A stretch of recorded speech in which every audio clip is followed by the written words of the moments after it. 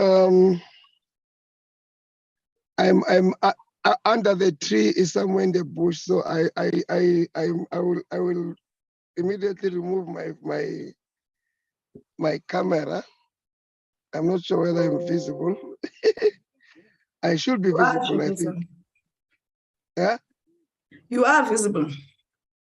Oh, if I am, then thank you very much. Good morning, everybody else. And let me switch off because I'm under the tree, so I might show you the trees.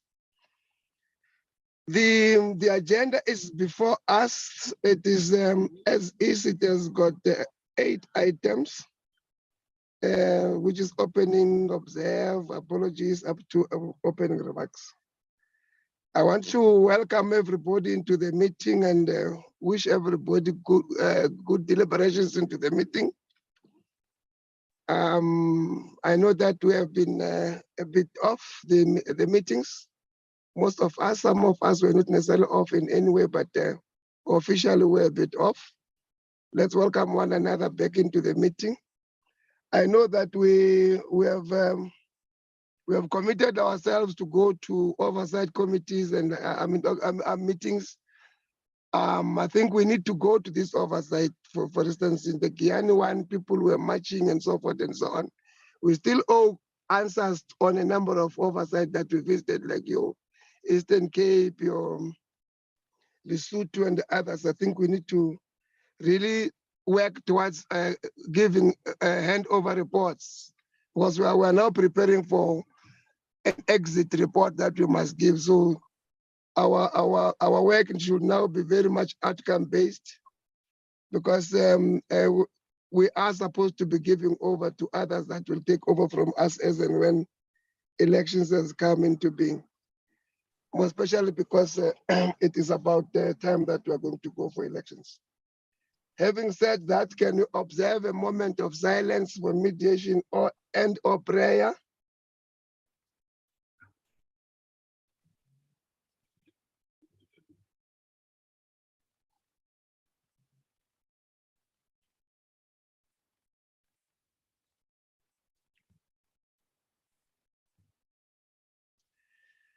Thank you very much.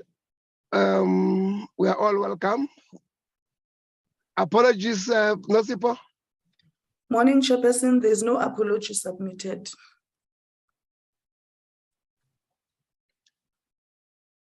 Thank you for that commitment, members. We are now on item 4, briefing by the Auditor-General South Africa on audit outcomes of the department and entities for 2021-2022 financial year. And I want to ask that to allow that we be given the briefing of the 2 reports before we engage the reports, because it might take time for us to talk to one, engage, then the second one, engage. It will take us time.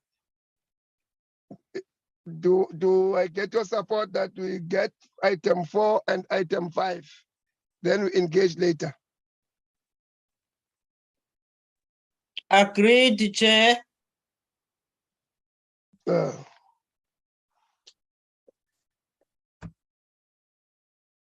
Auditor General, we are in your hands.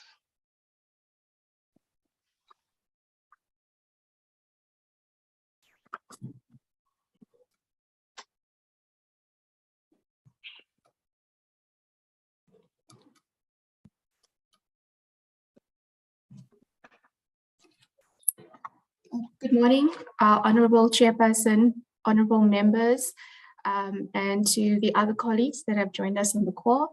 My name is Jolene Pillay. I'm the Senior Manager that's responsible for the audit of the department. Before I start with the presentation, I'd like to introduce my colleagues that are joining me today. With me, I have the Senior Manager that's responsible for the audits of WTE and TCTA. His name is Tindani Musinyiwa. And I've also got with me our product champion, Sylvia Bele, who's joining us today. And our parliamentary liaison officer is Songezo Makula, that you might already be familiar with. He has reminded me that I should indicate to the members that the questionnaire will be submitted to all of the members during the course of the meeting to get some feedback from you as to whether you found the session to be useful or not. So just a reminder that that will be coming. Thank you. I'm going to then move over to the presentation. Our presentation was shared with the committee members together with the briefing document. The briefing document is intended to be supplementary information. So today I will focus then on the presentation of the slides that were shared with you. Agreed.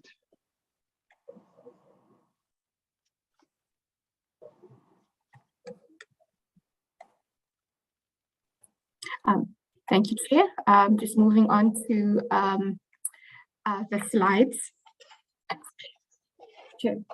We start off with the mission and vision of the Auditor-General, which states that the Auditor-General of South Africa has a constitutional mandate, and as the supreme audit institution of South Africa, it exists to strengthen our country's democracy by enabling oversight, accountability, and governance in the public sector through auditing, thereby building public confidence. I think at this point, I would just like to reflect a little bit on our mission because it is such an important part of the foundation that drives our strategic aspirations as an office. In terms of the constitutional mandate, Section 188 of the Constitution defines the functions of the Auditor-General and indicates that it is responsible for auditing and reporting on the accounts, financial statements, and financial management of the public sector. As the only audit institution mandated to perform these functions, it is regarded as the supreme audit institution of South Africa. The Auditor-General strengthens our country's democracy by contributing to the quality of life and well-being of South Africans through enabling oversight, accountability, and governance in the public sector.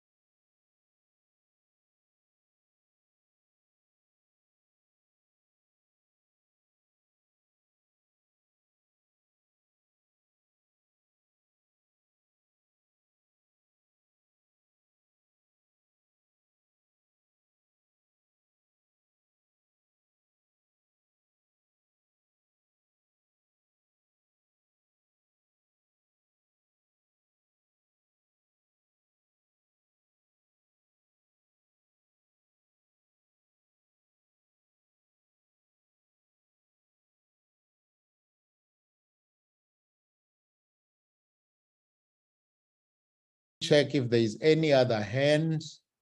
I do not see any other hand. As a result, I will invite Honorable Hunsinger to go ahead. Honorable Hunsinger. Thank you, Chairperson, and good morning to everybody. Chairperson, just a note of practical things.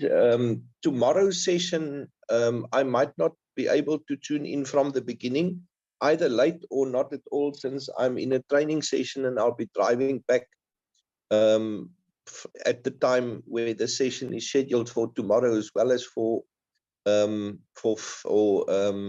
Thursday and Friday.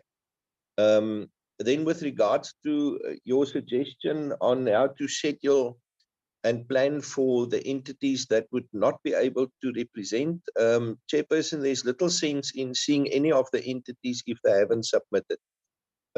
We should rather schedule a session then at the end together to then engage with all the entities that have not submitted.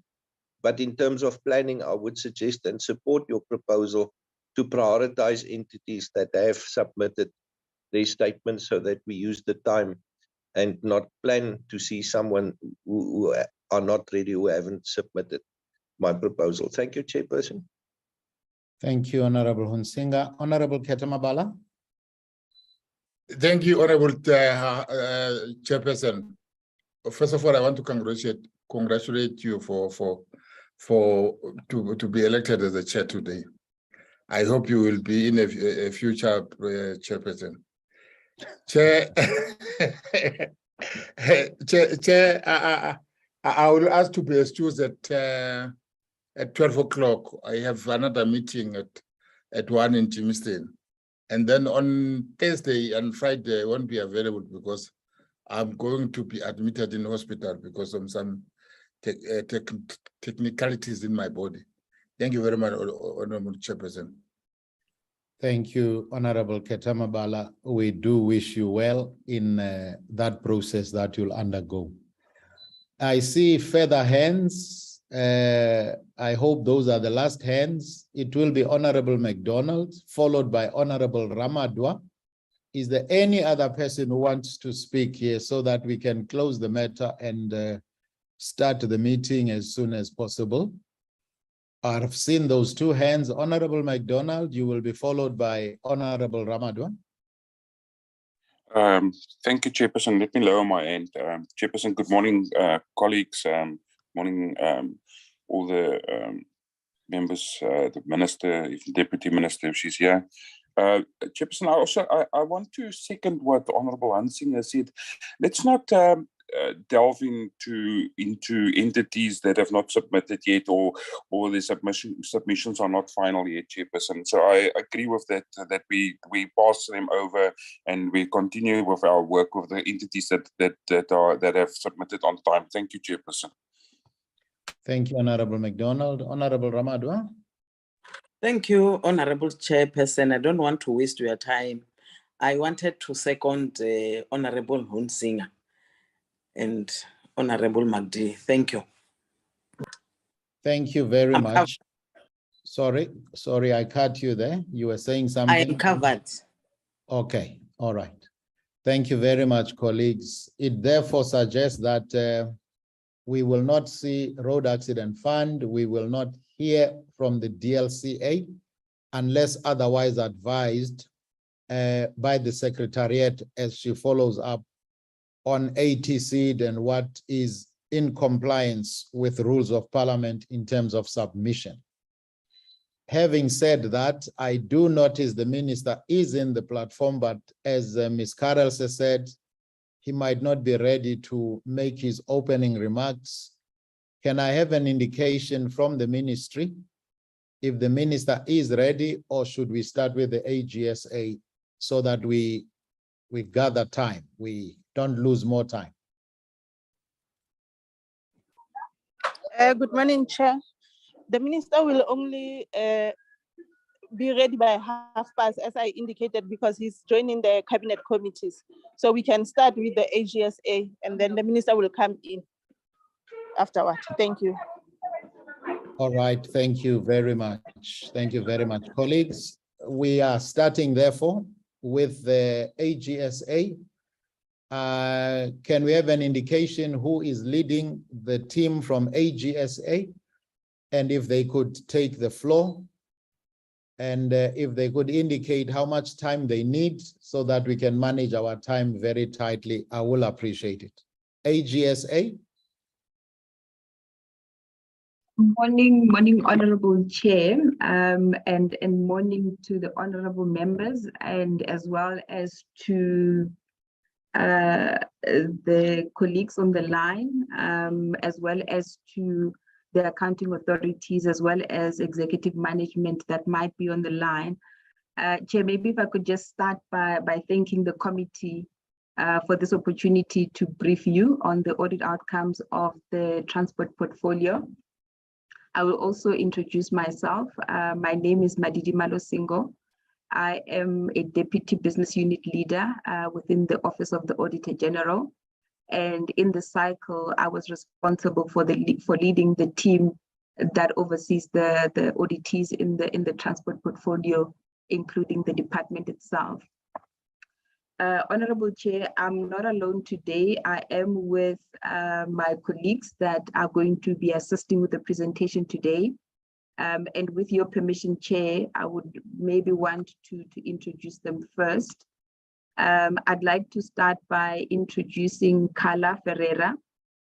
Carla is an acting senior manager for the Department of Transport. So she oversees the department, including some of the entities that are in the road division. Secondly, I would like to introduce Vinay Rambali.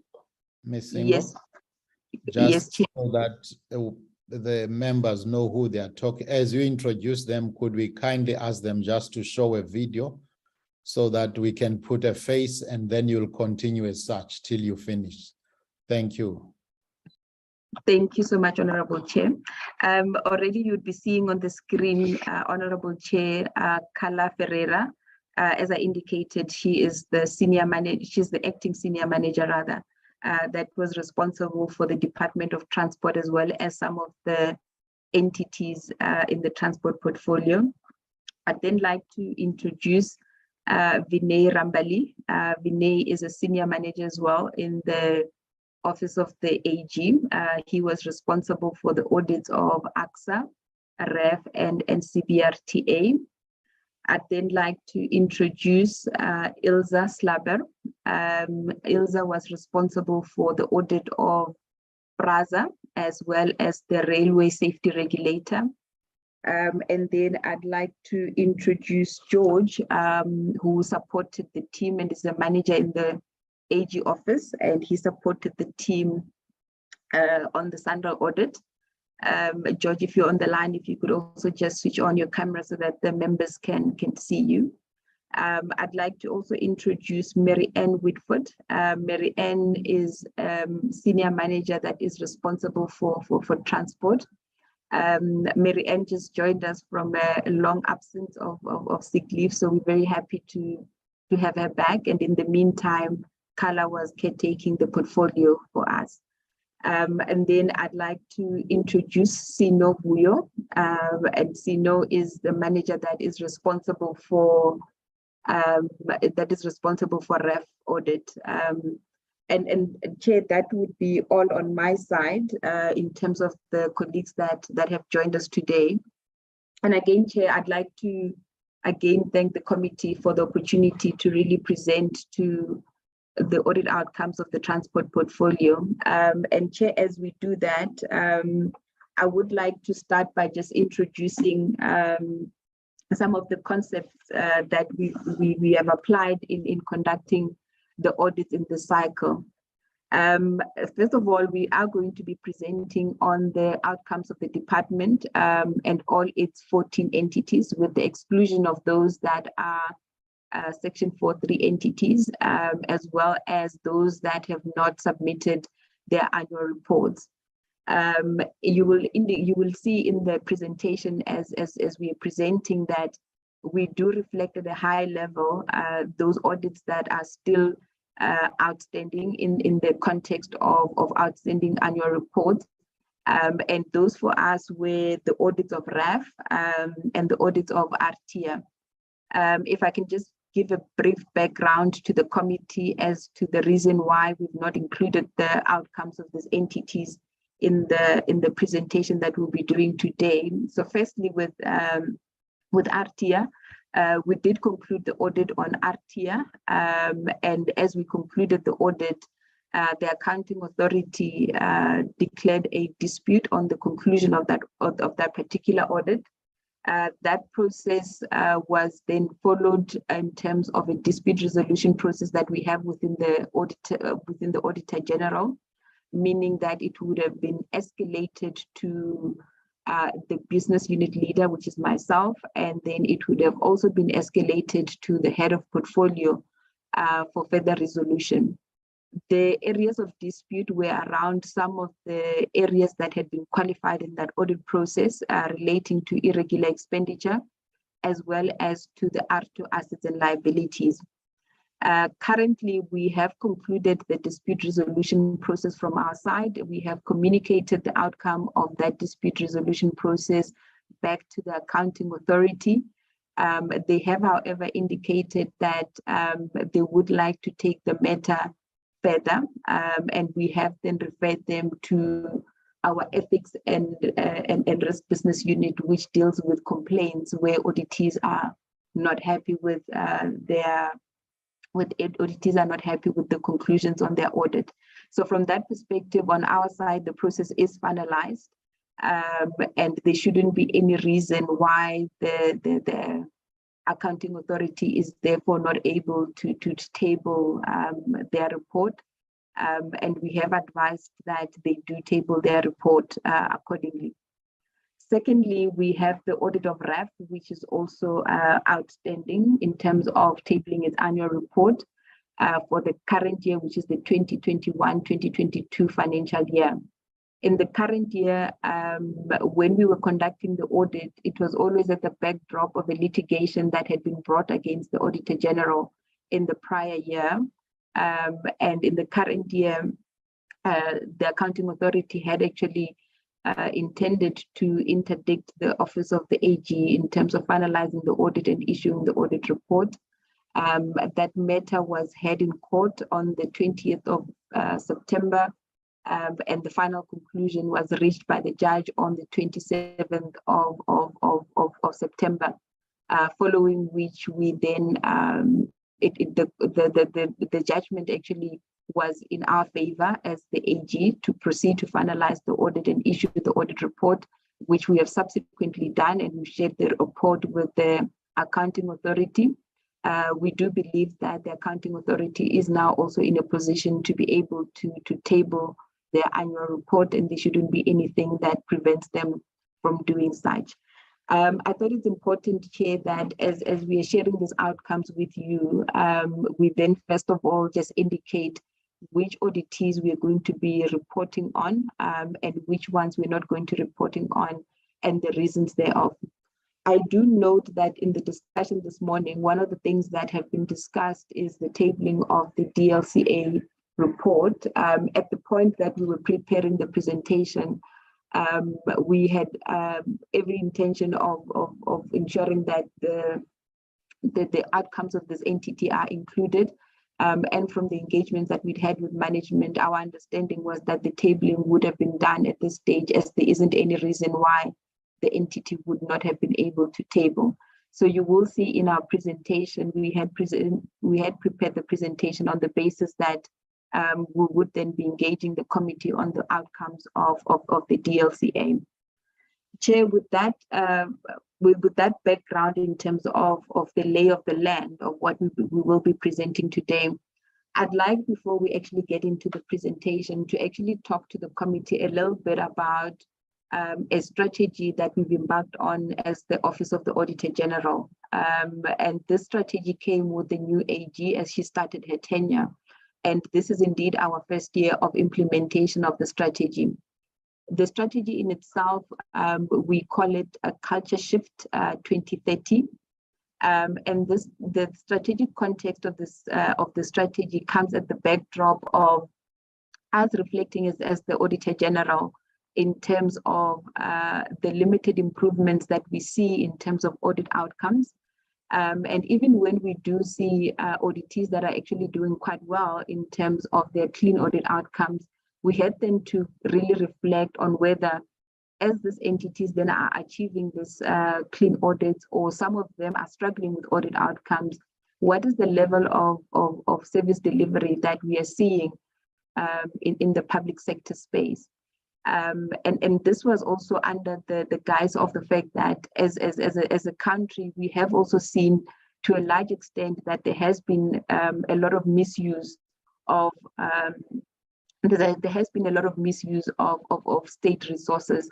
And this ultimately impacts the service delivery, and it impacts the lived experiences of our people. And as we reflect on the strategy is really aimed at saying, how do we as the Auditor-General play our part through our mandate in terms of shifting the public sector culture to one that is based on ensuring that there is one service delivery, there is performance of auditees against their mandate, and also driving accountability and oversight in terms of the responsibilities that have been vested on us as the AG, as well as the auditees that we audit. So Chair, you will see that as we do this work, we do realize that we cannot do it on our own. There is a government accountability ecosystem that needs to function effectively to ensure ultimately that government actually achieves in terms of clean audit outcomes, but more importantly around service delivery and ensuring that these auditees actually deliver on the mandates and key performance indicators that talk to their core mandate and the reason why they exist. As we present to you the audit outcomes today, you will see, Chair and honorable members, that we have a specific focus around the service delivery aspects of the different entities. We have gone into a great level of detail to look into the alignment of strategic plans of the different auditees against the government priorities as envisioned in the National Development Plan, as well as in the MTSF. We've also gone a little bit deeper in terms of understanding what are the things that are driving performance in these entities, and what are the things that are maybe deterring these entities from achieving their key performance indicators and mandates.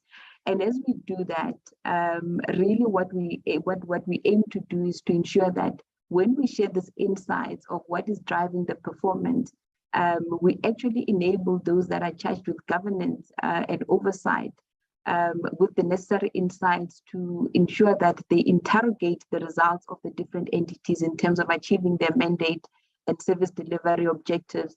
And hopefully through this process, we then enable accountability and oversight, and ultimately we see the change that we want to see in the public sector culture. And as I've indicated, really what we would want to see as the Auditor-General is one, that there is clean administration, but most importantly, that there is service delivery. So we will be sharing those insights with you today, and we hope that as we engage with you on those insights, that we empower the committee to be able to ask the right questions to the auditees, that will enable that we are able to achieve on this aspect.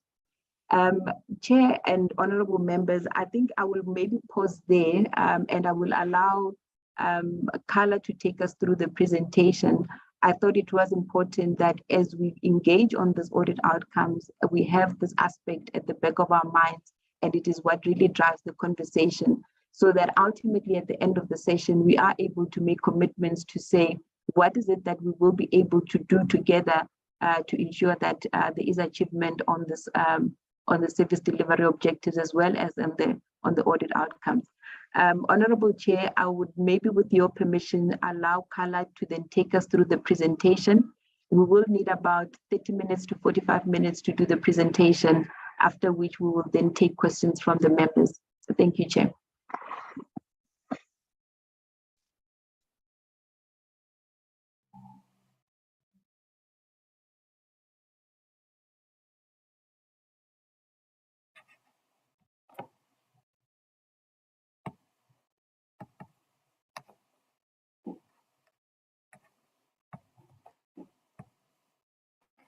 Through you, Honourable Chair.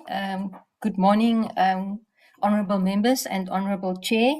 I would then proceed with presenting the audit outcomes for the transport folio for the 21-22 financial year.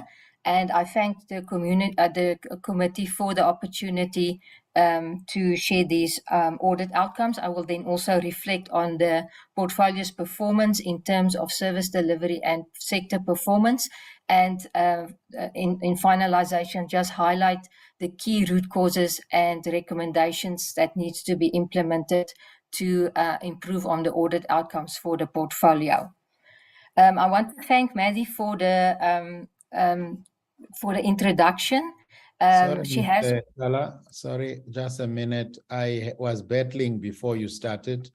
Apologies, I wanted to say to Miss Singo, please continue, call whoever you want to continue, call until you announce that you are done. We will not interrupt you.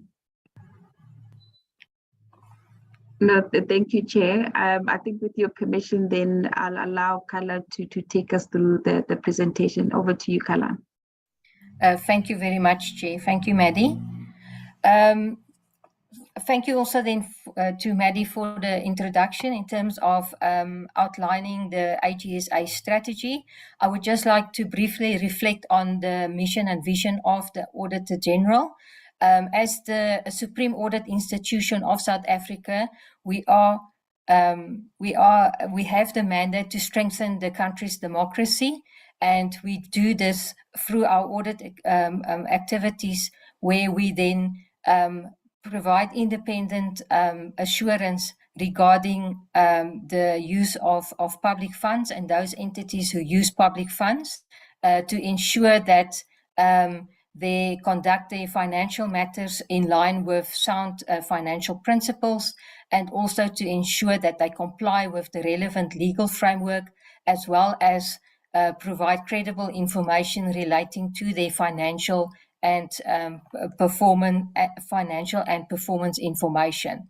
I would also like to highlight just in terms of what Maddie has touched on, in terms of our responsibility as the AGSA in relation to the government accountability ecosystem.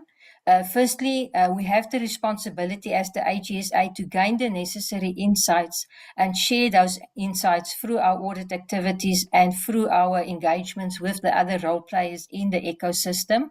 We also are responsible for collectively influence positive change to the lives of our citizens through enforcing accountability in terms of those entities that are mandated to provide service delivery to the citizens of the country. And we share the responsibility with the other role players in the ecosystem to improve the lives of our citizens. Against this background, I will then reflect on the audit outcomes for the portfolio. As Maddie has mentioned, we will not be including the audit outcomes for RAF and Artia. And since we have been informed that the annual report for DLCA has not been tabled, we will also then not reflect on the audit outcomes for DLCA.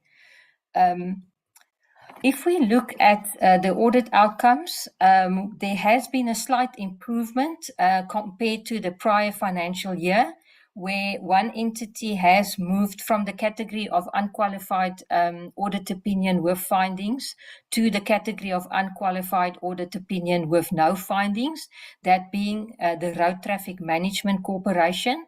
We also have reflected on the movement in terms of the portfolio from the first year of the current administration, and we've noted that there has been an improvement as 3 additional auditees have joined the category of unqualified opinion with no findings.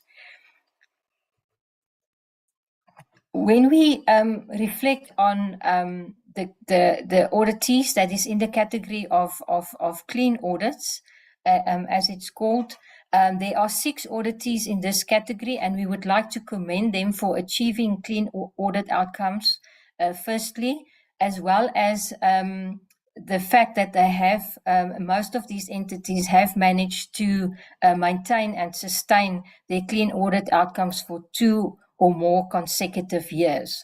What we've noted at these entities is the fact that they have effective governance structures in place, which means that there is a continuous commitment by leadership and management, as well as those charged with governance and oversight, to ensure that they implement the action plans that's required to address audit findings, as well as to ensure that they deliver on their core mandates in terms of service delivery.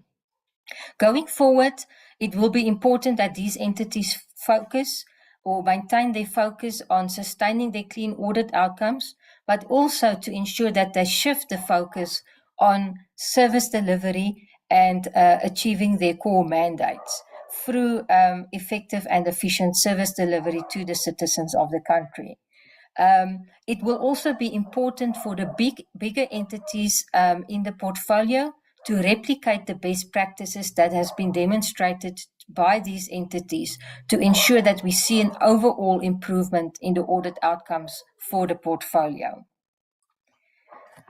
For PRASA, the overall audit outcome has remained disclaimed, and this is due to a material non-compliance with laws and regulations, as well as the fact that there were material misstatements in the financial statements.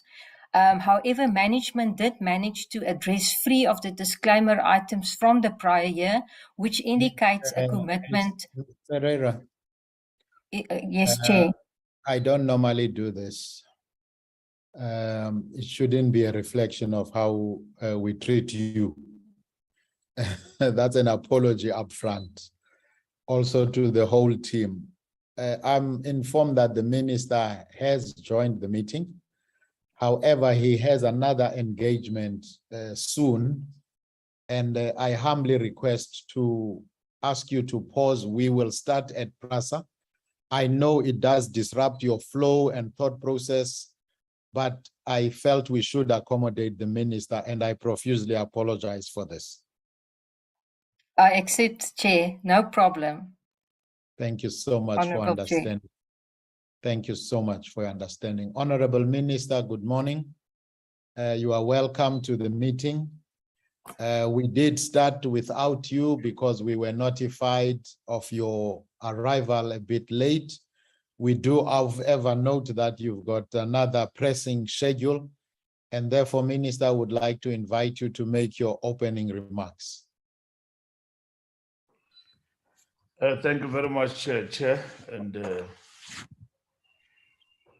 Acting Chairperson of the Portfolio Committee, Honorable Lisa Mangu, Deputy Minister of Transport, Ms. Sindisiwe Chukunga, members of the Portfolio Committee.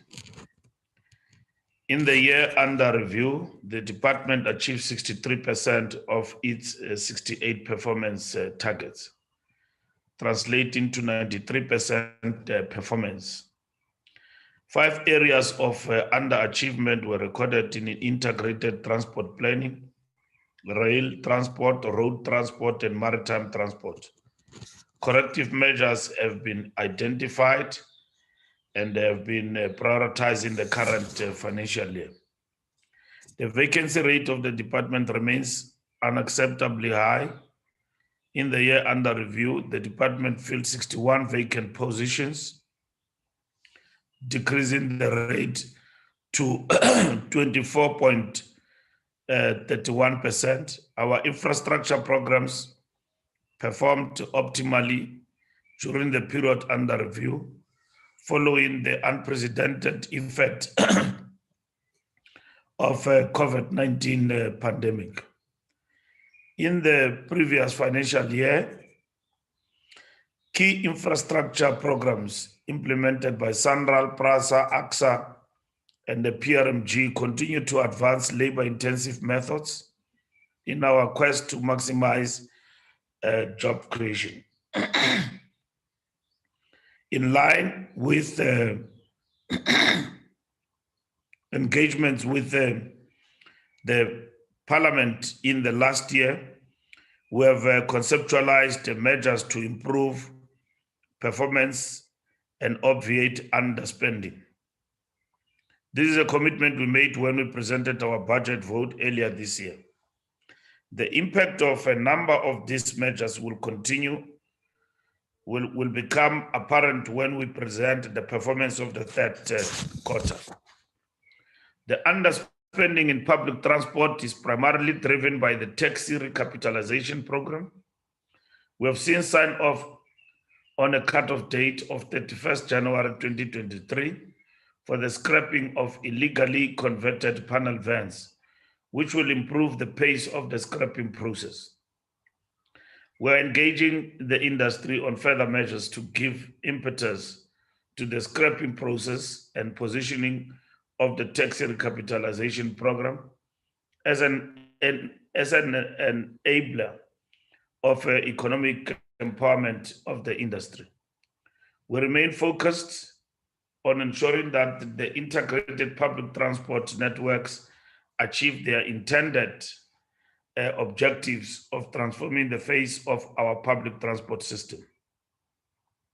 The Auditor-General has favored us with a comprehensive report that covers all our entities except for the RAF. The insights of the report are instructive and will assist us in implementing measures that will significantly improve our performance as a sector. Following my engagements with the board of the RAF, the board has since resolved to withdraw the litigation against the AG and pursue alternative dispute resolution mechanism to address the areas of dispute with the Auditor-General. This will enable us to get back to the business of transforming the RAF into an entity that is able to provide the much needed relief to those who fall victim to road crashes.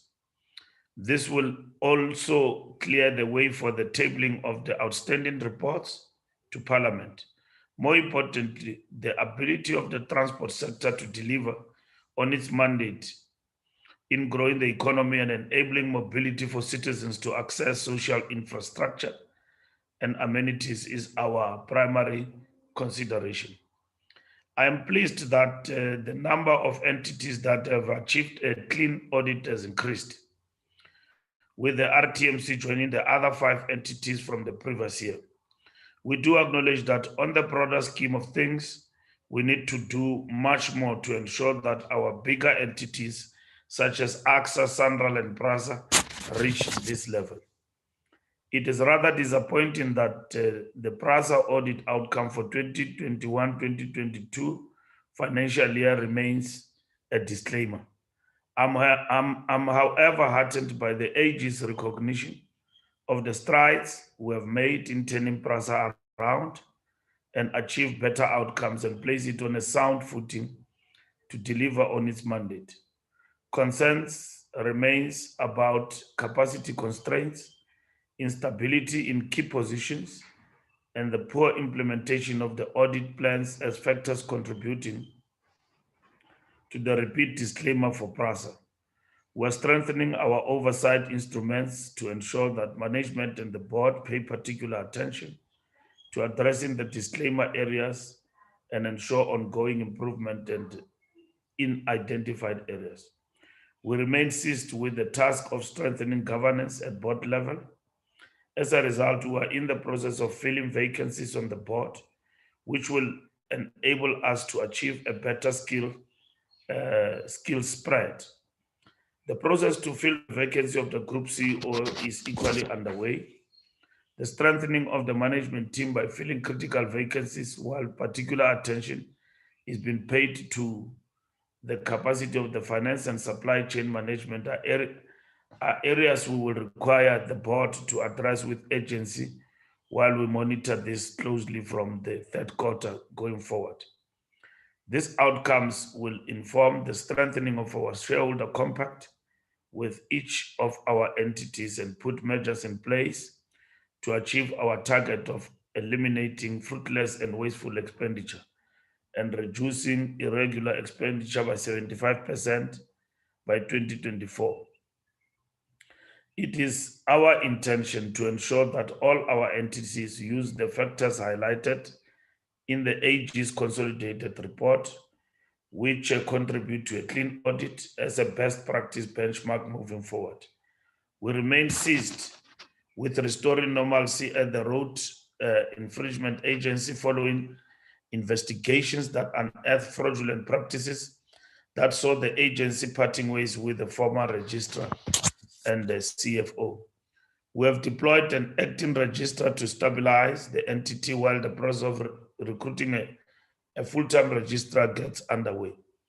The Pretoria High Court judgment declaring the ARTO Act and its subsequent amendment unconstitutional stalled our progress in the nationwide rollout of ARTO. This affected Artia's performance. We have since lodged an appeal to the Constitutional Court on this matter and will be guided by the outcome in the advancing with the national rollout. We are rather disappointed that one of the qualifications areas for Artia relates to prior years of irregular expenditure and the ARTO assets and liabilities. We will keep this matter on our radar as a focal point in improving audit outcomes moving forward. The liquidity challenges facing SANRAL remain a challenge, and we have had extensive engagements with the National Treasury on this matter. The final determination on the funding of the Gauteng Freeway Improvement Project will be made soon, and this will go a long way in addressing SANRAL balance sheet issues. Achievement of performance targets in our annual performance plans is critical to ensuring that we change our people's lived experiences for the better. We are concerned that achieving 61% as a sector means we must redouble our efforts if we are to make a meaningful difference to the lives of our people and achieve 100% of our medium-term strategic framework. We already added work in strengthening our monitoring mechanisms in relation to projects delivered through conditional grants. Our improved approach is premised on a more interventionist method of oversight and monitoring to ensure that resources are channeled to their intended purpose. This will be delivered through a project management office that will have a direct line of sight of all these projects that include both roads and public transport projects. In strengthening governance, the AG has made certain recommendations to the accounting officer of the department and the accounting authorities of our entities. This will be incorporated into the performance agreement of the Director General and the shareholder compacts of our entities to enable us to monitor progress in their implementation. In conclusion, we're in the process of appointing new boards for SANRAL, ATNS, AGSA, as the terms of the current boards have lapsed. The term of the board of the RAF is coming to an end on 3rd December 2022, and the advert to that effect will be published in the media. We are equally filling vacancies on the boards of PRASA, SAMSA, and SACA. The Acting Director General will lead the detailed presentation to the portfolio committee. I'm told it's going to be DDG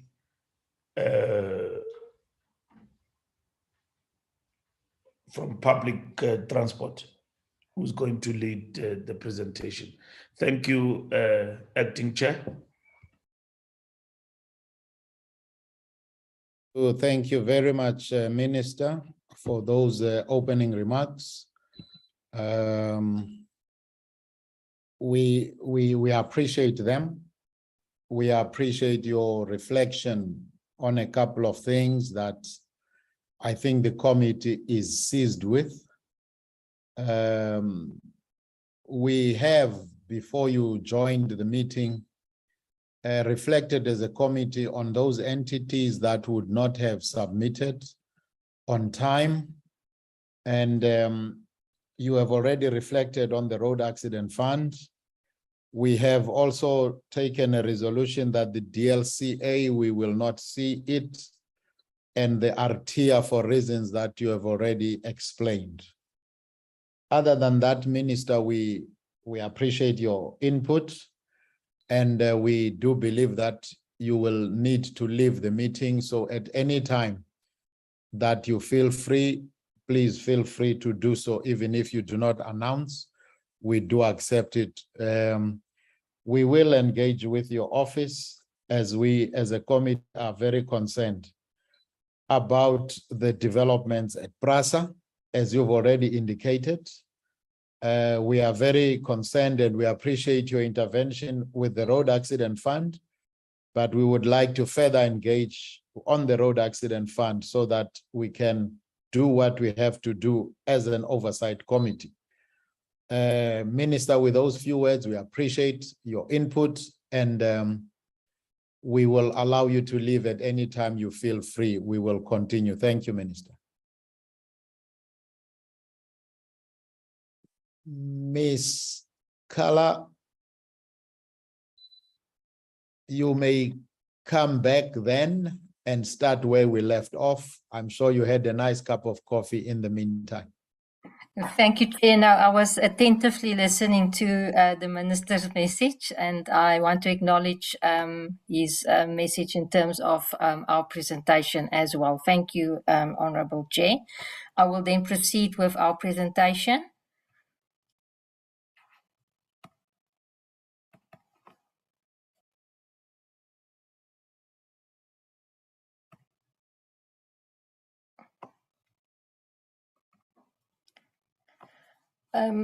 Thank you, Chair. I will then continue with the audit outcomes of PRASA.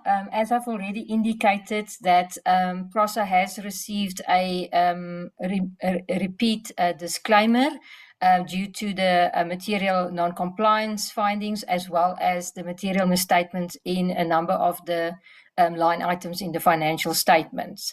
I have also mentioned that there was, however, 3 disclaimer items that management did manage to resolve, and therefore evident that management and leadership is committed to turn around the audit outcomes for PRASA. However, PRASA are still being challenged by capacity constraints, instability, and the late implementation of action plans, which is hampering their ability to meet their core mandate, as well as to improve on their audit outcomes. We therefore urge the boards, together with management, to prioritize these disclaimers and to make sure that they monitor the action plans that are being implemented to take the entity forward and to improve on the audit outcomes. We want to, however, commend PRASA for producing an annual performance report that was free from material findings. This basically indicates that PRASA did correctly report on the achievement and non-achievement of the key indicators and the overall performance.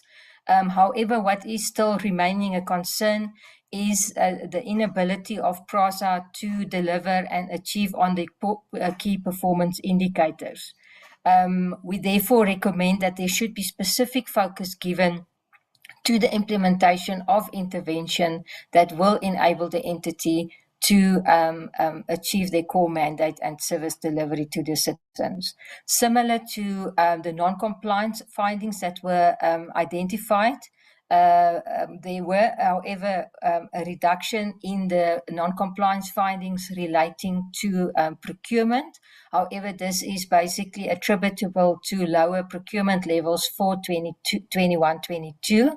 But it will be important for the entity to implement the necessary interventions to also address these non-compliance findings.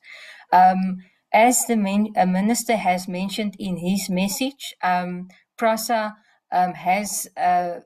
is in the process of implementing their turnaround plan. They have a number of action plans that they have implemented.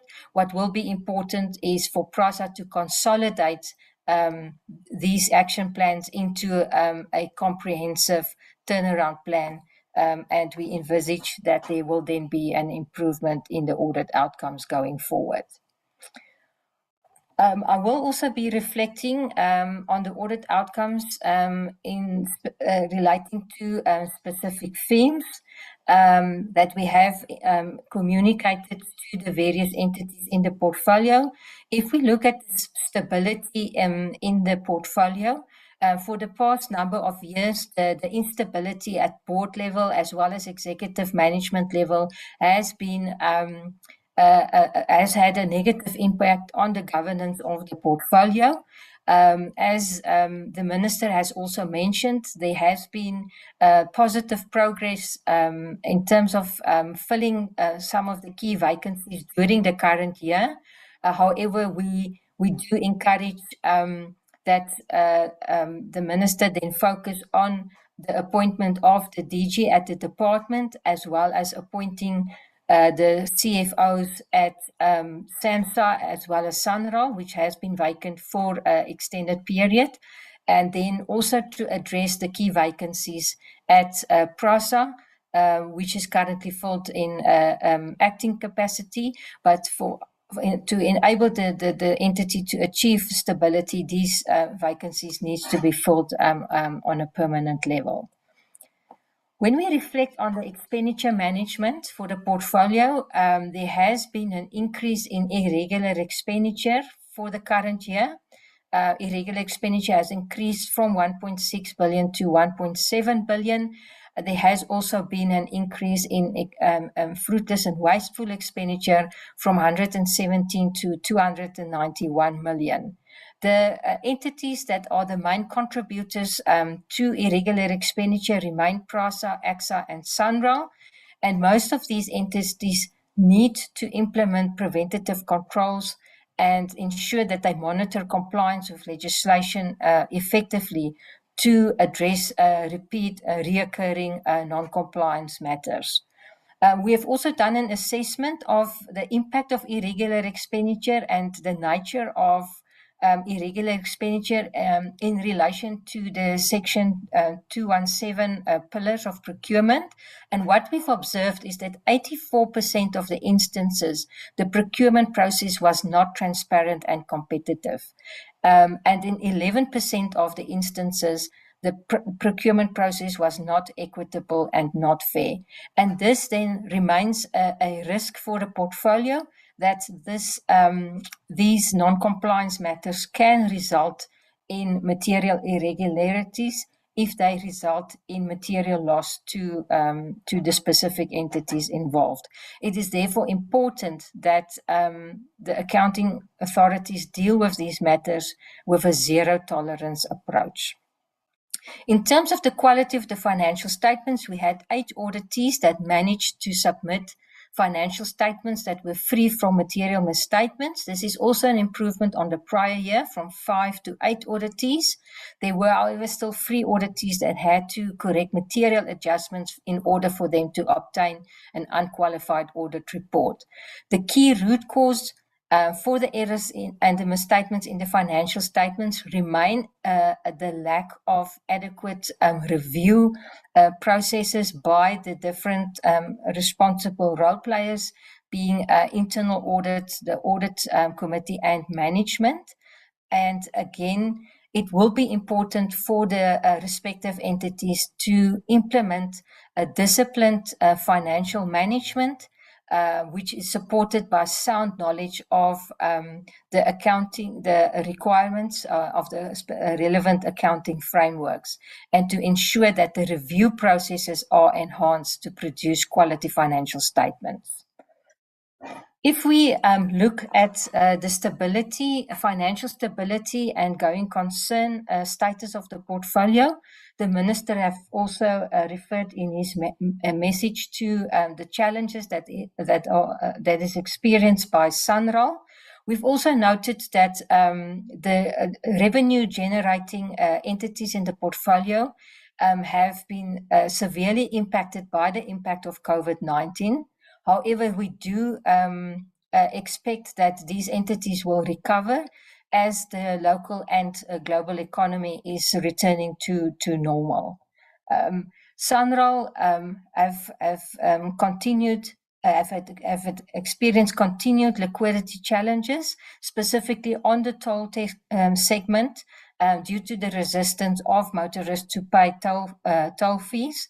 In the current year, the liquidity challenges were exacerbated by the maturing debt within the 12 months, as well as restrictions on SANRAL's ability in terms of issuing new bonds. It is therefore then important that the SANRAL, together with the department, needs to drive the process to resolve the liquidity issues for SANRAL in creating a permanent solution, specifically also in relation to the GFIP matter, as these liquidity challenges are also hampering SANRAL's ability to achieve on their core mandate in terms of service delivery in the long term. With compliance, the compliance with laws and regulations, as I've mentioned, there are still a number of entities with material non-compliance findings, which then impacts on the audit outcomes, and the action plans that needs to be implemented needs to be effective, adequately monitored to ensure that the portfolio address reoccurring non-compliance matters. And together with that, it will be important that there is also sound consequence management processes in place. The IT environment has been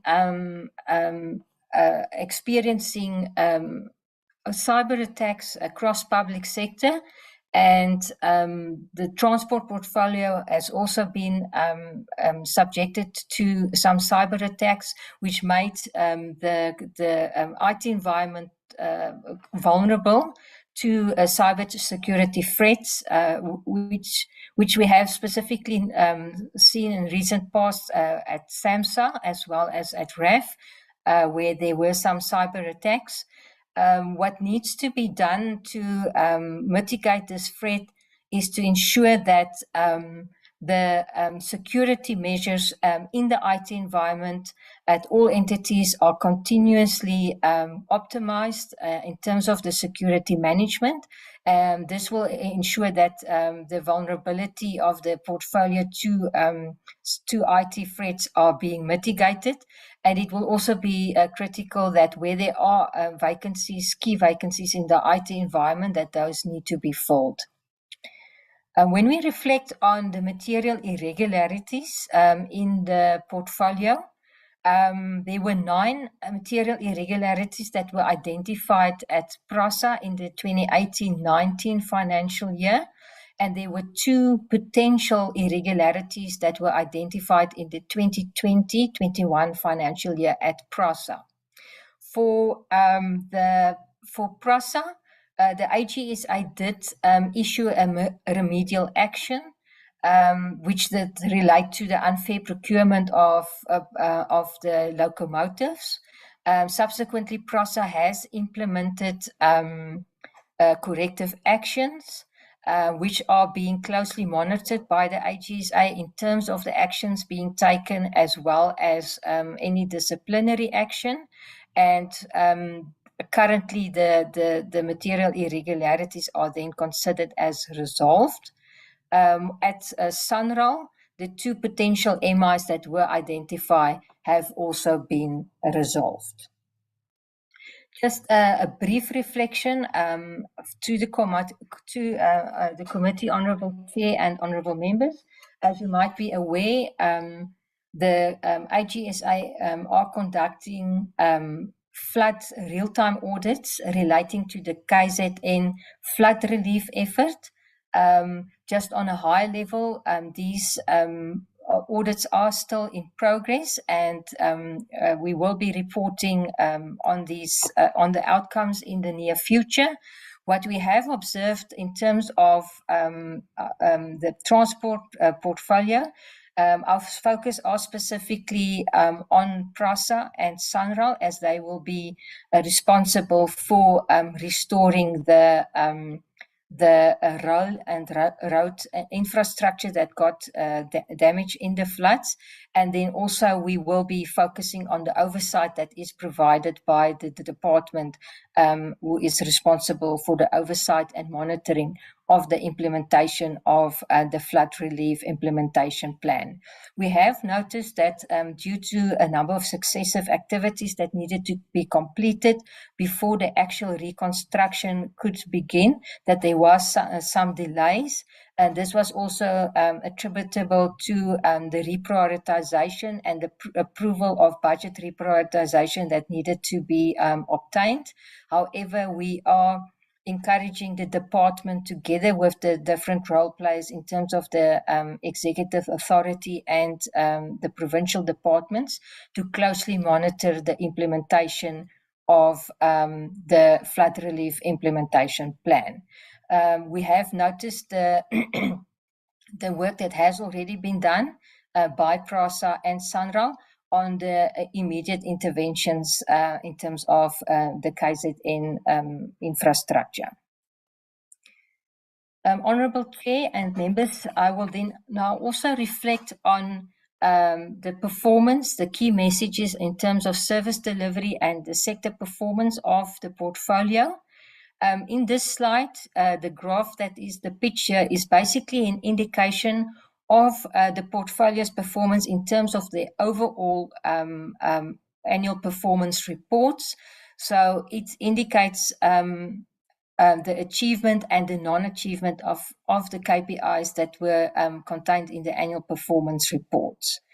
What we have noticed is that in reflection on the portfolio's ability to achieve their key indicators that speaks to their core mandate and service delivery objectives, the portfolio is currently behind in their progress on achieving these outcomes, and specifically in relation to job creation, as well as the major road and rail infrastructure projects. You will note that PRASA's performance is currently the lowest, as they have a non-achievement rate of 81%, which is concerning. And this impacts on their ability to effectively deliver on their core mandate responsibilities in terms of rail infrastructure and completing their various infrastructure projects. Then as well, we have noted that the oversight and monitoring indicators in most cases will be achieved across the portfolio. However, that doesn't necessarily result in the required corrective action that needs to be taken to address non-performance. What is also a hampering factor in terms of performance is the fact that there isn't always the adequate skills and resource capacity when it comes to effective monitoring and oversight. And this is something that the department would then need to address. However, we did note the Minister's commitment in terms of the project management unit that will be created. We have, I think it's important, honourable members, that we acknowledge that the transport portfolio is a fundamental role player in the economic recovery plan, specifically in terms of job creation and also service delivery and infrastructure build. And also the fact that the success or the efficiency with which the portfolio meets their MTSF targets has a significant impact on the lived experiences of our citizens. What we have noted is that in most cases, the strategic plans and annual performance plans of the entities in the portfolio are aligned to the MTSF and NDP. However, as I've indicated, they are behind in their progress in terms of achieving the 5-year targets. With specific reference to SANRAL and PRASA, as they have received 60% of the budget allocation that was allocated for infrastructure build and job creation. what we have noticed is that that the PRASA and SANRAL did not achieve the key indicators. However, there are action plans that are being implemented to provide the necessary turnaround in this environment. We have also it will be the first time that the transport portfolio will be included in the general report in terms of sector reporting and sector messaging. So for this exercise, the main focus was on SANRAL and PRASA in terms of their contribution to the infrastructure build, as well as we have also reflected on the utilization of the provincial road management grant, which also contributes to the maintenance of road infrastructure. So for the sector messaging, that will be our specific focus. It is important to note that the transversal indicators that is used to basically ensure uniformity in planning and reporting in terms of the achievement of government targets have not formally been implemented for the 21-22 financial year. However, the department did continue to monitor the compliance with the DORA, the conditions of the DORA framework in terms of the provincial road maintenance grant in the different provinces, and where there were instances of non-performance, the funds were then reallocated to other provinces. For the current year, 144 million was then reallocated to other provinces where non-performance was identified. We have noted that in some of the provinces there were challenges with the completion of road maintenance projects.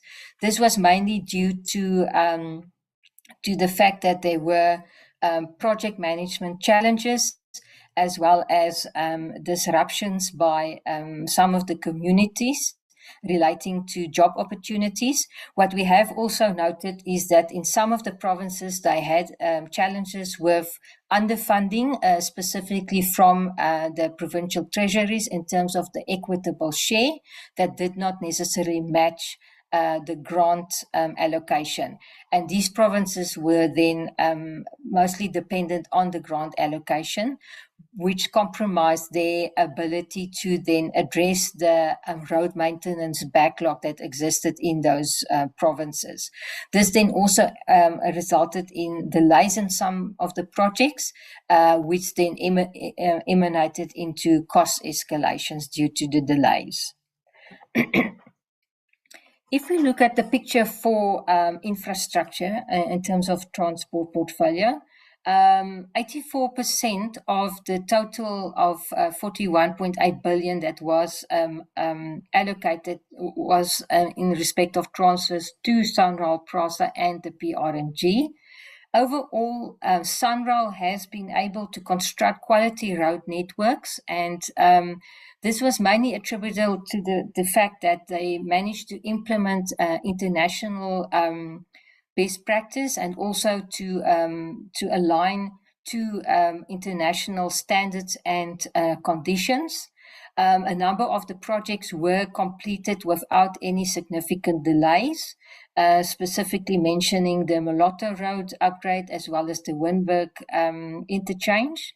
However, there were some projects that did experience significant delays, and this was mainly due to the fact that SANRAL did not do the necessary commission valuation to assess the cost before new contractors were appointed.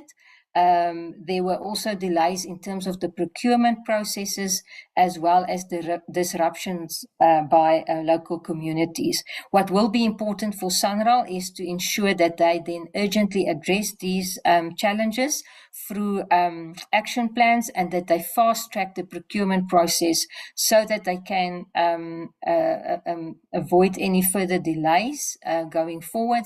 And also important that they engage with the local communities to prevent any disruptions of projects. PRASA have entered into the Cabela contract, which is the main driver for the rolling stock renewal program. The expected delivery is for this project then to deliver 600 new trains by 2030.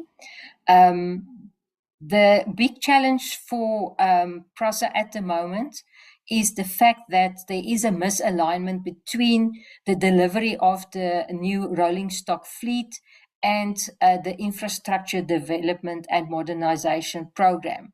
This then results in a stockpiling of the new trains and the fact that the new trains are not necessarily fully optimized.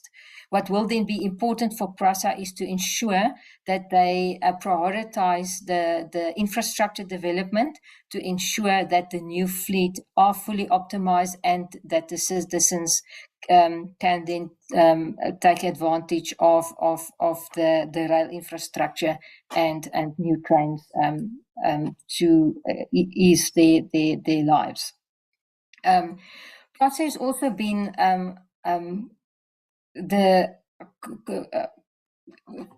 PRASA has also been targeted by vandalism and theft, which also then causes a threat to the infrastructure.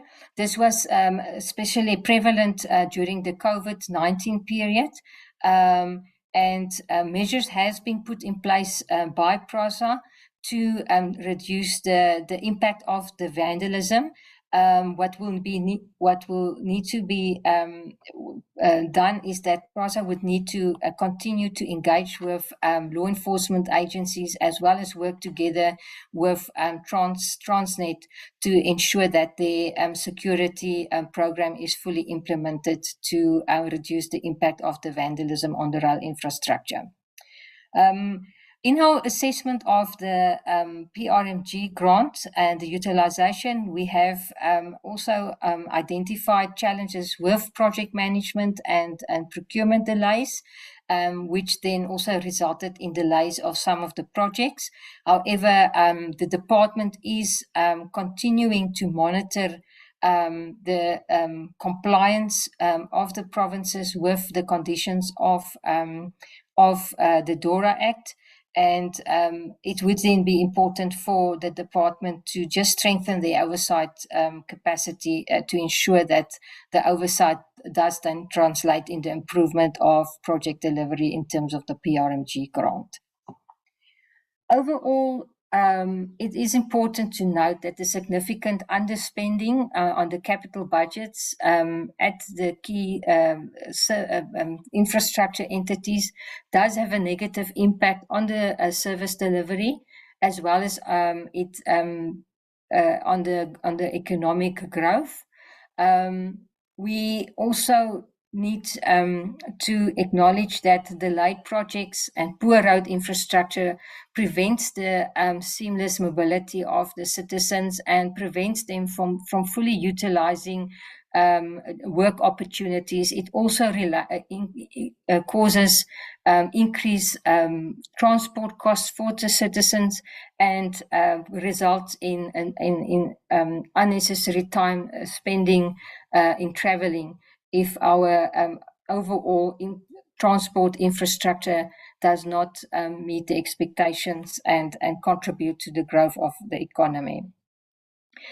Finally, honourable members and honourable chairperson, I would just like to highlight some key root causes and recommendations. I have already mentioned the key root causes and recommendations during the presentation. However, I would just urge the executive authority as well as the accounting authorities of the different entities in the portfolio to address the key root causes that has been mentioned and to implement the necessary action plans to address these root causes and to capacitate the different entities to ensure that there is improvement in the audit outcomes.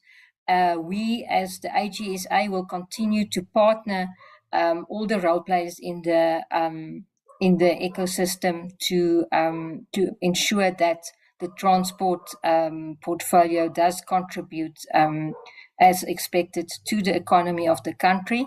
It will also be important to note, and we acknowledge the commitments that was made by the Minister in his message. And it is important that the Portfolio Committee then provides the necessary oversight in terms of the implementation of the various action plans to address audit findings and to make sure that the key players in the transport portfolio is enabled to deliver on their core mandates in terms of service delivery.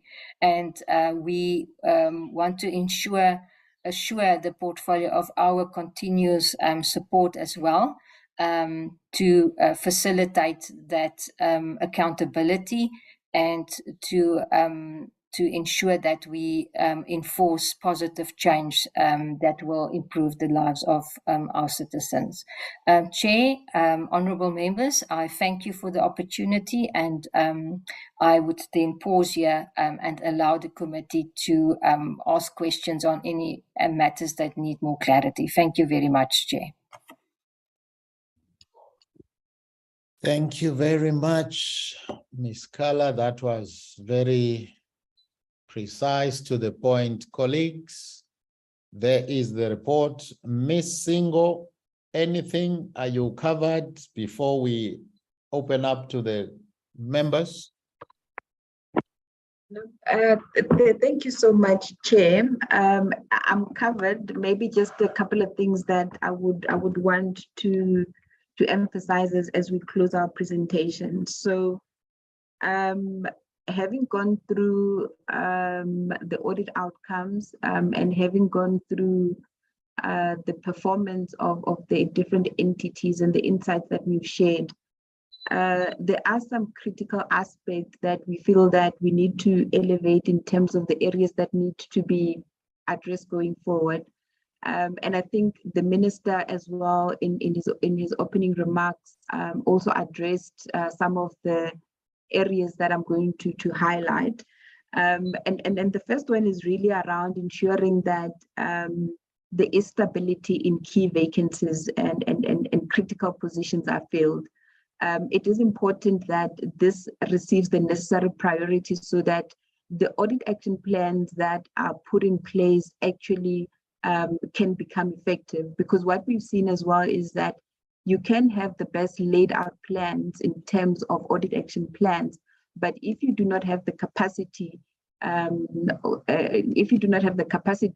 to effect those plans, in most instances we found that there is then lack of timely implementation of those plans, as well as in some instances those plans not being implemented at all. One of the key things that is impacting the portfolio in terms of performance is around procurement challenges, whether it be around the planning that needs to happen in the procurement space, or whether it be relating to awards that are cancelled or procurement processes that are not completed in a timely manner. So it is quite important that the portfolio looks at what are the plans that they're going to put in place to ensure that this delivery and the delivery on infrastructure projects are addressed. So that is something that needs to be taken into account, especially going into the new cycle and new audit action plans being revised. So the portfolio must look into how do they then deal with the procurement challenges. Another aspect that needs to be critically addressed, Chair and honourable members, relates to the capacitation of the project management unit as well as the supply chain management unit, and in some entities, the finance unit, because those three units actually impact directly on the ability of the auditees to achieve on their mandates and to ensure that they deliver on their projects. So the capacitation of this unit is quite critical. In our engagements with the Minister, he did make a commitment around ensuring that there will be capacitation on project management units, and I think he has reiterated that commitment in the in the engagement today. There needs to be an enhanced level of oversight on the infrastructure projects. And I think as we were going through the presentation, one of the key aspects that we've seen that impacts the delivery of infrastructure projects is really the oversight over those projects, whether it be in the project management unit or within management itself. So that is another area that needs to be dealt with as a matter of agency. The action plans, and I think Carla has spoken to it quite clearly in terms of audit action plans as it relates to the audit outcomes themselves. And I think that is very critical to ensure that the matters that we are raising here should be actually addressed in the audit action plan. And what is important around ensuring that these matters are addressed is ensuring that the department as well as the different entities actually go into the detail of identifying what is the root cause of this matters continuously coming up and being identified in the audit process. The internal audit function as well as the audit committees then become very critical in ensuring that there is adequate monitoring and review of those audit action plans, and where corrective action needs to be taken, that needs to also be done in a timely manner. As you would have seen, honorable members, one of the other things that we've spoken about today is the issue around the increased level of irregular expenditure. And that is another thing that needs to be addressed, especially as it relates to ensuring that the preventative controls around supply chain have to be implemented and have to be adequately monitored. And in instances where people are found or staff is found to not comply with this prescripts, there should be the necessary consequence management that takes place. We have seen some entities doing very well in terms of ensuring that there is consequence management, but we've also seen that in some entities that there is a need for it to improve the consequence management that takes place for those that are found to be wanting in that space. And lastly, Chair, we have reflected on the progress against achieving the MTSF indicators. And I think it's important that progress is actually made in terms of achieving these indicators. And where we find that some of the indicators are really lagging behind, that necessary action plans and turnaround strategies are put in place. And specifically as we relate to some of these aspects, one of the things that we think should be done is an assessment of where the portfolio is in terms of achieving these targets, and then obviously, secondly, to ensure that the necessary implementation then is put in place. Chair, I would like to pause there, but I thought it's important that as we deliver our message that we elevate the parts that I've just also highlighted in ending our presentation.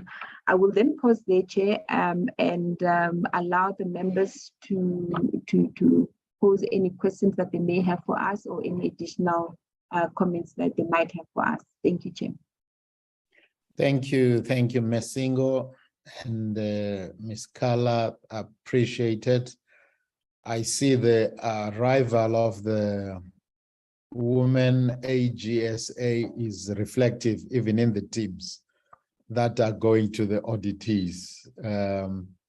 Colleagues, there is the AGSA presentation, very precise. I allowed them the luxury of time because it forms the basis of everything else that we are going to do. I have already seen hands coming up, which I will call out now, but I do want to draw colleagues' attention to the fact that as we engage, we are also looking at producing our BRRR report. So as we all know, we might be frustrated by many things that we might have raised before that didn't happen. But in the midst of that frustration, I humbly request that we try and assist our support team in raising observations, in raising recommendations. Some of them might be repeat, regrettably, but I think that's something else as a committee will have to reflect on and see how best do we address these. I will now recognize the following hands in the following order. I will start with Honorable Makosini. followed by Honorable Ketamabala.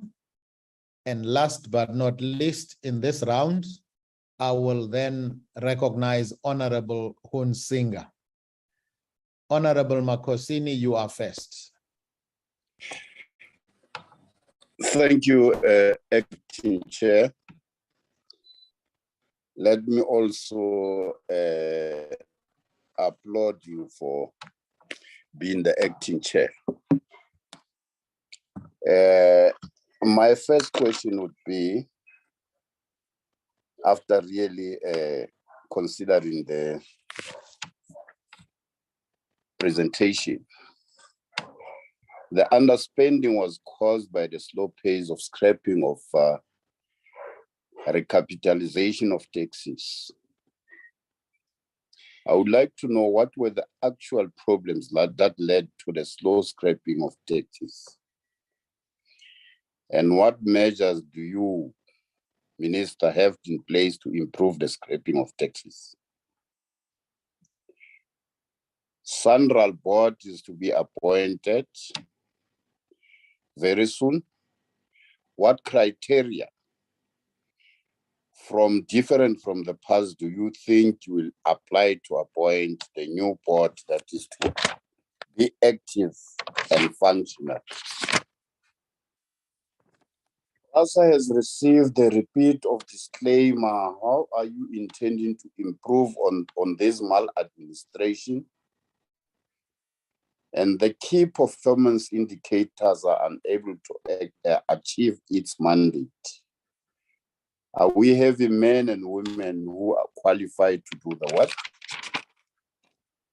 If not, why can't we fire those that are unable to do the work and bring competitive people or person to PRASA? Finally, the road maintenance projects, it is said, were not completed because of disruption of projects by the communities due to hiring performance procedures. Why can't we follow correct measures of hiring communities and listen to what they want to be done? Because this is about the service delivery to the same communities. Thank you, Chairperson.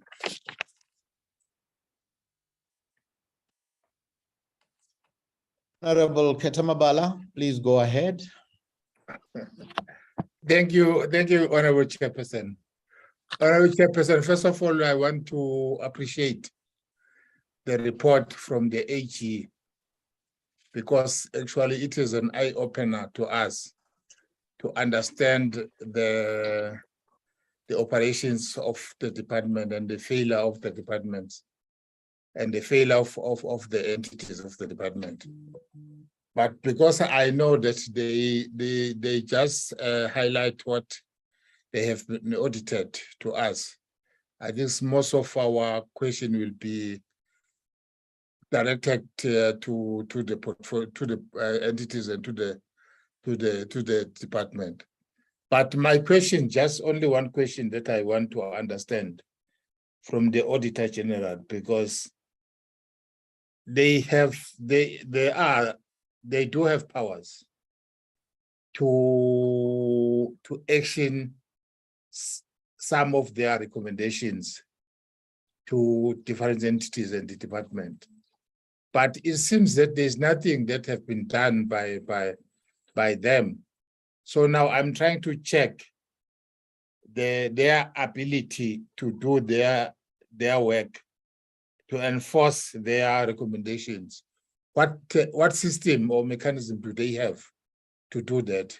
Thank you very much, Honorable Chairperson. Thank you, Honorable Hunsinga. Thank you, Chairperson. Chairperson, as in previous years, which number 8 now, again, it is a very frustrating occasion. I do appreciate and thank the presentations by Madam Singo and Madam Ferreira. Chairperson, it is frustrating because we have heard this for so many years. Repeat findings that keep on repeating. And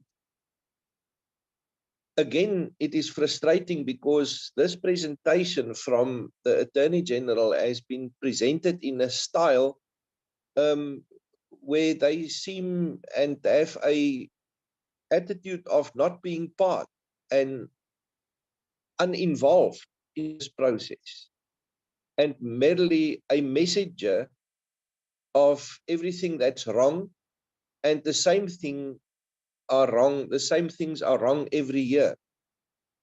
I think they are confusing their role of being neutral and independent, because a lot of things are very wrong for very long already. And I want to focus on one of our core objections that the Portfolio Committee has driven for quite some time. And that is the misalignment between what is presented from them as clean audits and what people actually experience. So clean audit versus service delivery. And this talks to measurement and what is measured and indicators. And I still maintain, and I'll repeat it here today, that what we have seen and what we experience in the role of the Attorney General in audits is a very one-sided performance evaluation, and that it does not contribute in a meaningful manner in improving service delivery.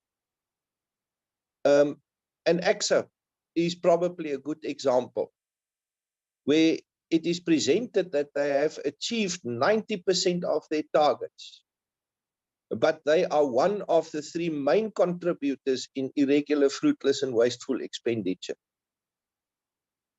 And in years before, the Road Accident Fund achieved clean audits, whereas it is well known that over 300 billion in outstanding claims are due to be paid for victims in road crashes.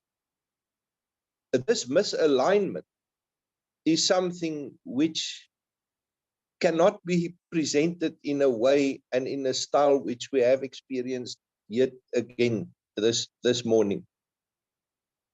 We've been entertained with phrases of hopefully, we would want to see, and we are sharing insights.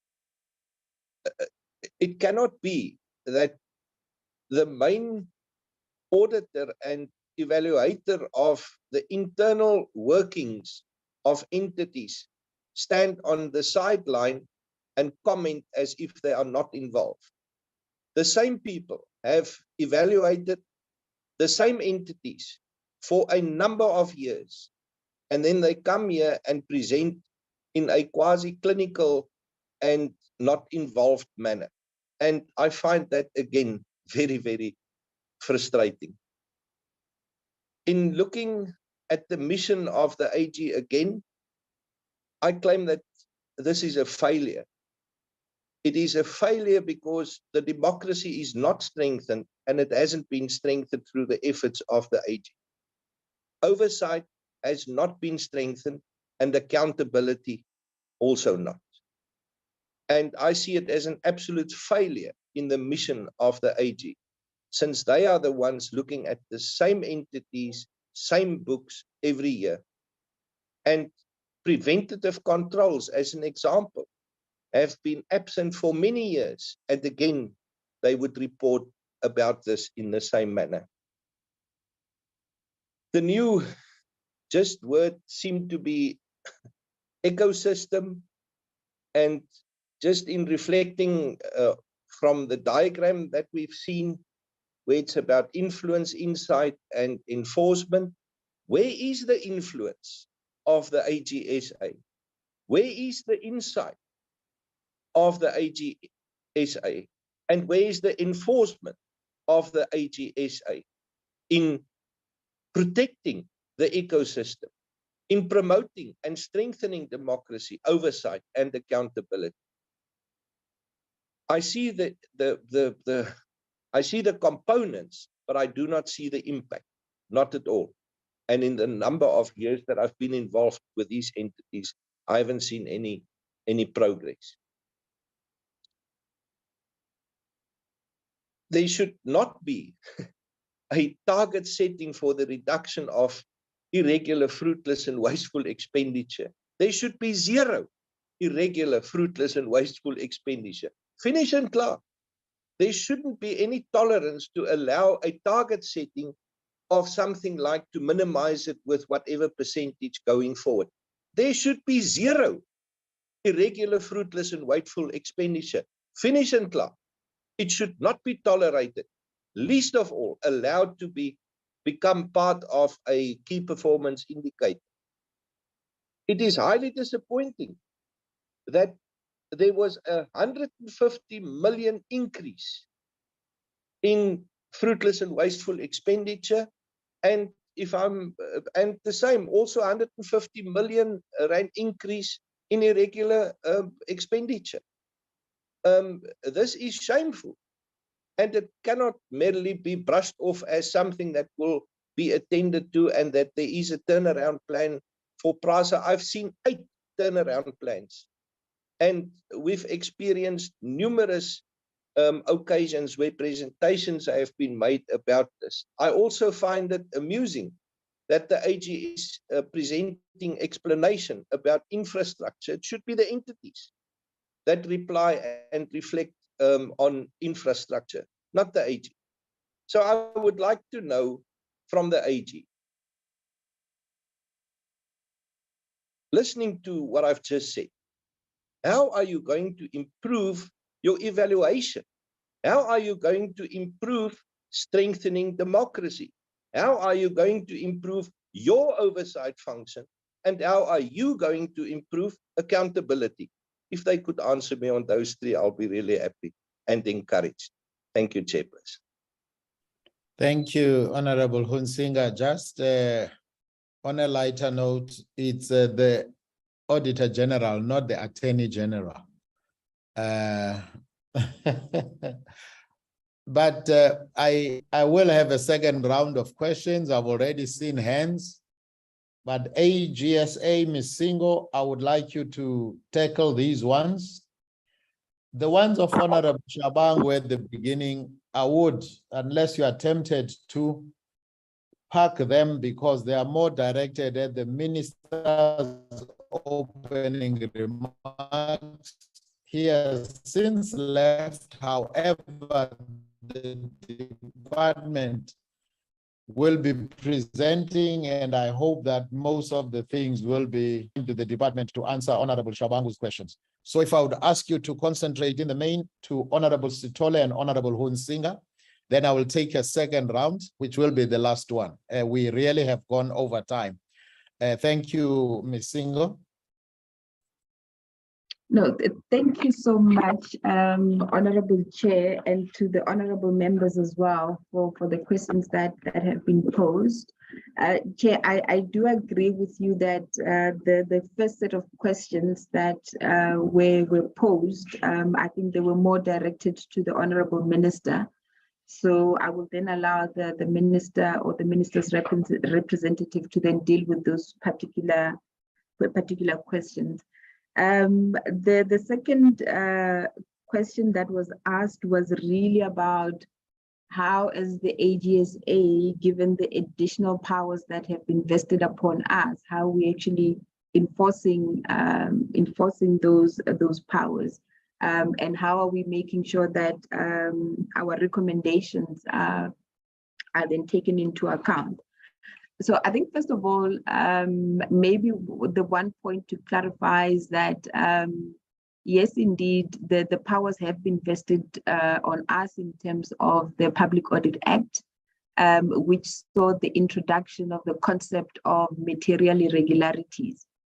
Now, when a material irregularity has actually been identified in the audit process, that would naturally mean that there has been some sort of non-compliance that we've identified as the Auditor-General, and then we assess that non-compliance in terms of whether there has indeed been a financial loss as a result of that non-compliance. In the transport portfolio specifically, we have identified those material irregularities, and those have been identified in the PRASA environment. And as we identify those material irregularities, we do notify the accounting authority, and the recommendations that we make are then binding. In the PRASA environment, we have had a number of material irregularities that have been issued as part of enforcing our mandate and our powers.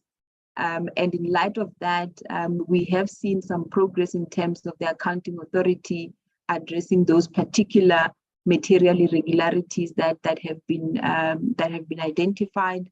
And Chair, that is indeed part of us exercising those powers that have been vested in us as the AGSA. And I think it was just important that we confirm that indeed as the AGSA, we are indeed utilizing those powers. In terms of the other areas of non-compliance that have been identified during the current year process, after the audit process is concluded, we then go an extra step. And in that extra step, we then evaluate again whether financial losses have actually occurred in terms of the non-compliances that we've identified. And that is a process that will then be undertaking as we conclude, as we have concluded this audit cycle. And if there is any that we identify, those will then be reported in the next cycle. So that is just to assure the members that we have utilized the powers, we have issued those material irregularities.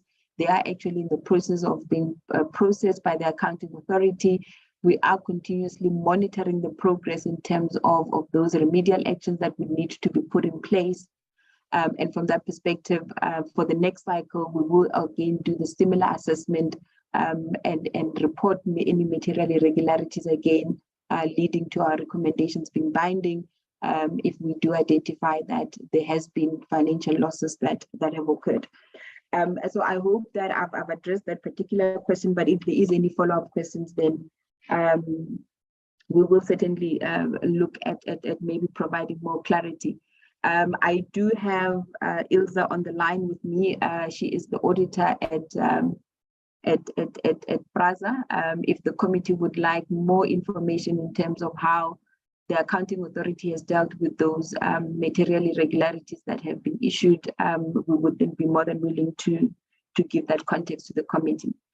The second batch of questions coming from Honorable Hansinger are relating to really how do we as the Auditor-General support the different auditees in terms of the audit work that we do.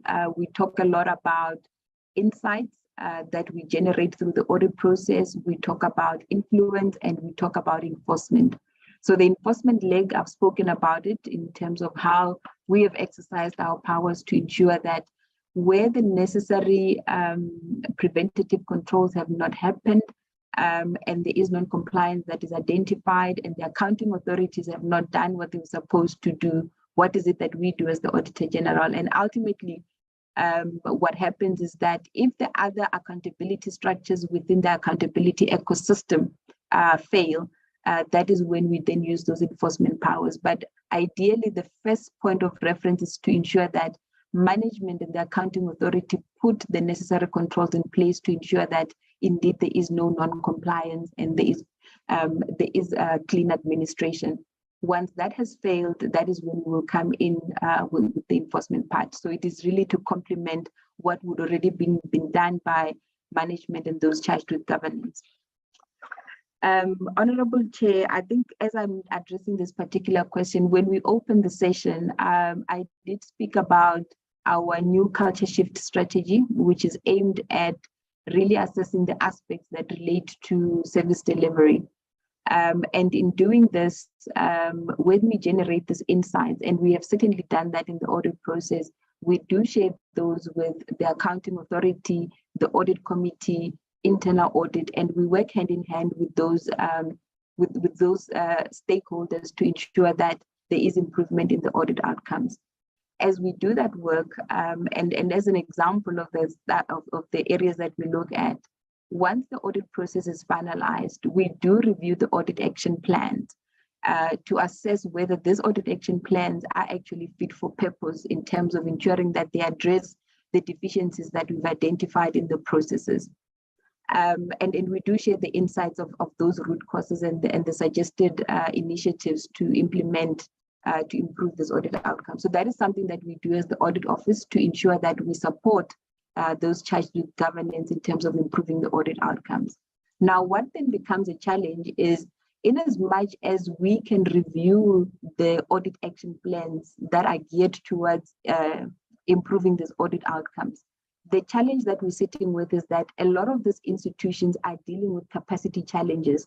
And what we've spoken about earlier in the presentation is that when you've got capacity challenges, you can have the best laid out audit action plan, but you will then struggle to implement that audit action plan because of the capacity challenges that you have. So it then affects the impact that you would like to see in terms of the successful implementation of that audit action plan. So ours really is to say, as part of the audit process, let's review the audit action plan, let's assess whether these action plans are fit for purpose, and let's advise the internal audit and audit committees in terms of what we believe would actually work in addressing this aspect.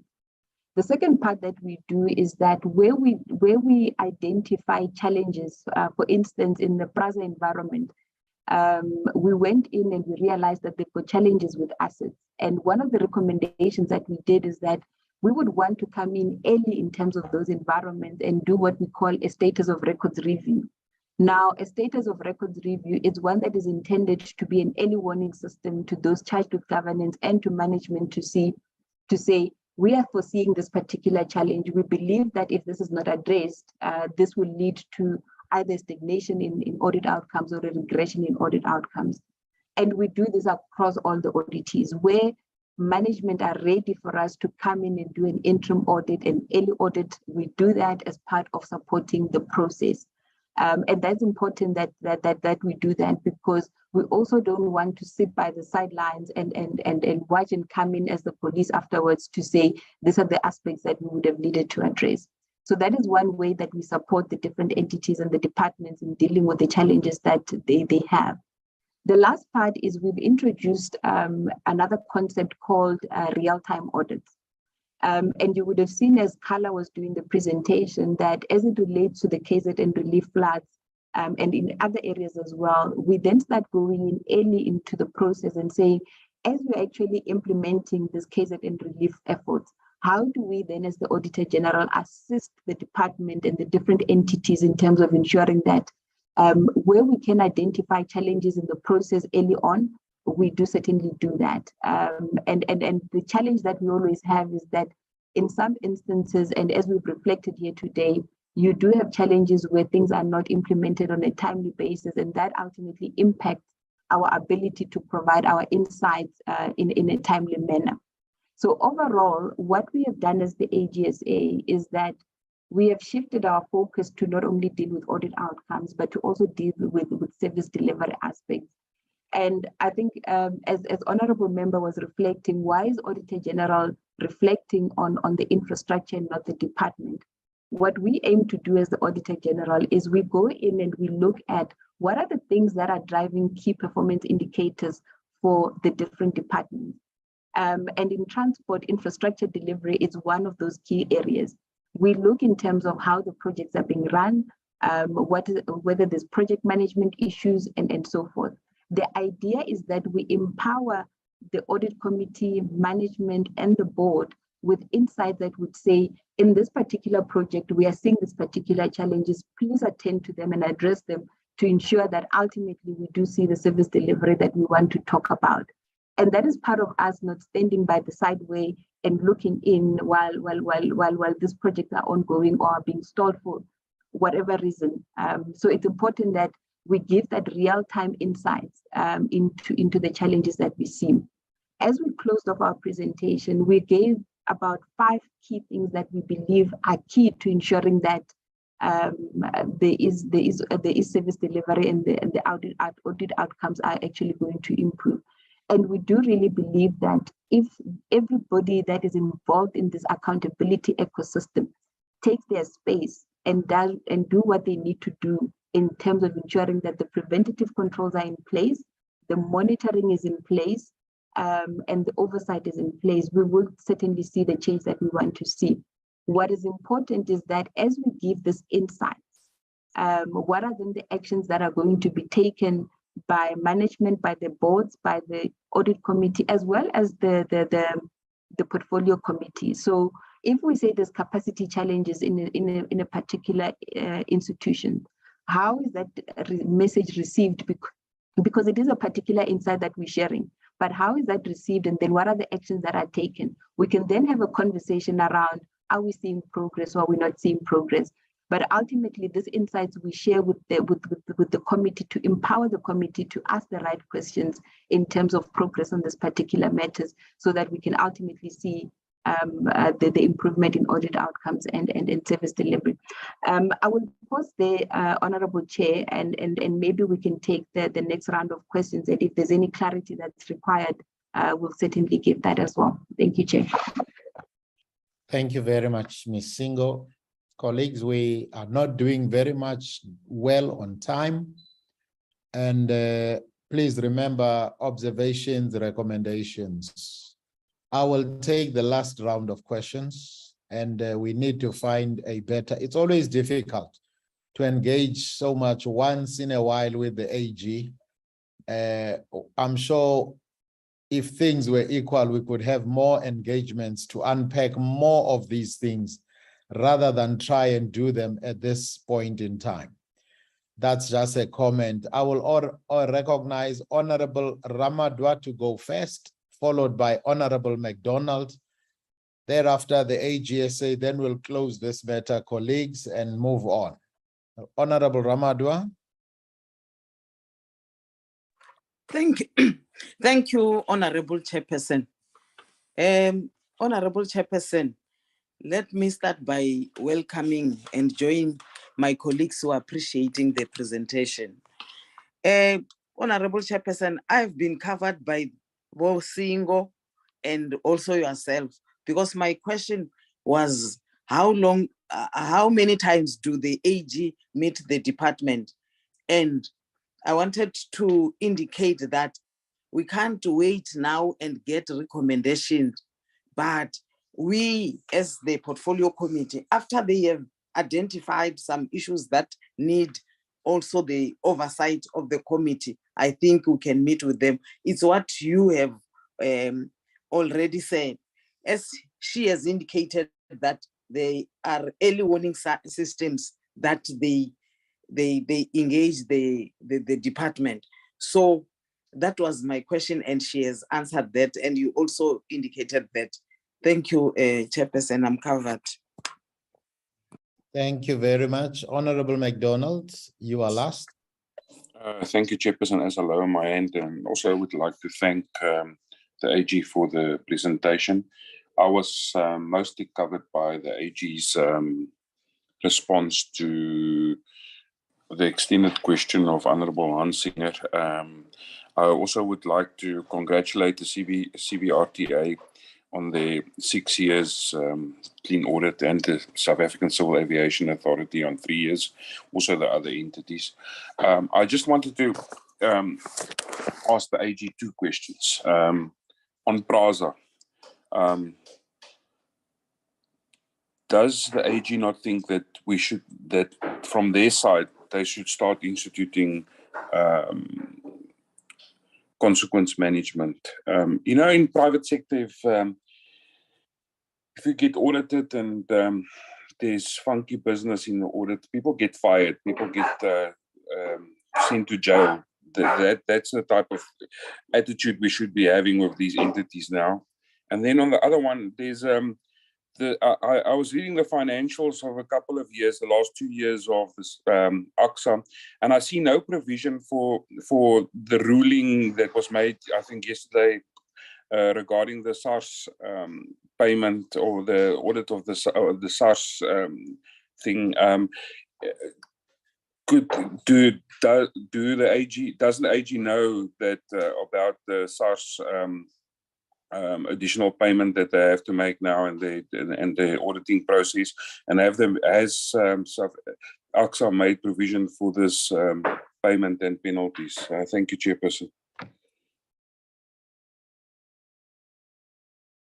Thank you very much, colleagues. Messingo and your team, the last bite, and then you will give your parting shots. No, thank you so much, Chairperson.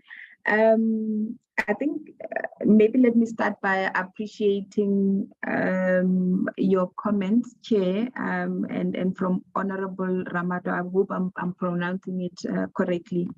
That there is maybe certainly a need for us to engage on a more regular basis.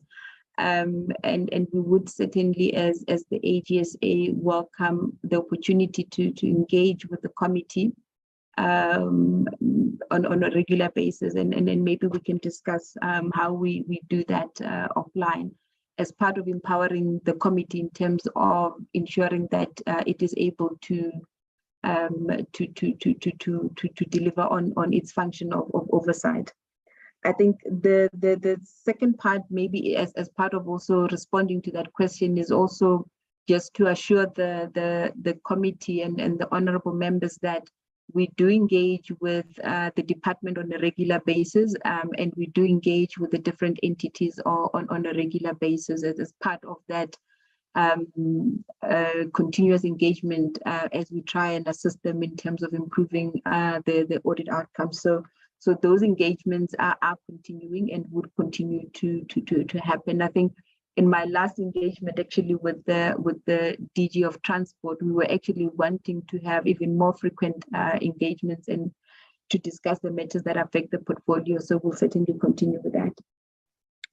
Honorable Chair, I think as I deal with the question, and I'll start at a high level, and I'll ask my two colleagues to come in. So the one is the consequence management around PRASA. I think we have indicated that one, from an AGSA perspective, where we've seen that material irregularities have occurred, we have used our powers and we have issued notifications to the accounting authority so that what we are identifying as part of the non-compliances gets addressed by the accounting authority, and in the failure to do so, then we do exercise our powers in terms of issuing remedial actions.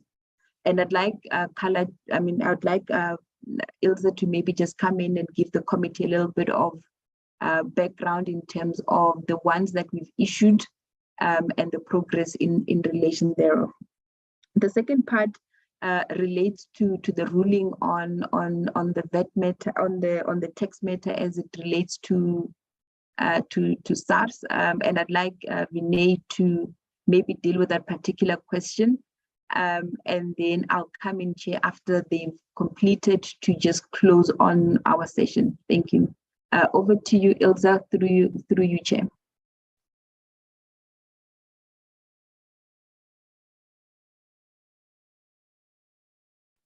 You're on mute, Ilse. Oh, yeah, go ahead, please, the team, and finish up.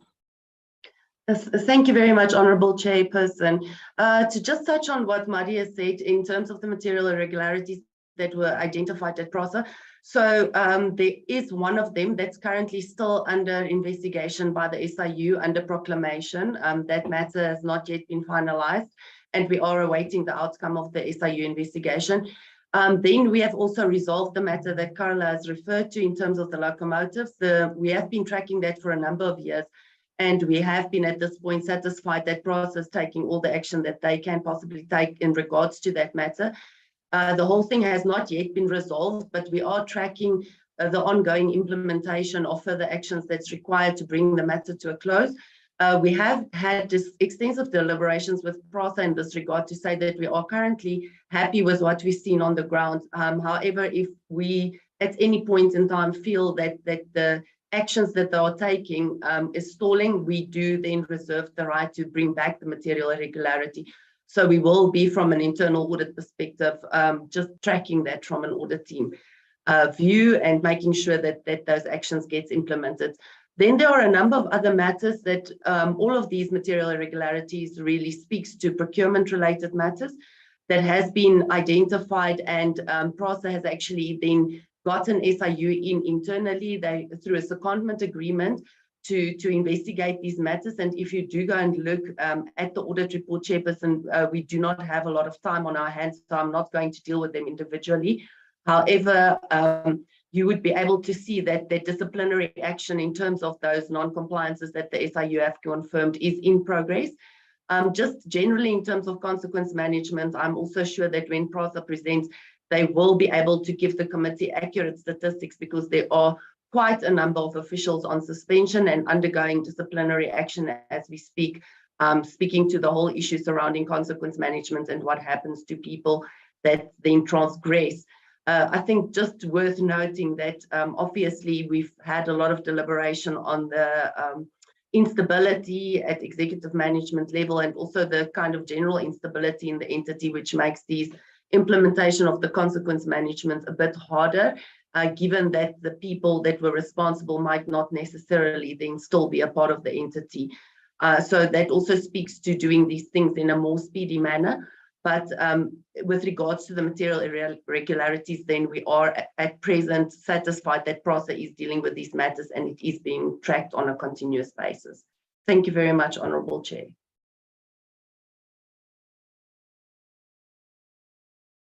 Thank you, Elsa. Maybe through you, Chair, if Vinay can come in to deal with the AGSA issue. Thanks, Mari. Once again, good morning, Honourable Chair, Honourable Members. Thank you, Honourable McDonald, for that question on AGSA.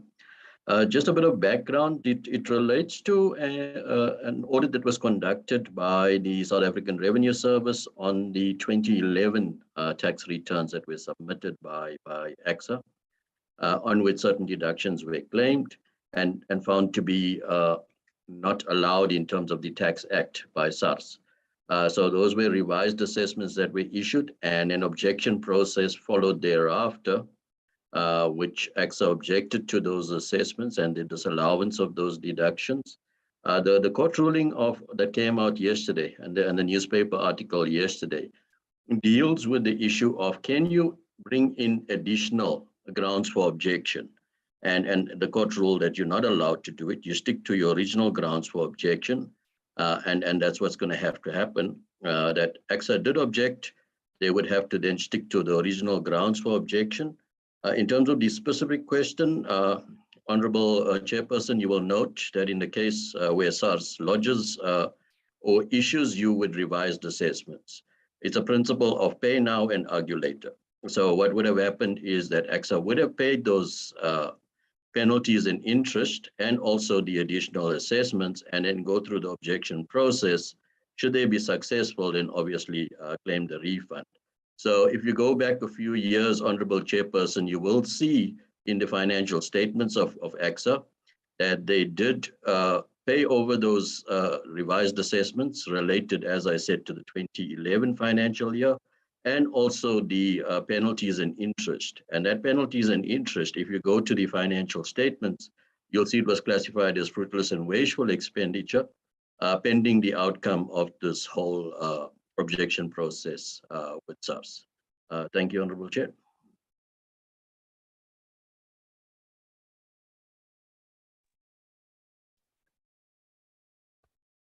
Ms. Singo, you can then wrap up.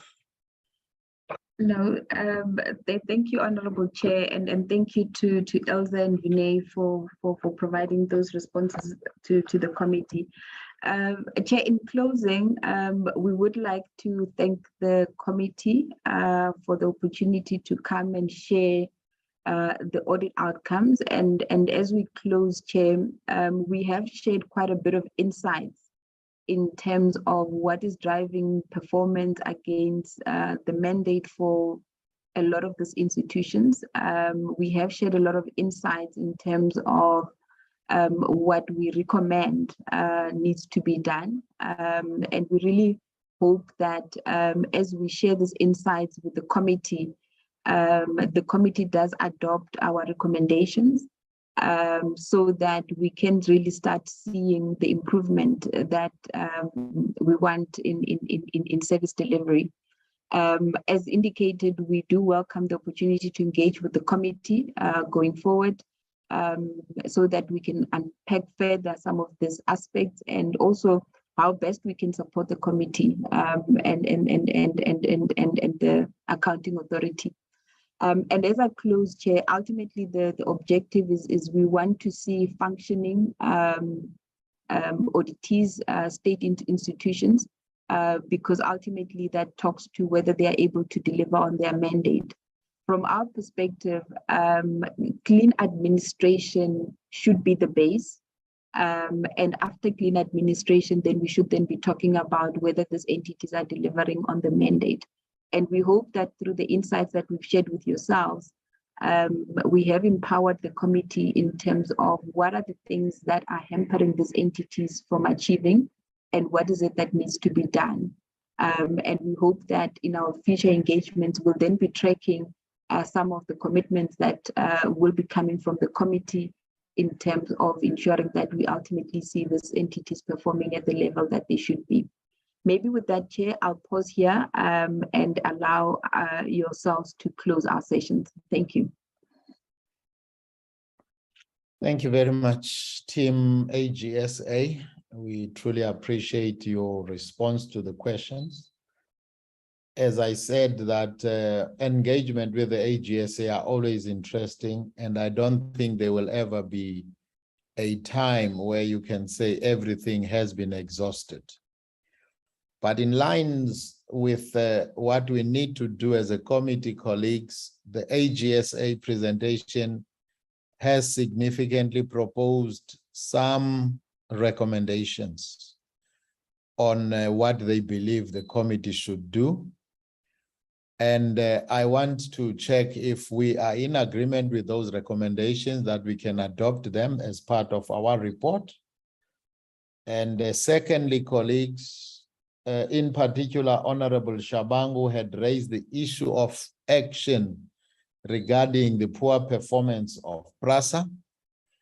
And it is my view that the committee, hearing you colleagues, is recommending that we zoom into PRASA. In particular, we require a report from PRASA, the board, as to what is being done to address this, and that we can give it a time frame, which we normally do in terms of our deliberations.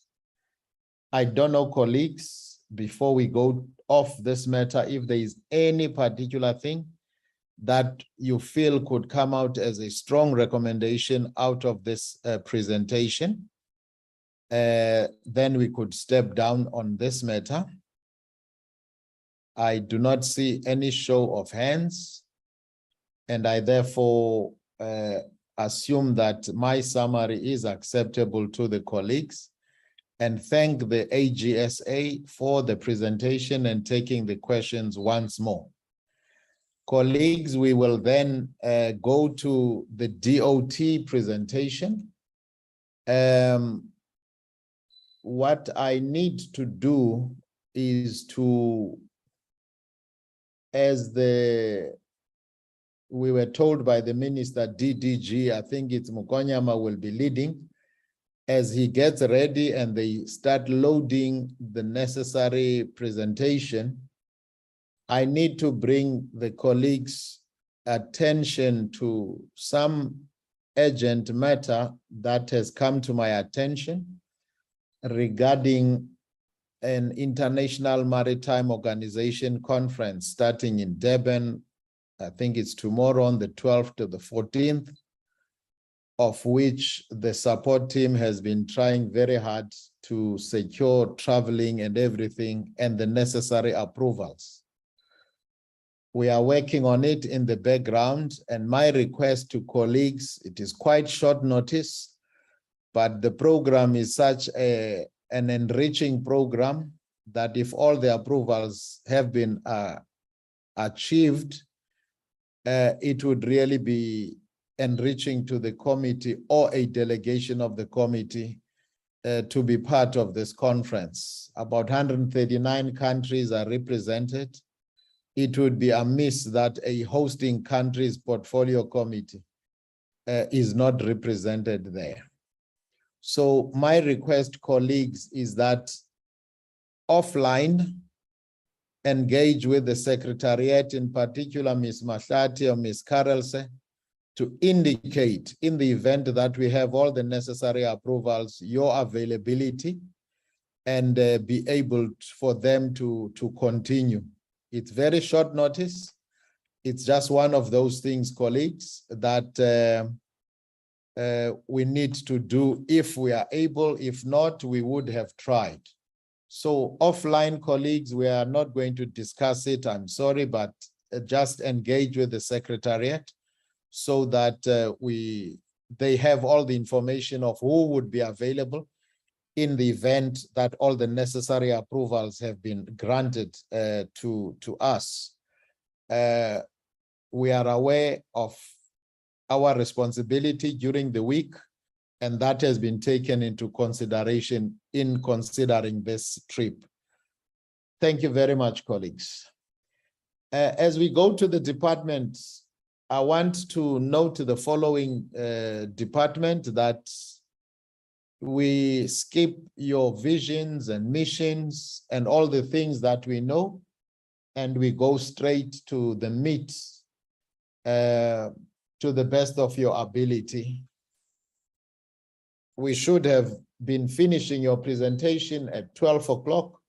So do accept that part of your time was taken by the minister. So we will then still allow you to go till 12 o'clock, the latest, including questions.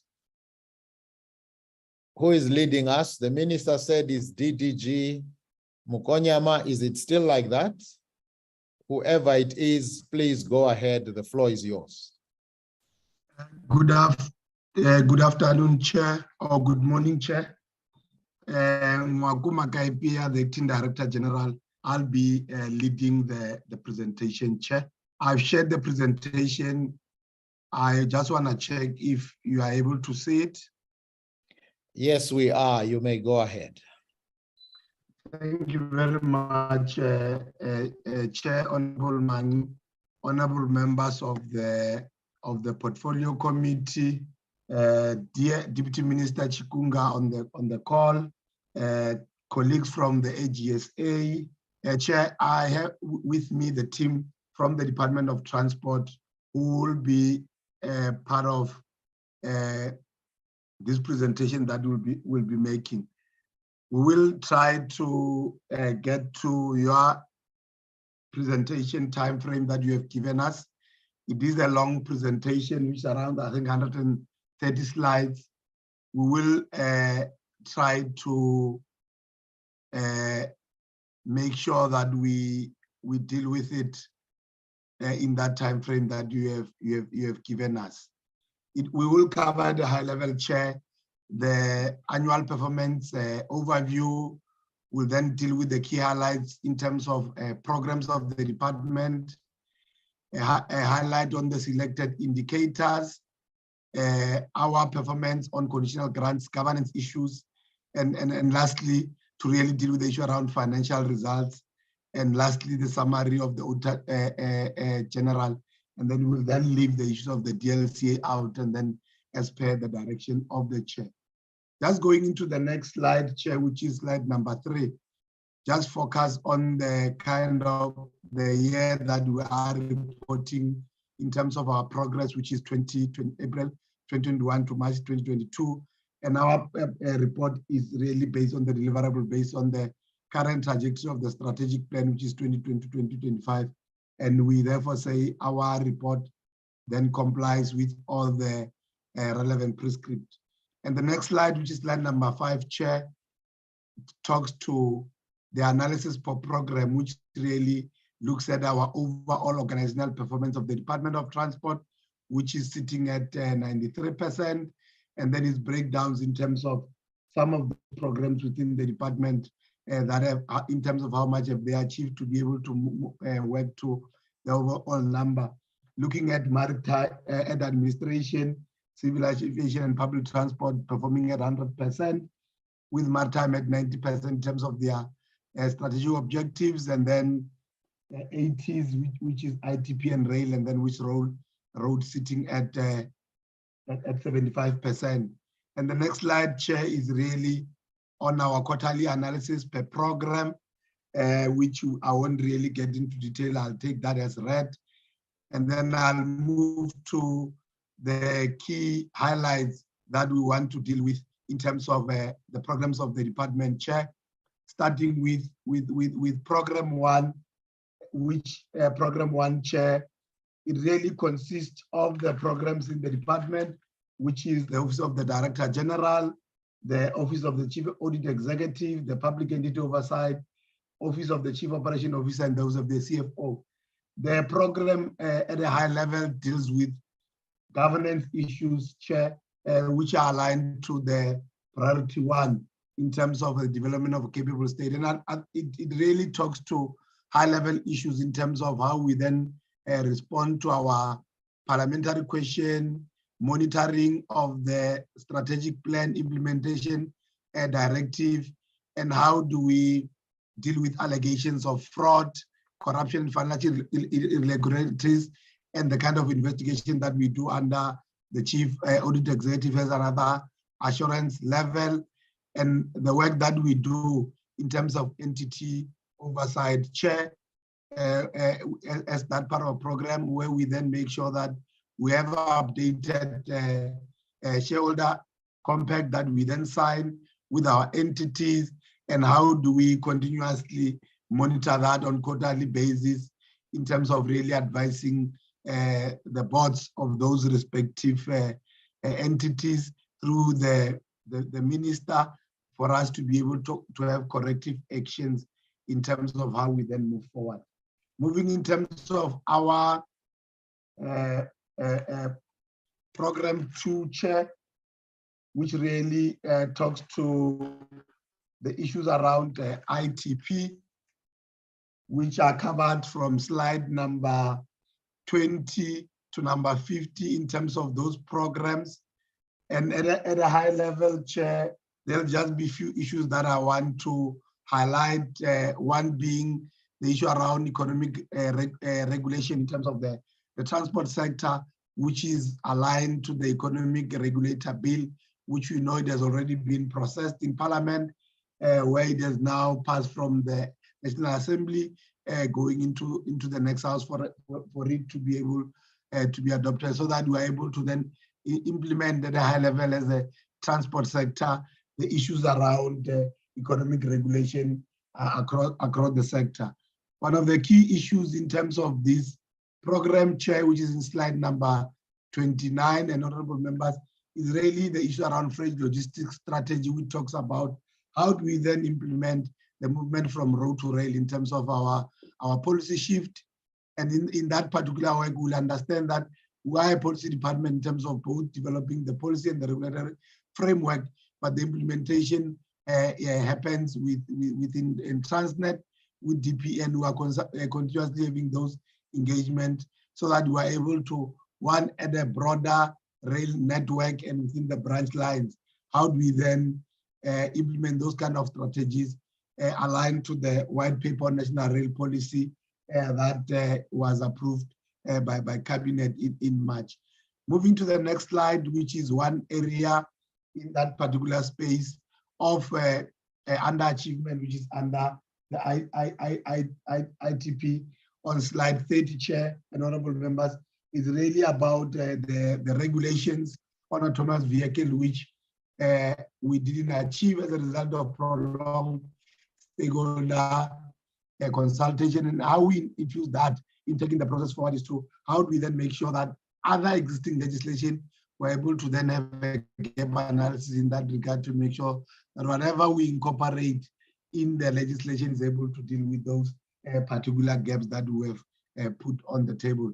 I'll move, Chair, to program 3, which is rail transport, just to highlight some of the key elements and of achievement of the year under review, which we have seen the Railway Safety Bill, which has been introduced in Parliament in 2021, which is an overarching founding legislation of the National Railway Safety Regulator, to then say, based on the couple of years of implementation of the issue around rail safety regulation, what are the challenges and the key elements that we need to amplify as part of this legislation to make sure that when dealing with the issue of safety, we are able to make sure that the operators themselves are responsible in terms of this implementation. And one of the key highlights in that particular program, we have seen the white paper on national rail policy that was approved by Cabinet in March 2022, which is the first ever overarching policy instrument that seems to create policy certainty around issues of private sector involvement in the railways, and how do we then implement principle around economic regulation for us to be able to unlock other alternative mode of funding for us to be able to implement this particular element. I'll then move, Chair, in just highlighting one element of an achievement in that program was the National Rail Bill, which was not able to proceed to Cabinet for approval because there was a dependency with regard to the national-wide white paper national rail policy. Since now there's approval, there have been some progress in terms of that particular work, and we anticipate that we're looking in achieving that particular priority in this current financial year. I then move to program number 4, Chair, which is road transport, just to look at some of the achievement in that particular space, especially highlighting slide number 37, which really talks about rationalization around transport, road transport entities. And what we have achieved is really putting mechanisms together through the steering committee, where we have had really stakeholder consultation between the entities being the road traffic management agencies, RTMC and DLCA, in how we really want to achieve this particular space. And one of the key highlights is the National Road Traffic Amendment Bill, which we know it was in Parliament, and the process before the end of the financial year was how we then finalize the A list, and the bill has since progressed in terms of moving from the National Assembly to the NCOP. I'll then, Chair, move to a program, civil aviation, which is in slide number, covered under slide number 44 to slide number 48, which at a high level, the achievement there, Chair, which we want to highlight, it will be really on slide number 47, where in line with the implementation of the aviation safety strategy, we are seeing a decrease in terms of the fatal incident that were reported, especially between 1 April 2021 to 31 March 2022, where the decrease was really around 4 fatal incidents, if we were to compare it with the previous financial year. And looking at the element of cumulative fatalities, which were reported, we are therefore seeing a decrease in terms of those 6 compared in terms of the same reporting in terms of the previous financial element. I then move, Chair, to then highlight what then becomes our achievement in terms of the program 6 on maritime, really putting a key focus on our slide number 51 of the presentation, which really talks to the inroads that we have made regarding the corporatization of the Transnet National Ports Authority, where we are currently working with DPE to ensure that there is implementation, and DPE has already gazetted that on 30 July 2021, and the process of corporatization is really underway with regard to the Department of Public Enterprises hasn't progressed in terms of how we then make sure that the board is established and put forward in that particular space. One area of underachievement that we want to demonstrate in this program was the issue on the methane shipping bill, which we had challenges where there was a prolonged consultation with the state law advisor processes of up and down, and considering that the bill had to really go through 2 cluster processes, which is the EZ1 based on the economic issues aligned to the bill, and secondly, the security issues through the ICTS cluster. That was our delay. We are foreseeing a movement because those have been closed of the bill being processed to cabinet in the current financial year. Moving to our highlights on public transport program, which is in our program 7 in terms of the highlights, Honorable Chair. I'll really focus on slide number 58 in terms of the work that we are doing on the integrated public transport network, where we are monitoring that particular work in our 9 cities. And to then say at a high level, we then have 7 of those cities that are really operational and anticipating in the current financial year to have the 3 cities, which is Mangaung, Rustenburg, and eThekwini, beside the issues obviously launching their new services moving forward.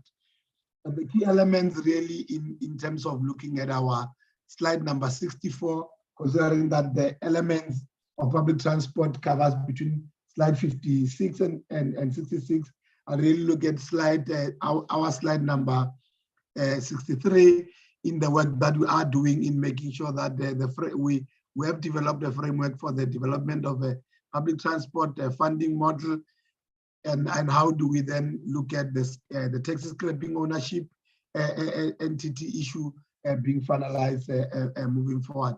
Reflecting on just on those issues in terms of the work that we do in terms of public transport operation, and highlighting across the PTOG and the number of routes that have been subsidized in line with the kilometers and the trips across the board, and the work that we are doing on the tax recapitalization program, and how we then start to make sure that we put some intervention to then reimagine that particular program in terms of its implementation and moving forward, Chair. I'll then, Chair, in terms of the slides, move to the work that we are doing with regard to our selected indicators that cut consolidated indicators that cut up across. This is the work, Chair and honorable members, that we oversee in line with the implementation of the programs by both our implementing entities, which then becomes our state entities of the Department of Transport, and then secondly, the work that is done by the provinces.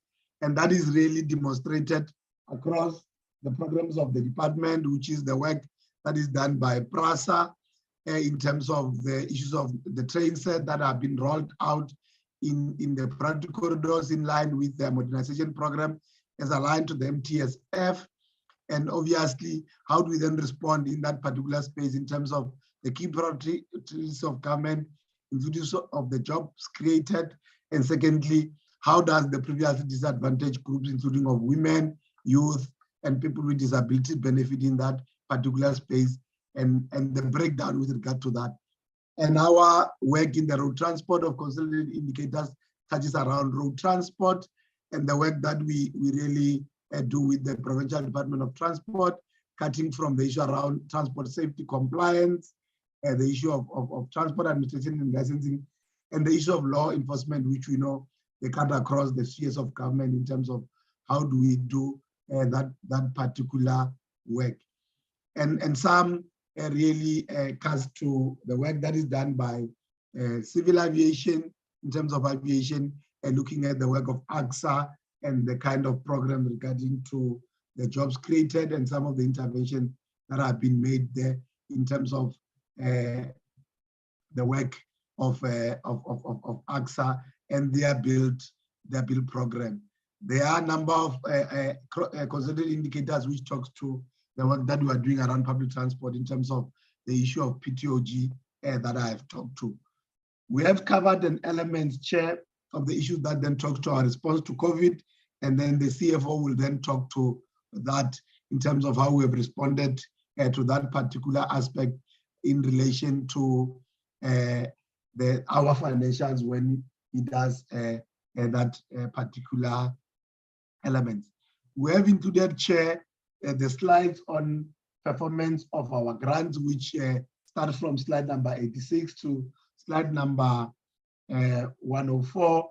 And I think key to our live chair is to then say, you will then see some non-alignment, obviously, between, especially with the grants that we are giving to the provincial local government in terms of our finances, and the CFO will then talk to that, especially because their financial year in terms of both us as national government and the municipal sphere, there is a run of 3 more months, which obviously happens towards at the end of June in terms of that particular space, which is for us, I think, very important. And I think just moving to slide number 103 in that particular space, Chair, to then highlight the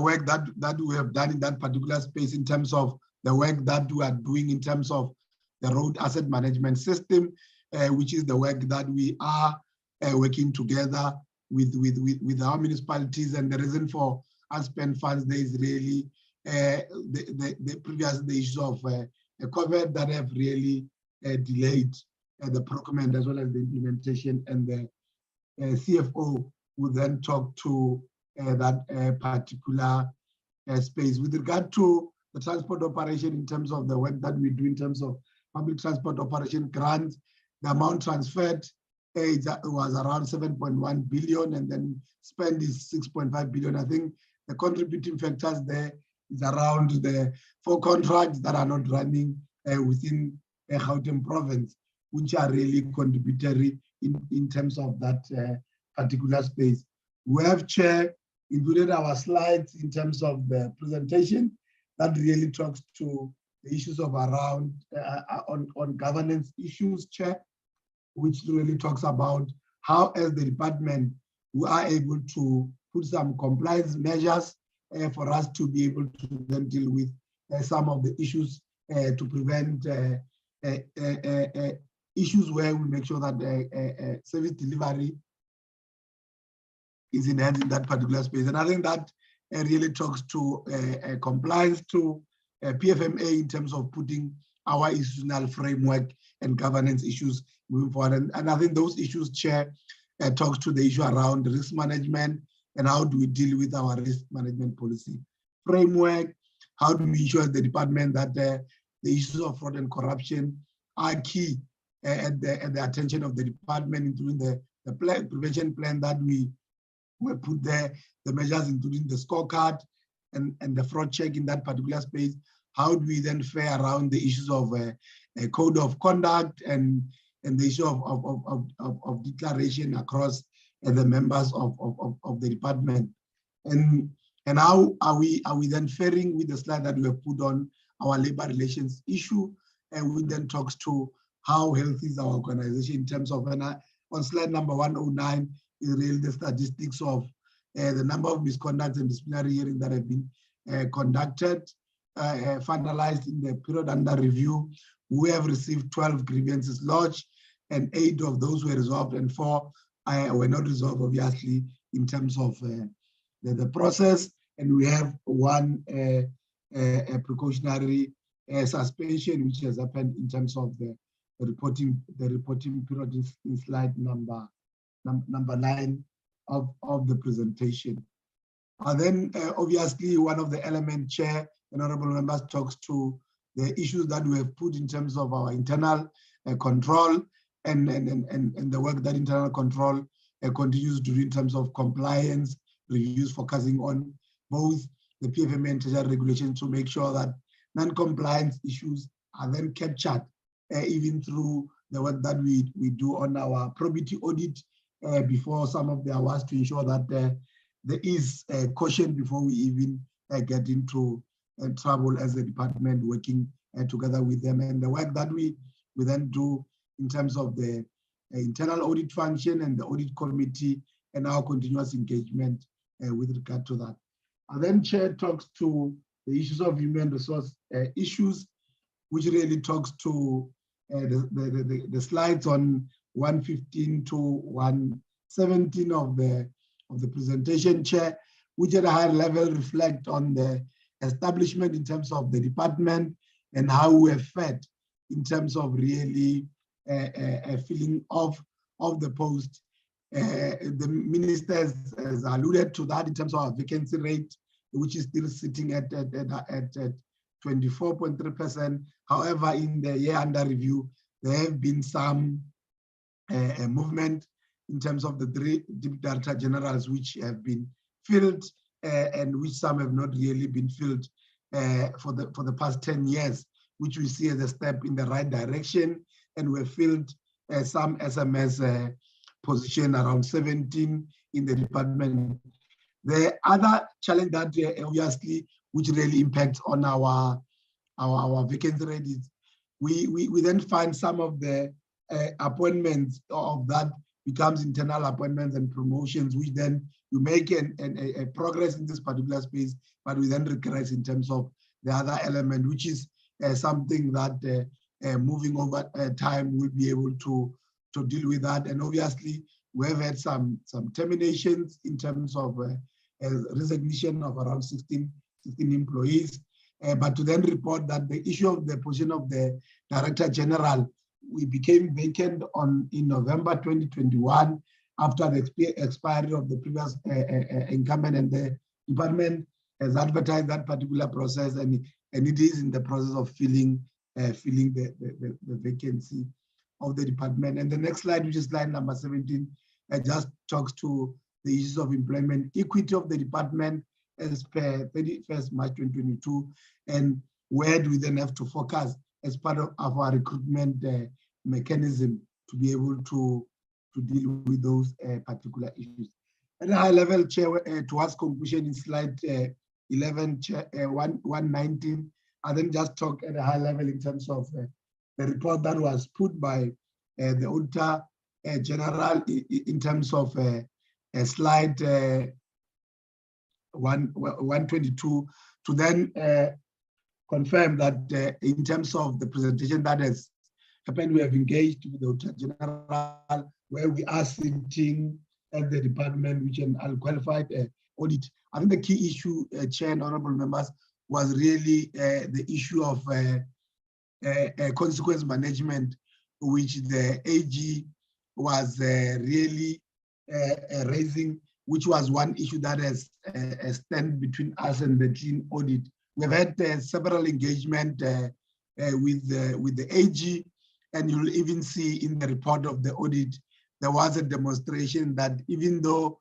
they've still reflected on this particular matter, out of the 13 cases that have been identified through the prior year, we're able to really move and address a number of issues. I think there were 5 cases that were left, but the AG still felt, because some of them are repetitive, it's a key element that we have agreed, like Ms. Singwa has said, that we will continue to have engagement with them to look, one, in the department, but then overall the work that is happening within the portfolio, and how do we then continue to do that.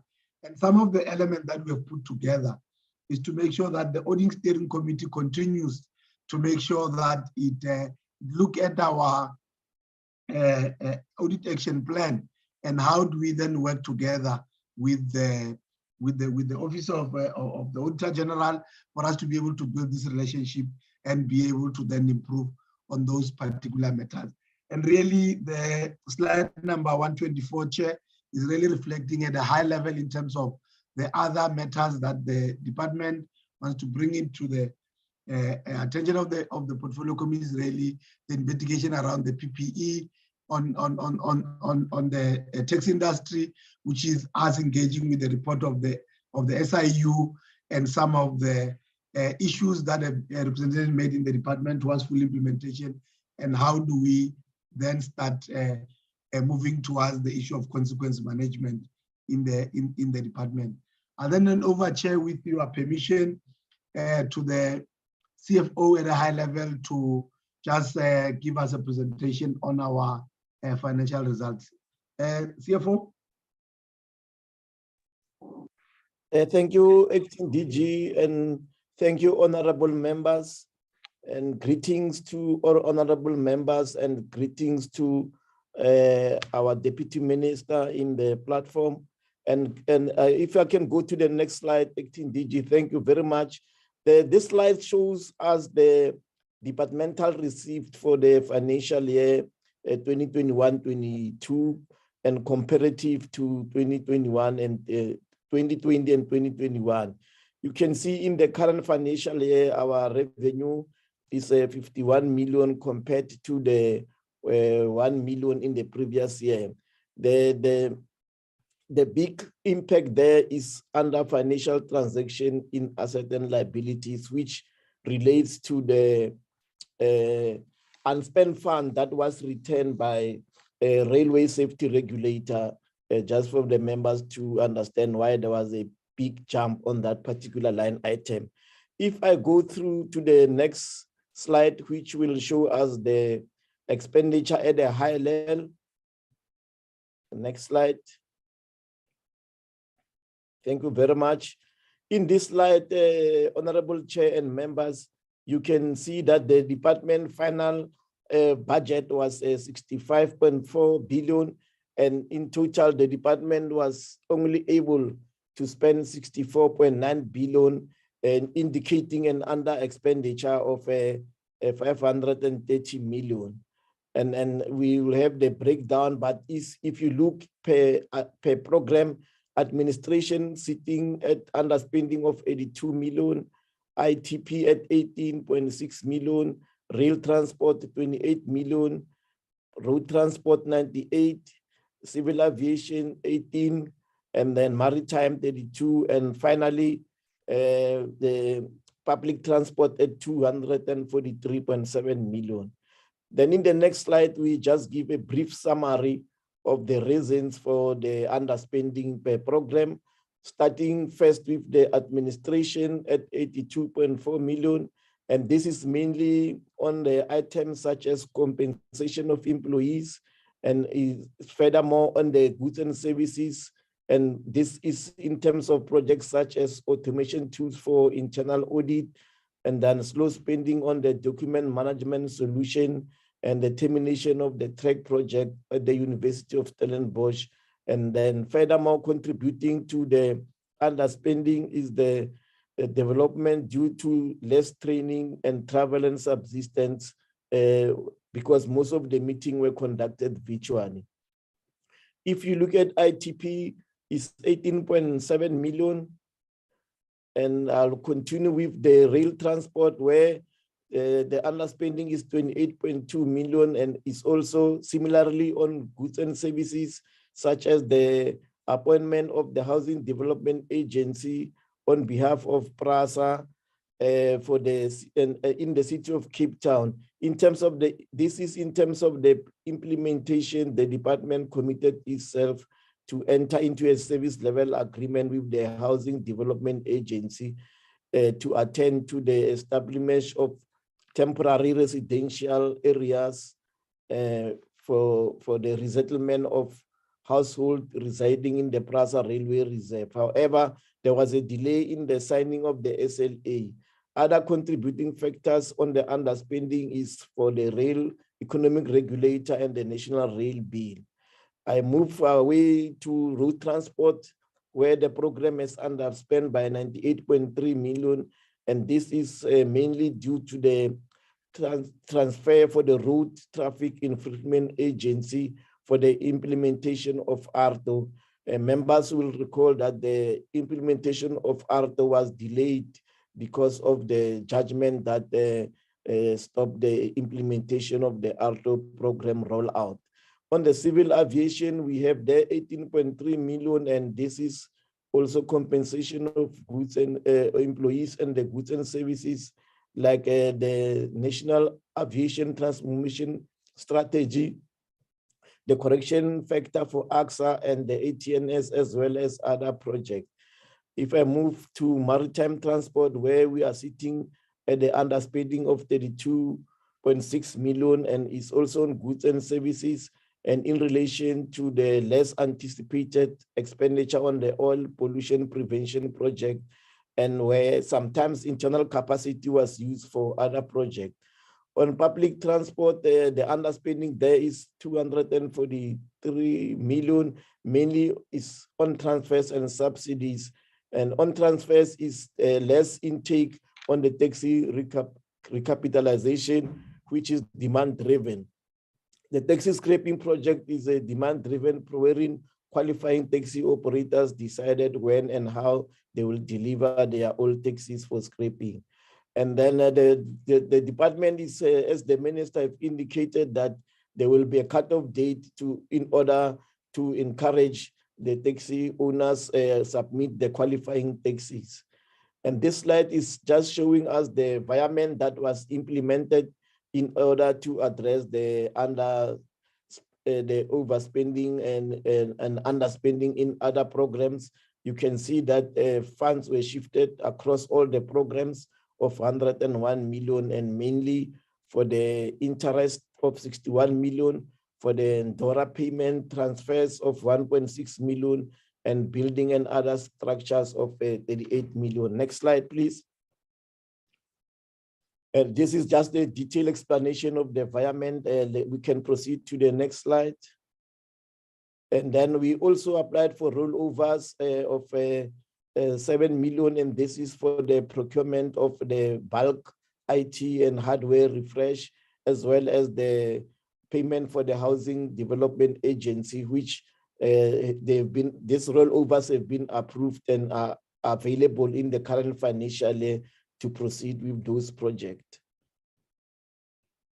On the irregular and fruitless and wasteful expenditure, we are sitting at a balance of 118 million, on fruitless and wasteful at 42 million, and on unauthorized expenditure at 1.3 million, which has been accumulated, is just balances is been accumulated since the previous year. Next slide. The details of the irregular expenditure are as follows. You can see that we have got a total of 23 cases amounting to 119, and there was some which were sent to National Treasury for condonement. And then you can see that disciplinary steps have been implemented in some of the cases, and some are still awaiting the reports by the end of the financial year. But just to share with the members that some of the reports have now been approved, and the disciplinary process will now be implemented. Next slide. Yeah, this is a detail of what I presented in the previous slide, more explanation. Next slide.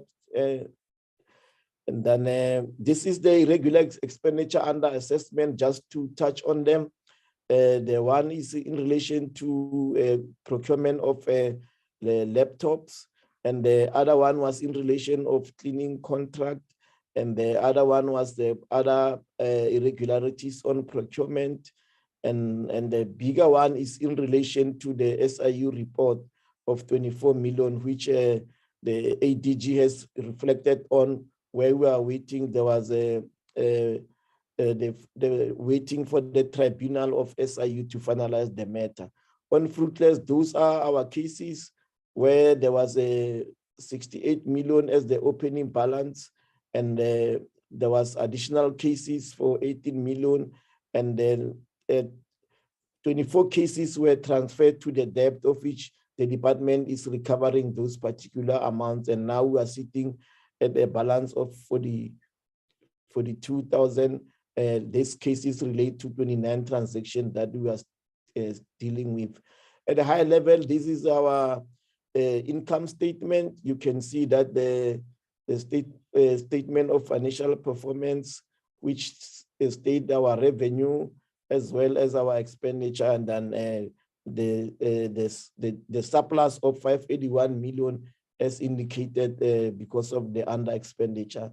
The next slide then is our statement on financial position, showing that the department have a total assets of 9.7 billion, and that is the statement of the balance sheet of the Department of Transport. Next slide. This is just in the statement of the financial position. You can see that there is a 6.327 million increase in the financial year, was mainly due to the prepayments for the scraping of the taxi and advances to the government communication information system increase as a result of the COVID-19. And we also have a decrease in the bank overdraft from 1.6 to 731 million. Next slide. That is basically the summary of the annual financial statement, Chairperson and members. Thank you. Thank you very much, CFO, and thanks, Chair. That's our presentation in terms of the annual report and the financials, and I'll hand over back to you. Thank you very much. Thank you very much. You did well with time. You saved me 3 minutes, which is a boxing ring. You can knock out somebody boxing round. Colleagues, moving away from the boxing round, there is the presentation by DOT, and I would like to invite your comments, your questions, and your inputs. Once more, a reminder, observations, recommendations where possible, if you have any. I do see Honorable Ketamabala Stole. For now, also I see Honorable Pete May, Huyamedak Mniar. For now, let us take those two in that order. Honorable Sitole, followed by Honorable May. Thank you, Honorable Chairperson, Mr. Mang. First of all, Chair, I have been disappointed because it seems that the Department of Transport, they are just cut and pasting their reports. If you check the underspending are the threats of what happened long time ago, not even last year or last year, in years. So I'm very disappointed, Chairperson. And another thing, Chairperson, that is actually concerning me is the vacancy. If you check, Chairperson, the Department of Transport, they don't have a DG. The whole DG, they don't have, only 18 DG. And then the Sandra they don't have CEO. The SAMSA, they don't have CEO. RTIA, they don't have CEO, CFO, CPO, and the auditor executive. And when we check the PRASA, the DLCA and Sandral, they fail to achieve their KPI. So I'm trying to check, Chairperson, because the underspending is happening at administration, the road transport, the railway transport, the military transport, civic aviation, and public transport. And then now they have applied for the rollovers. I'm trying to check, Chairperson, is that a real department that they're supposed to do service delivery to our communities? We are talking about potholes all over the country. We are talking about unfinished workmanship of the department, which they are failing for years now to complete their workmanship. Now I'm trying to check it, Honorable Chairperson, because if you are talking about irregular expenditure, fruitless and wasteful expenditure is the norm from this department. So I'm trying to check, Chairperson, because the DMC is the DM is present. When are they going to fill all those vacancies? And what I'm trying to check, the consequence management from the department, because the department is failing. We have recommended lot of recommendation, but nothing has been implemented from the department. Why are they taking us so? They are not taking us so seriously. So now I'm trying to check, Chairperson, are they really want to work with us? Are they really want to implement our recommendation? If they say so, they must give us the tangible target, because they are even failing their target. So I'm worried, Chairperson, that we are just having a department that is actually failing our communities, and it is failing ourselves, because when we do this recommendation, when we communicate to our communities, how are we going to say, what are we going to say? They are failing dismal. All our entities are failing dismal, Chairperson. Chairperson, thank you very much for just listening to my concern. Thank you.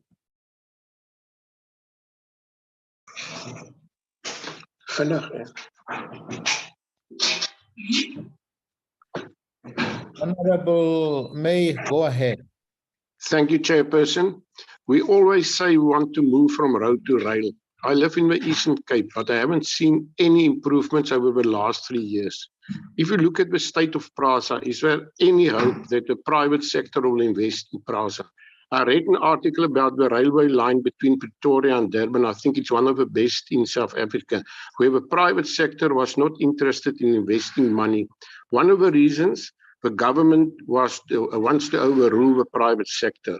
The private sector will only invest if they can make money. My question, are you still hopeful that the private sector will invest in PRASA? Let's hope so. Thank you, Chairperson. Thank you very much, Honorable Sithole and Honorable May. I didn't indicate to the DM. I apologize. Anytime you'd like to contribute, please indicate. Mention was made of you now, but I will still take it back to the acting DG. But DM, you are most welcome at any time if you'd like to come in there.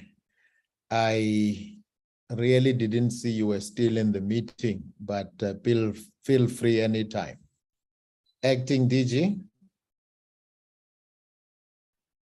Thanks, Chair, and thanks to the honorable members for raising the issues, Chair. And I think for me, just starting with the issue raised by Honorable May, with the issue of movement from road to rail. Our focus as government in terms of the policy pronouncement that we have made, Chair, is really talks to the issue of concessioning. And how do you then deal with that? But key focus really being more towards the freight rail, especially because that's where you want to move a number of goods from road to rail, working together with PRASA.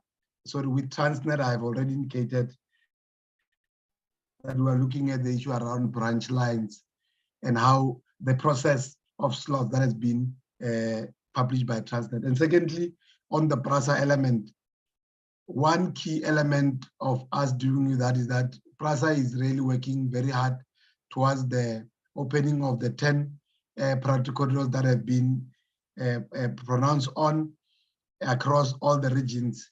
But secondly, we will be moving in line with the policy, the white paper, to then check in areas where the private sector wants to operate within PRASA. We have been approached by a number of entities to then say, how do they work with government in that particular space? And we are obviously, because PRASA is the implementing agent, we then hand over to them to deal with that.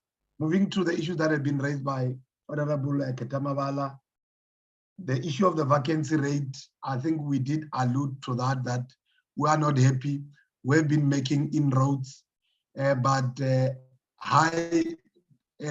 or what to indicate is to then say that some of the vacancies we then fill, you ended up filling it with mostly internal people, which then makes that kind of a reversal. But obviously with the work that we are doing and some of those posts that we have advertised, we believe that when we come to the portfolio committee to come and make some presentation in the coming quarters, we'll have some improvement. But we did indicate that, for example, the DDG for rail transport has been one of those strategies that had been filled and is a post that has not been filled there for years, including the DDG for ITP. We believe that we have been making inroads together with the post of the DG, which the it was advertised and the process, and we'll obviously make sure that we convey the message to our principal to make sure that that happens. And we are working together with the boards of both the entities where there's no CO to ensure that the stability happens in that particular space, including PRASA. There was a process where the post was advertised, and obviously the board is seized with that particular responsibility, inclusive of Sandral and others. And we will be able to ensure that in this particular year, those are implemented. And those are some of the issues that have even been raised by the Office of the Auditor-General as a message to the Executive Authority on how to deal with the issues of implementation. We believe the issues of the rollovers that we have applied for, it will be a contribution, obviously, in terms of the work that we want to do. The minister has made a pronouncement, especially on the 8th of August, on the Valazonge program, which is really a undertaking to then say at a high level, as the Department of Transport, considering that this is a concurrent function that cuts across, how do we, obviously working with Sandral, work with other spheres of government, and we've had engagement with provinces. We have a coordinated program. We're working together to be able to then make sure that we assist in the filling of potholes. And what we have done, we have actually launched 2 apps together with Sandral, one being an app on the strategic network that has already been loaded, so that when potholes are identified, we then report them. We then, through Sandral, link that to the road authority apps to make sure that there are those review in terms of engagement. So we believe we are really working hard. The last issue that I want to reflect on, Chair, by Honorable Ketama, is the issue of consequence management. Even Auditor-General in their report, they were able to make a realize of a positive statement to then say, even though they still felt we haven't done well on the consequence management, especially on the issues that were repetitive over the years.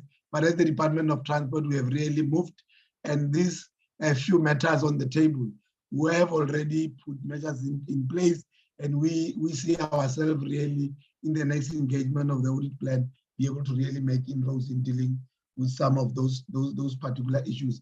And we'll continuously, obviously, want to work closely with the portfolio committee to then provide our reports on quarterly basis on how are we progressing with some of these issues, Chair, that have been mentioned.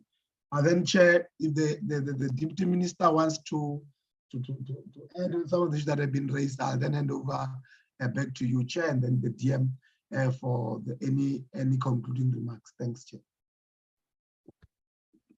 I see you are delegating upwards. Thank you, Acting DG. Colleagues, are there any further questions or engagements on the DOT presentation?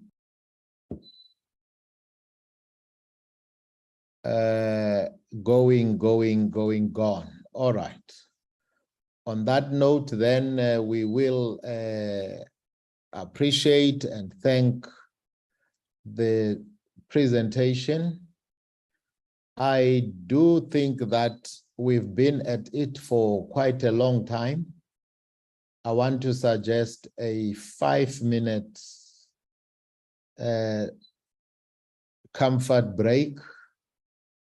Then we can come back at exactly 16 minutes past 12, and we will then take the presentation by Ms. Carol. Who do we have next? SAMSA or PRASA? No, the PRASA first, and then SAMSA will be the last presentation for the day. The PRASA delegation have to attend the Railway Safety Conference afterwards. Are they available after 5 minutes though? I will have to check, because in terms of the program, we were only due to start at 12:30 because of longer comfort break. So Okay. I think the longer one won't help us, but maybe let's take the longer comfort break. Maybe I'm being too hard. Let's take a break, call it a comfort stroke lunch break. We then reconvene at 12:30. And we will start straight with PRASA and we'll follow into SAMSA. The meeting stands adjourned.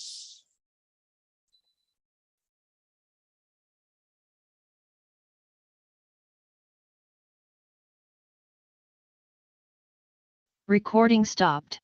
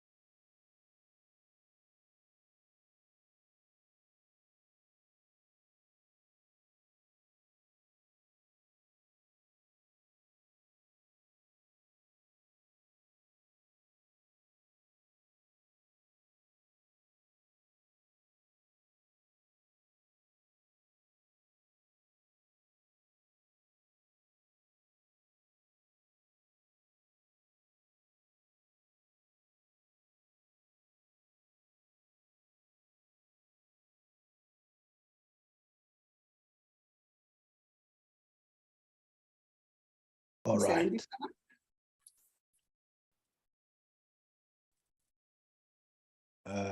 I see a hand up there of Hisham Emran. Let's hear you out.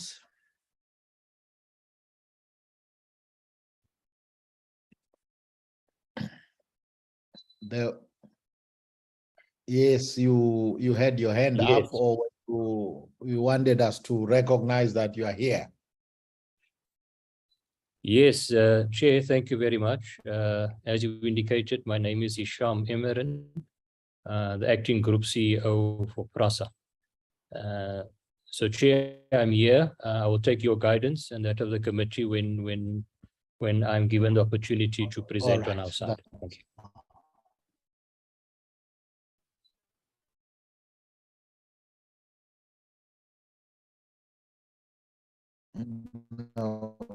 No problem. Thank you so much. There are voices I didn't hear today, and I would like colleague.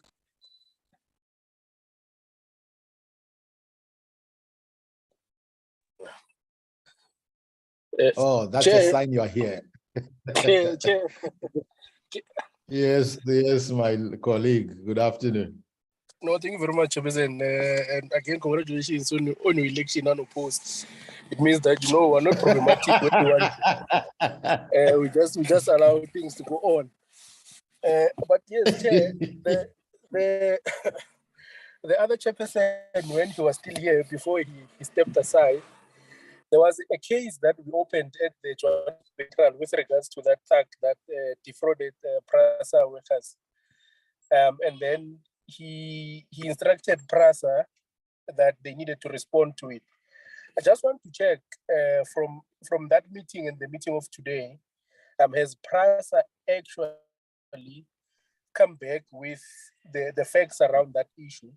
If not, why not? And can they give us an update there? Because that fact defrauded 70 contract protection officers who work for PRASA, and he took 1,000 rands each from them. And we opened the case at the Johannesburg Central Police Station. So yes, Mangete instructed PRASA to do the right thing. But I see so I just want to check if they have, if maybe they will assist with that or not. If not, we can give them the details. All right, you ambushed me there. But I think the acting group CEO has noted your question. And in responding to his first round of questions after the presentation, that will be the first question to respond to.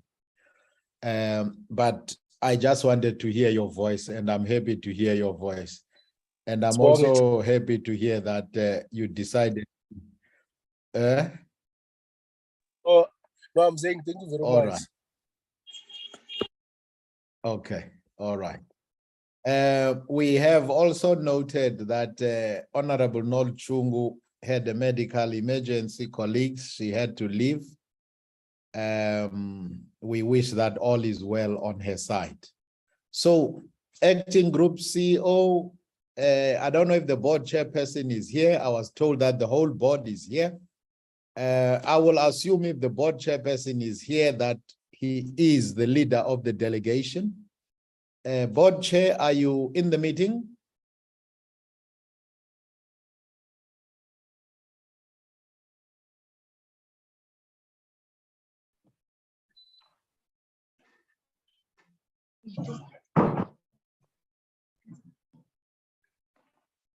All right. I don't get a response. So Bohang Mazimela is not the board chairperson of PRASA. That one I know. All right. In the absence of the board chairperson, who I thought will start the presentation, or are you here, but in a different name? Yeah, I'm on the I'm on here, and I'm in Lebogang. I'm using Lebogang on a different name. Okay. All right. Right. Chair, you are welcome, you and your board members. And I would like to invite you, therefore, to start this presentation by PRASA. Thank you so much. Over to you. Thank you very much, Honorable Chair and the honorable members. The PRASA board is here present. We have already asked that our acting group CEO will make a presentation, and then of course we will fill in the questions where we need to fill the questions once he has done the presentation. With your permission, therefore, Chair, we could ask Hisham to walk us through the presentation, PRASA presentation, and of course we will then deal with the questions afterwards. Thank you very much. Hisham? Yes, you may go ahead, Group CEO. Yeah.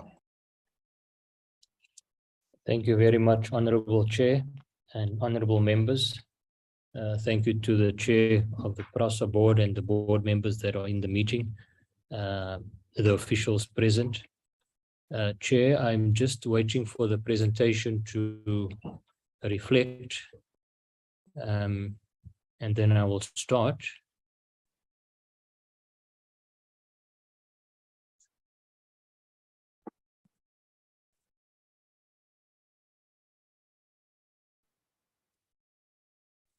Chair, in the meantime, can I confirm that you are hearing me clearly, because there was some breakup on my side?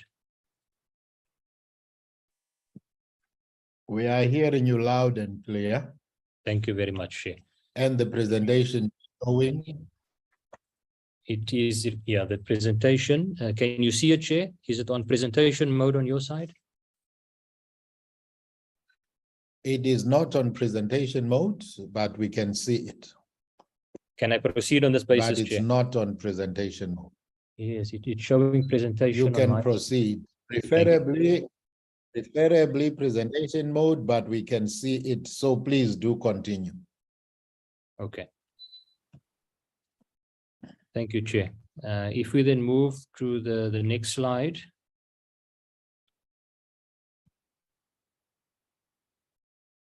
Okay, Chair, we've just got a technical problem here where it's not moving. Can I just get one of the colleagues to reshare the presentation, please? Because it's not reflecting.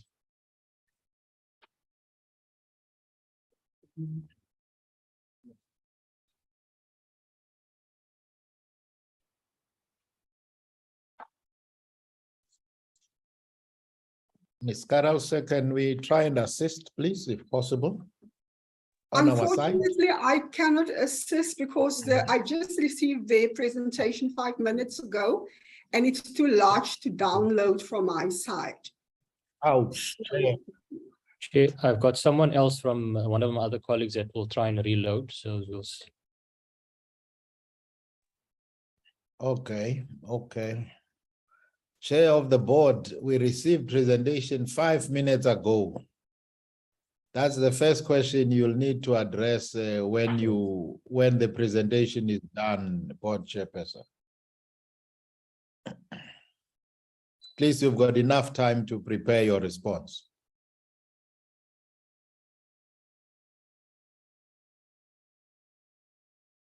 Acting Group CEO, the presentation was there, but it's gone. It was moving, but it was not on presentation mode. Okay, Chair, I'm just trying to understand. It's moving on our side, but not on the screen, and I'm trying to understand where this technical glitch is coming from. On our side, it shows it's moving, but when I look at the screen, you are on slide 3. Yeah. Yes. And you are on I'm slide number 3, but it's not on presentation mode. Yeah, we are having a problem. If you can continue so that we save time, I will appreciate it, as long as it's moving. Okay. Not the best view, but let's save time and right, move Chair. with what you can move. Okay, so Chair, the presentation will cover the annual performance overview. We will look at, briefly give the financial year at a glance. The audit outcomes, we will cover that, Chair, and then give the financial performance, as well as an update in terms of the improvement in the internal controls and processes. That's what the presentation will cover. Chair, if we look at the year 2021-22, we've seen a year of continued improvement, albeit a steady improvement that we have achieved. And this is around bringing stability and to address the irregularities within PRASA. And what we have seen, Chair, is that the board has made significant strides in addressing the irregularities that we have experienced, and in particular here around the irregular expenditure. There's already an amount of 12 billion that we are looking for condonation that is being submitted to the National Treasury. And that is in the main related to the GO program, the General Overhaul.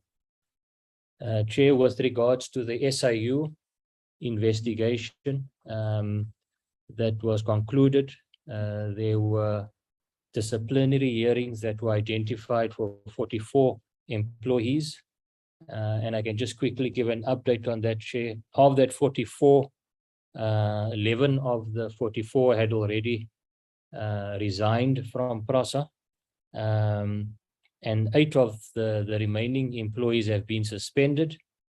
Out of that, the 33, 1 employee has also been dismissed, 1 has resigned, and 4 has received written, final written warnings.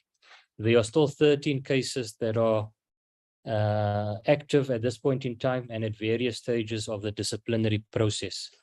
So that's just an update in terms of the SIU and some of the consequence management that has been effected around that.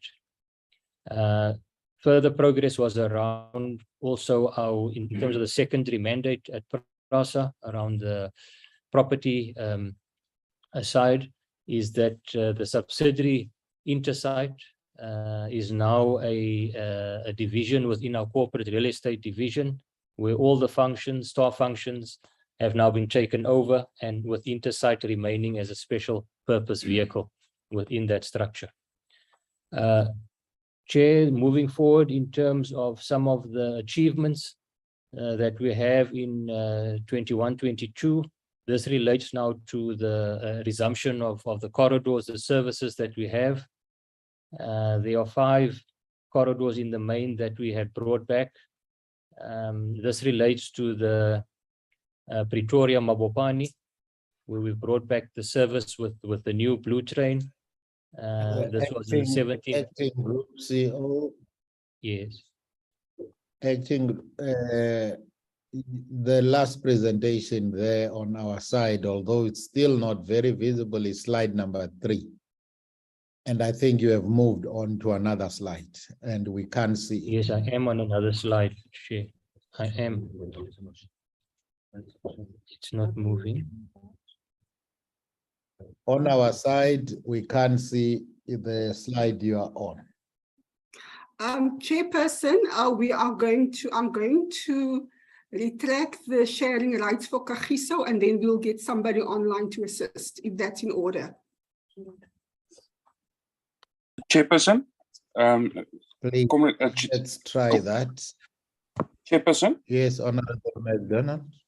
If you allow me to disconnect please and go connect ahead, with my Honorable device, then I can do the presentation for you, Chairperson. I hope you'll also move the trains, because if we can't move a presentation, we might not be able to move trains. Your wish is my command.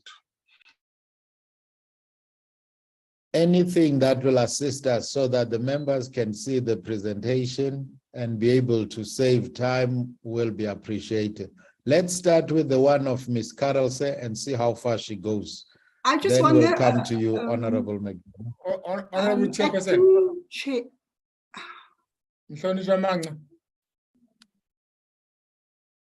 Yes, Honorable Ketamabal, you wouldn't do this to Mangete, no, you just do it because it's me.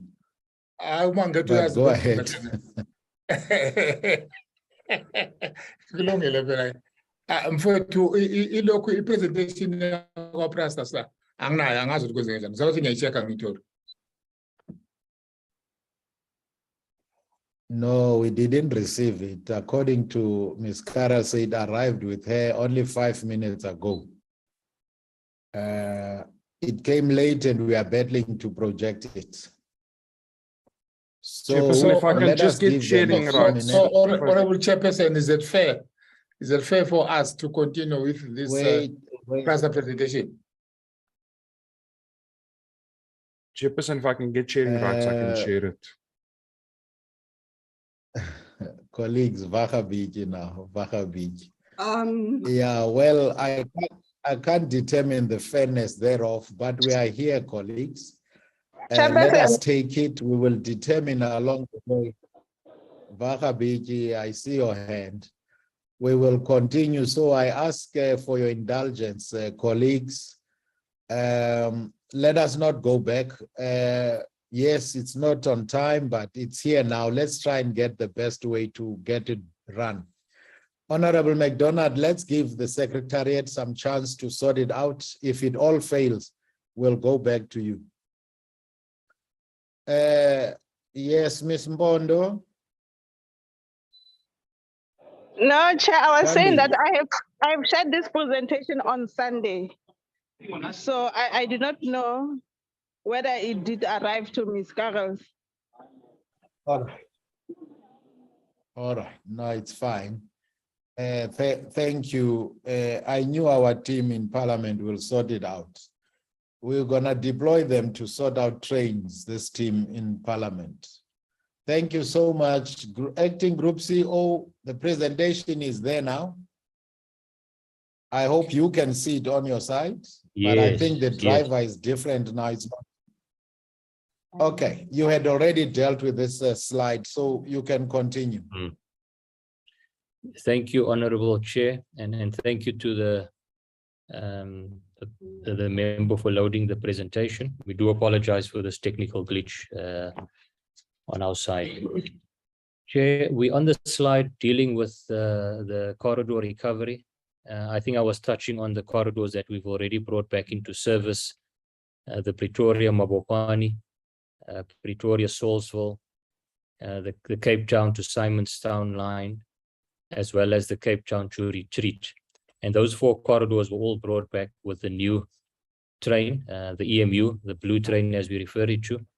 And then the 5th corridor was the Cape Town to Belleville via Goodwood. This we initially was brought back with the existing trains, the yellow and grey trains, but we're looking at towards the end of this year having the blue trains running on that corridor as well. We're busy now with the railway safety regulator on those issues. Very quickly, Chair, looking at the safety occurrences and security occurrences on the network. Generally, the trend has been a downward trend, and it is very much also linked to the fact that we are running fewer trains at the moment as we're bringing back corridors. But as you can see there, both on the safety as well as security, in terms of occurrences on the network, the trend has been a downward trend. The numbers have been moving down. But as I've mentioned, linked to the fact that we are running fewer trains, and that is acknowledged. If we move to the next slide, please. Still looking at the achievements. What has been very important within this period was the implementation and the ongoing implementation of the integrated security strategy. This includes both the deployment of physical security and then also the rollout of technology as the second phase once we've got the assets back up and running, Chair. What we have certainly seen on the Mabopane corridor, where we've implemented the security interventions, that between December 2021 and March 2022, there were in fact 0 incidents related to our assets in terms of theft and vandalism. So the security interventions there had proven to be a success, and it's still proving to be a success on the corridor. With regards to the new trains, you can see it there in the photograph in the background, the blue train. In this period, we had 39 new trains completed.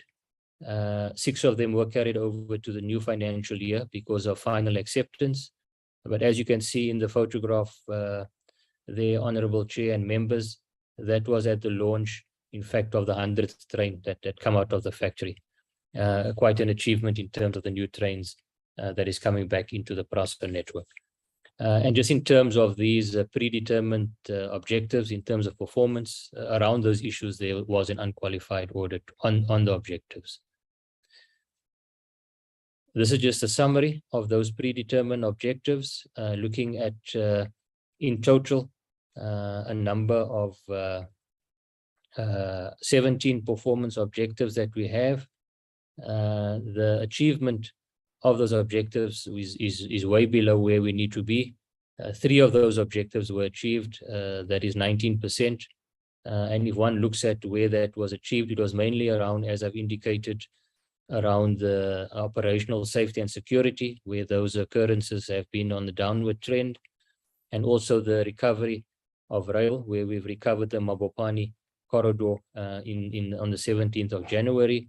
Those other objectives that were not achieved relate mainly to the issue around the new trains, the EMUs, the issue around our train set availability, the depot modernization, which are all programs that are behind schedule. Now, over and above those 3 that was achieved, Honorable Chair, even though it's not recorded as an achievement, there were partial successes on some of those objectives, where, as I've mentioned, with the EMUs, the new trains, the target was 44 for the year, where 30, as I indicated earlier, 39 and not 36 were achieved, where 6 are being carried over, as well as the issue around the signaling in the Western Cape, where that project was completed, except for the central line, where work could not commence because of the illegal settlements on the corridor. I think just important to note that those corridors that I've mentioned earlier, in terms of beyond Mabopane and central line, are not included within these performance objectives. Carrying on with some of the achievements that we see a year, particularly around our rolling stock depots across the country, Braamfontein, Durban, Springfield in Durban as well, Pardon Island, and Salt River in Cape Town, and then East London. We are now busy with the walling, the fencing contracts at these depots. These are the depots where we are staging both existing as well as our new trains going forward. And it's important in terms of the securitization of these assets. You can see from the photographs, these projects are well underway. We are talking about a 4-meter high wall, 3 meters of solid concrete above ground level with a palisade fencing above that, and also an underdig of 600 mils of concrete below ground. These walls will also be fitted out with your CCTV, as well as your seismic cables, so that if there's any movement against these walls, it will be picked up. And this is being rolled out, and we're looking at completing these projects before the end of the current financial year.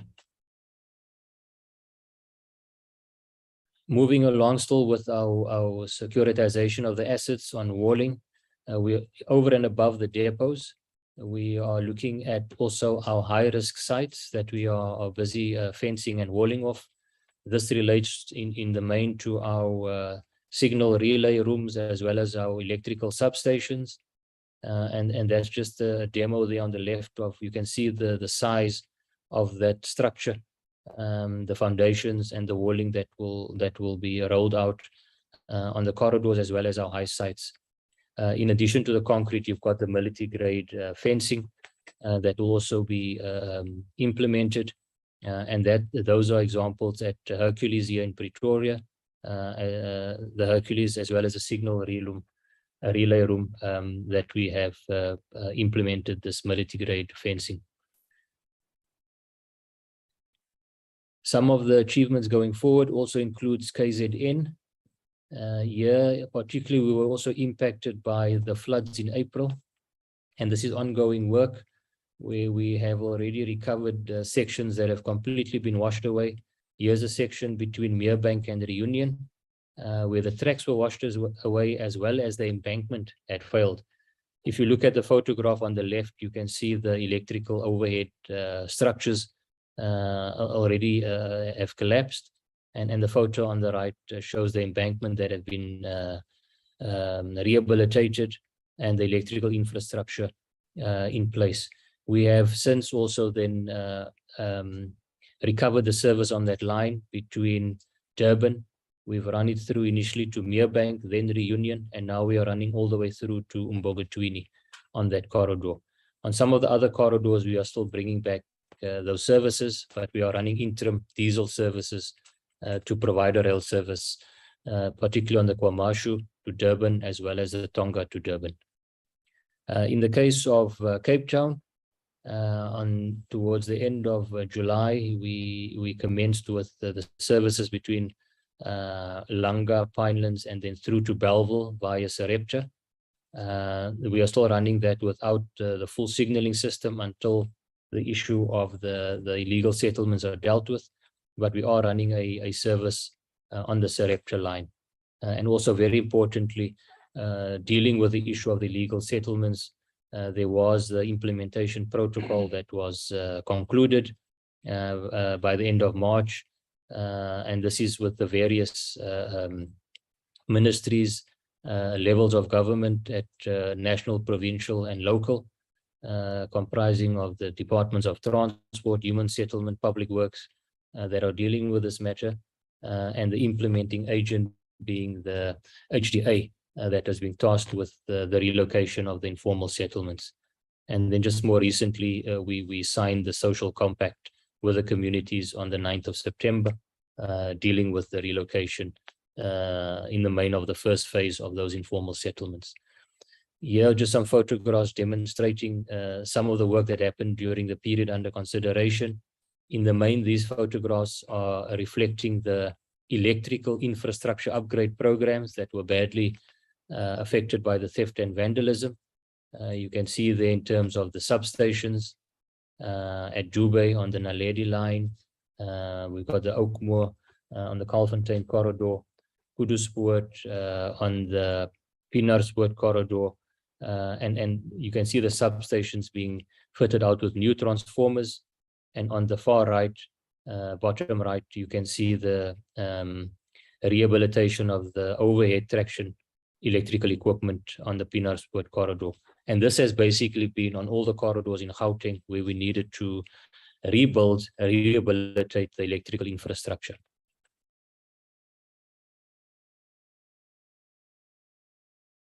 This demonstrates the corridors that we were bringing back just recently. We also got the approval from the Railway Safety Regulator, where we can now run the 120 km/h speed test on the De Wilt line. That's in Tshwane, and that is ongoing as it's part of the critical tests we need to do with the new trains.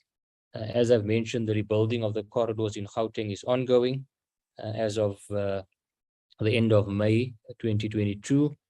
And we've already, just earlier this month, we've officially launched the Pretoria Pienarspoort corridor, where we now have full commercial services as of the 3rd of October. And those photographs were just indicating the launch that we had with the Honourable Minister launching it. That's at Pienarspoort Station. You can see the journey on the train, as well as the official launch at Pretoria Station of October Transport Month on the 3rd of October.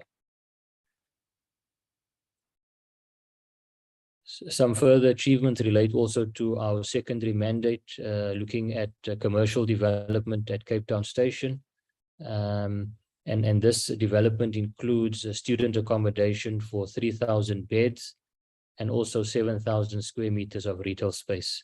I think it's critical it's a critical development to ensure that you have got that sustainable living, livability within your CBDs. The issue around student accommodation is quite critical, within Cape Town CBD, in proximity also to your various learning institutions. And we're looking at generating revenue from this co-investment by early January 2024 in terms of this development. With regards to station progress, we see there's the various stations. These are photographs from Cape Town, where stations are being rehabilitated. It's also been badly affected by the theft and vandalism. This is on Bontrivo-Laverstown on the Central Line corridor, as well as Easterplaat on the central section in Cape Town. And you can see the ongoing works in terms of the platform rectification, building rehabilitation that we are undertaking at these stations and across the country. This is from Gauteng on the Naledi line, Naledi to Johannesburg, where a combination of rehabilitating, refurbishing some of the infrastructure, and at our smaller halt stations in particular, that has been badly vandalized. We're also looking at alternative building technology. Here's an example of Grosvenor Station, where we're looking at the development of these containers, refurbishing and developing it to be the station facilities at these halt stations to ensure that we can quickly turn around and provide a service on these corridors. Looking at the financial year, as I've mentioned earlier, during this period, we have witnessed stability at the board level. But unfortunately, we've still seen instability at key management executive level within PRASA. That is something that needs to be addressed with a matter of urgency, and we can touch on that a bit later. I think I've shared the rebuilding program that is currently underway in the previous slides, as well as us having to look at dealing with the capacity challenges we've got to implement the capital program. The issue around the revenue, the fair revenue and performance is a huge challenge with running the limited service that we see at the moment, where the revenue, the income is way below what we had experienced in previous years, particularly before COVID. If we move to the next slide as well, please. I want to focus on the audit outcomes for 21-22, where the outcome is a disclaimer that PRASA has received for 21-22, and the AG has highlighted the following areas as the key or the root causes. I think what we have noted, and I understand there was a presentation earlier as well, is that while there has been progress on various of these areas, there were still key issues that have led to the disclaimer within PRASA. Now, within these root causes, and if I can just quickly run through them, and at the same time also indicate that there's progress on these things, on many of these root causes, so that we ensure that we move into the next audit cycle, targeting these root causes and having a very clear action plan around them. The first one is that was raised by the AG was around no sustainable and comprehensive turnaround plan that will address the audit outcomes and performance shortfalls. I think the first thing that we have looked at, while there are many strategies and turnaround plans, is firstly to consolidate that into a very clear and concise document. And then secondly, the appointment of the audit task team that will also report directly to our ARC committee on a bi-weekly basis, and to develop that action plan, dealing with these specific focus areas and root causes. So the issue around the stability in the executive management, as I've mentioned, there are processes underway to fill those vacancies, both in terms of currently interviews being undertaken, as well as adverts that have gone out on some of these key positions. And so there is movement on that, and we can share, the board can also share at a later stage once there's finality on providing that stability within executive management level. A key issue that requires redress is around the capacity constraints at PRASA, and this is across the board. When you look at technical capacity, even at a supply chain management level, even at the financial performance level, that we need to address those key capacity constraints. There's a number of interventions around that, not only in terms of filling of critical vacancies, but also to bring in capacity around the capital program, to unlock that capital program and the execution thereof, both at a technical as well as SCM level. And we can share more details around that, but that is currently underway as we speak.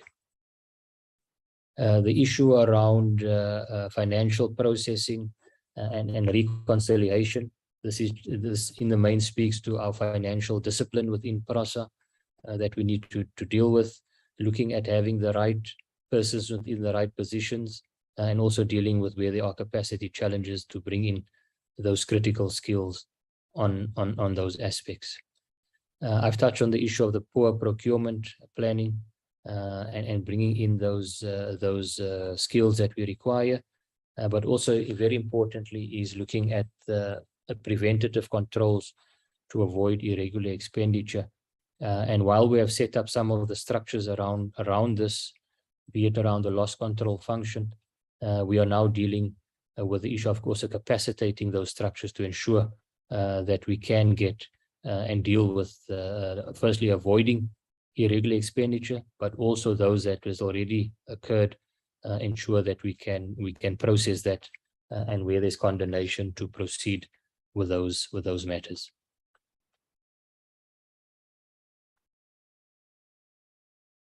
On the financial performance, just looking at the end of March 2021 through to end of March 2022, from a group revenue point of view, you can see it has increased from 11.4 billion to 18.7 billion. That in the main relates to the capital allocation that was received during the 21-22 period. During 2021, there was a reduced capital allocation. Also, it was during the lockdown period where capital allocation was reduced. When we look at the group expenditure during this period as well, you can see there that the expenditure had reduced to 12.8 billion from 14.5 the previous year. When we look at the operating loss at a group level, we're sitting at 3.8 billion for both years. Just apologies, the 2021 was also a loss of 3.8. Should be reflected there in the brackets. And then the group, the cash, the loss that we have for the end of March 2022 is sitting at 0.9 billion. The previous year it was sitting at 1.3, and that included at the time the COVID allocation that PRASA had received, hence the 1.3 that we see end of March 2021. Very quickly around the revenue. I've touched on some of these issues around the subsidy, but as you can see, the operational subsidy had dropped as there was no further COVID assistance received in 21-22. We did experience a slight increase in fair revenue of 165 million over this period, but it's still way below what we had experienced as revenue before the lockdown period. You can clearly see on the graph on the right, if one looks at your revenue streams, starting with your fair revenue, you can see there in 2022, the blue bar, it had slightly increased, as well as on the operating lease income. And then the tall skyscraper on the right there, if I can put it that way, was around interest received on the capital that is within the PRASA account. And at the moment, that is the height.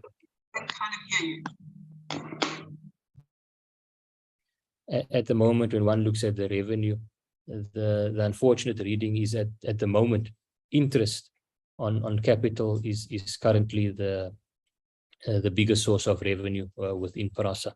And we therefore demonstrate the urgency of bringing back the corridors, bringing back the trains across the country.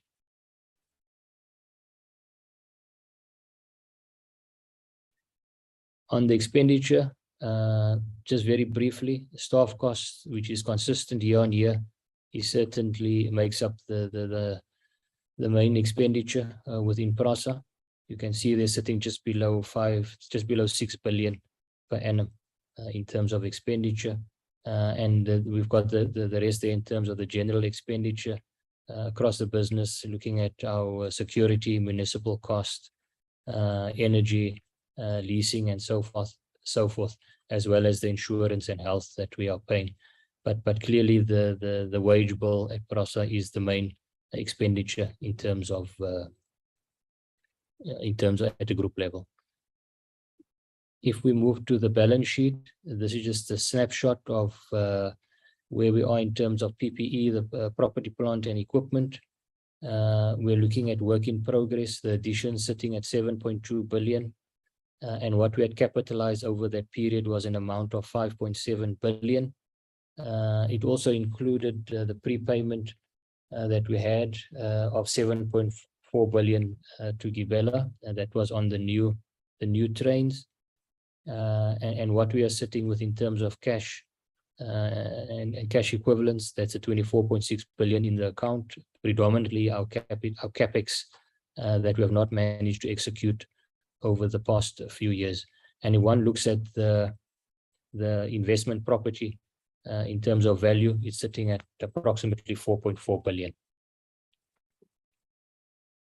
This is the final slide, Chair, and it speaks to the improvement in internal controls and processes. Also linked earlier to what we were mentioning around those root causes that we have picked up on the audit findings. This relates to asset management. And here very clearly the link between both our engineering disciplines as well as finance in terms of dealing with the asset management portfolio. We've made progress in ensuring the structures are in place, but critical to ensure that this is capacitated to undertake this work successfully in the year ahead. Work in progress, the WIP, there are still amounts that we need to ensure that we can capitalize, particularly around our signaling projects. There are quite a bit of work that needs to be done at a technical level for this to be capitalized, but that is ongoing with the engineering teams as we speak. Also on our group policies across the board, be it the asset management, HCM policies that we are still finalizing, approving. Many of those, as well as the standard operating procedures, which is approved at a management level, is ongoing as we speak. The one issue that's already also been dealt with is around accounting, the policy matters, particularly around the capital grants. There's agreement between us as well as the AG on the treatment of capital grants. So that matter has been addressed. SEM, as I've touched on earlier, is a challenge within PRASA. So not only around ensuring the capacity issues are being addressed there, but the training and compliance within SEM is critical within PRASA to ensure that that we unlock the capital program in the main, as well as ensuring that the SEM function is fully capacitated and trained accordingly. As I've mentioned, the loss control process has been put in place within PRASA, but it's one of those areas also now that we have managed to ensure we can capacitate it. We've got a service provider on board appointed within the last month that will assist with some of the key functions within the loss control process. And then I've touched on earlier, Chair, shared with you some of the consequence management around the SIU. Beyond that, also disciplinary processes that is ongoing, albeit at a steady pace. That is certainly the message that is coming through around consequence management being implemented. Chair, I will leave it there. That is the end of the presentation. Thank you very much. Thank you very much, Acting Group CEO. Board Chairperson, anything you'd like to conclude with before I invite the members to engage?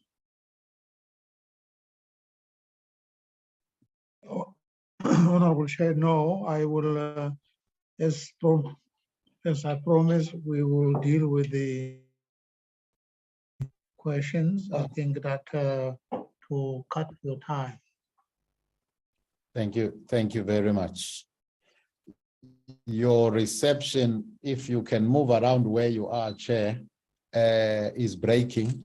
I don't know how you test it, if it's fine, but since your first introduction and now there is a break in your messaging, but let's hope it will improve.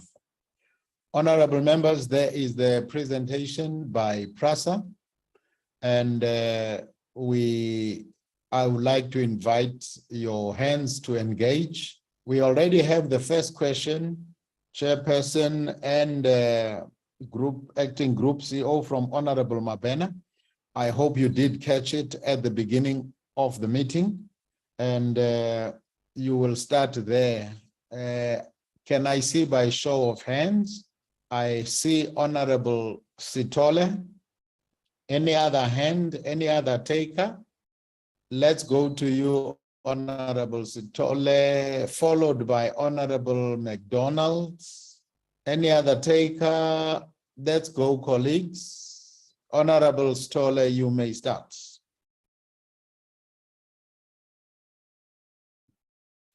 Thank you, Honorable Manu.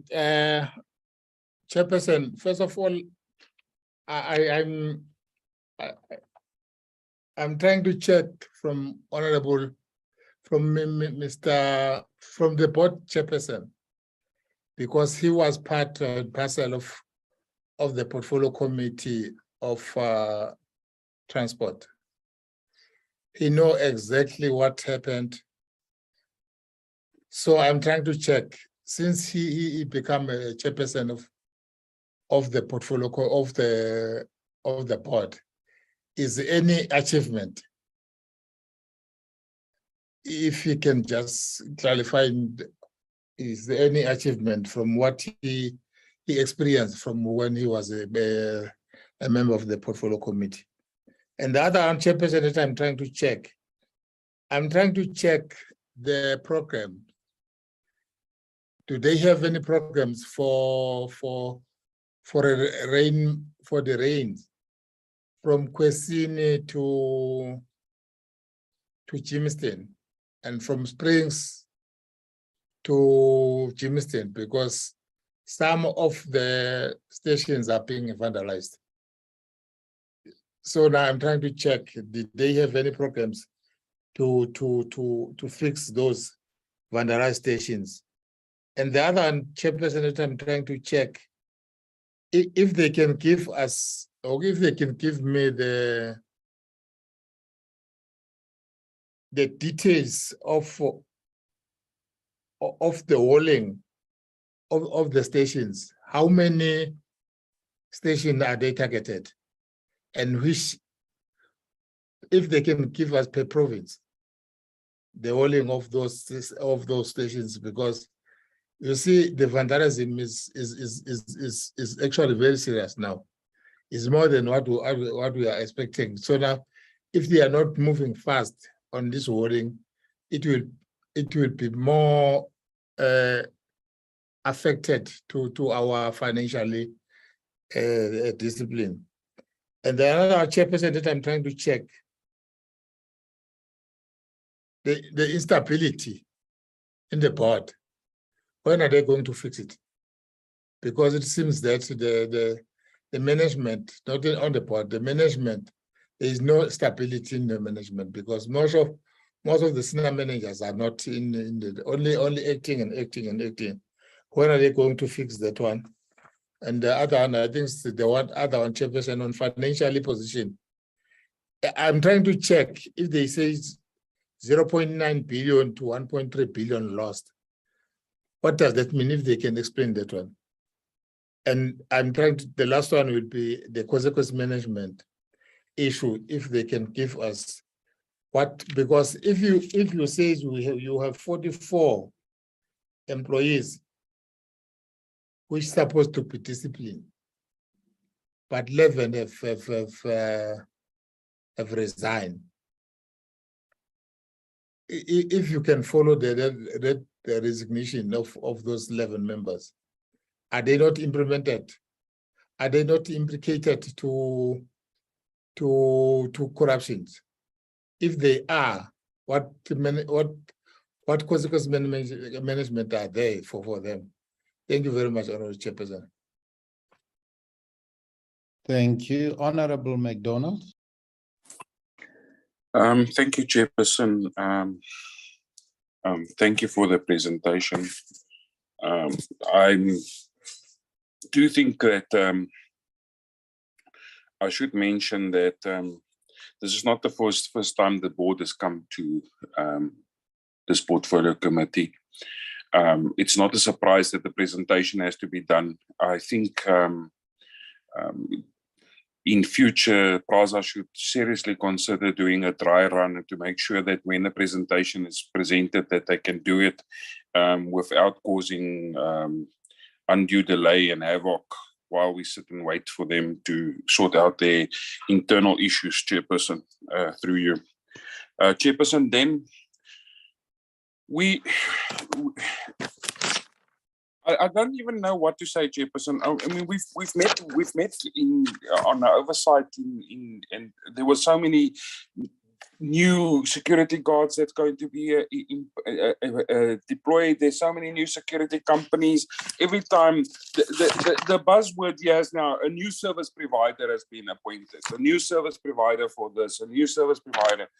Chairperson, the revenue, fair revenue has gone down from 1.5 billion that was when we started getting into in this portfolio in the 6th Parliament to something like 100 and something million rand, 165 million rand.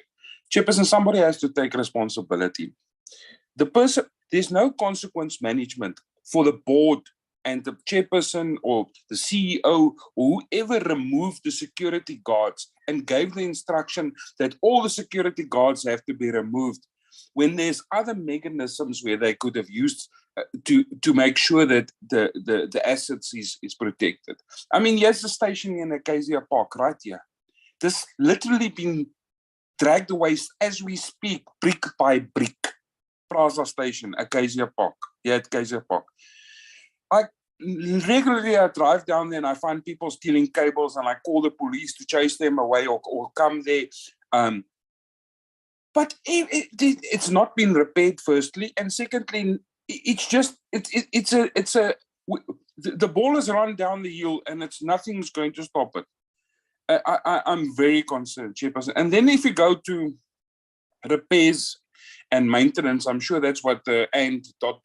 means in the slide number 24 on expenditure.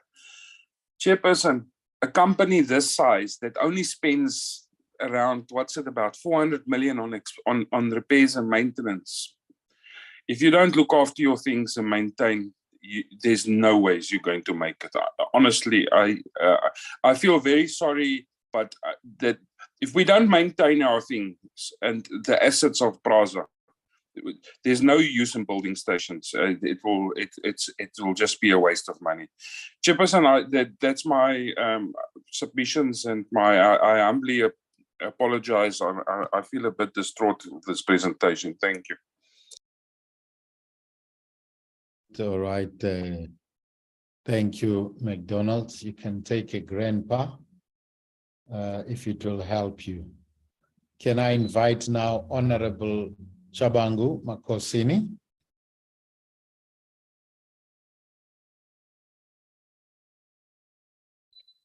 Honorable Makosini Chabangu, floor is yours.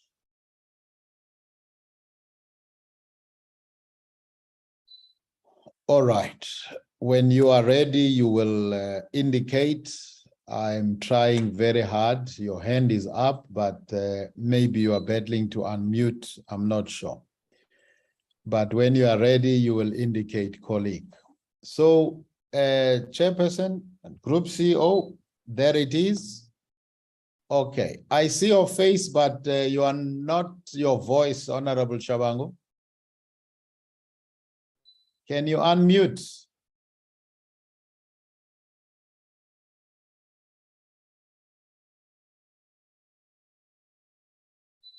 All right. Colleague, when you are ready, please indicate. I will give you a chance, but I cannot hear you at all. I could see your face, but the voice. Can you hear me? There we go. You are fine now. Go ahead. Yes, now I can hear you. Please go ahead. I was just trying to reiterate the fact that most of my questions, if not all of them, can fit here. But moreover, I would like to emphasize the fact that my colleagues are correct.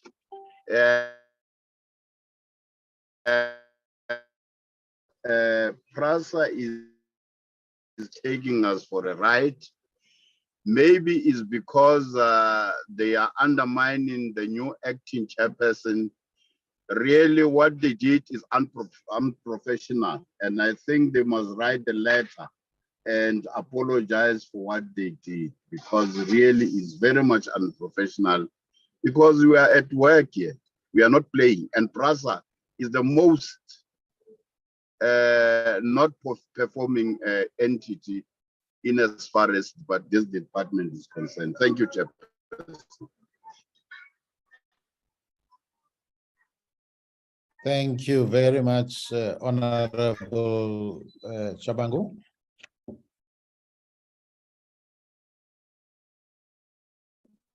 Board Chair and acting group CEO, you will divide the questions amongst.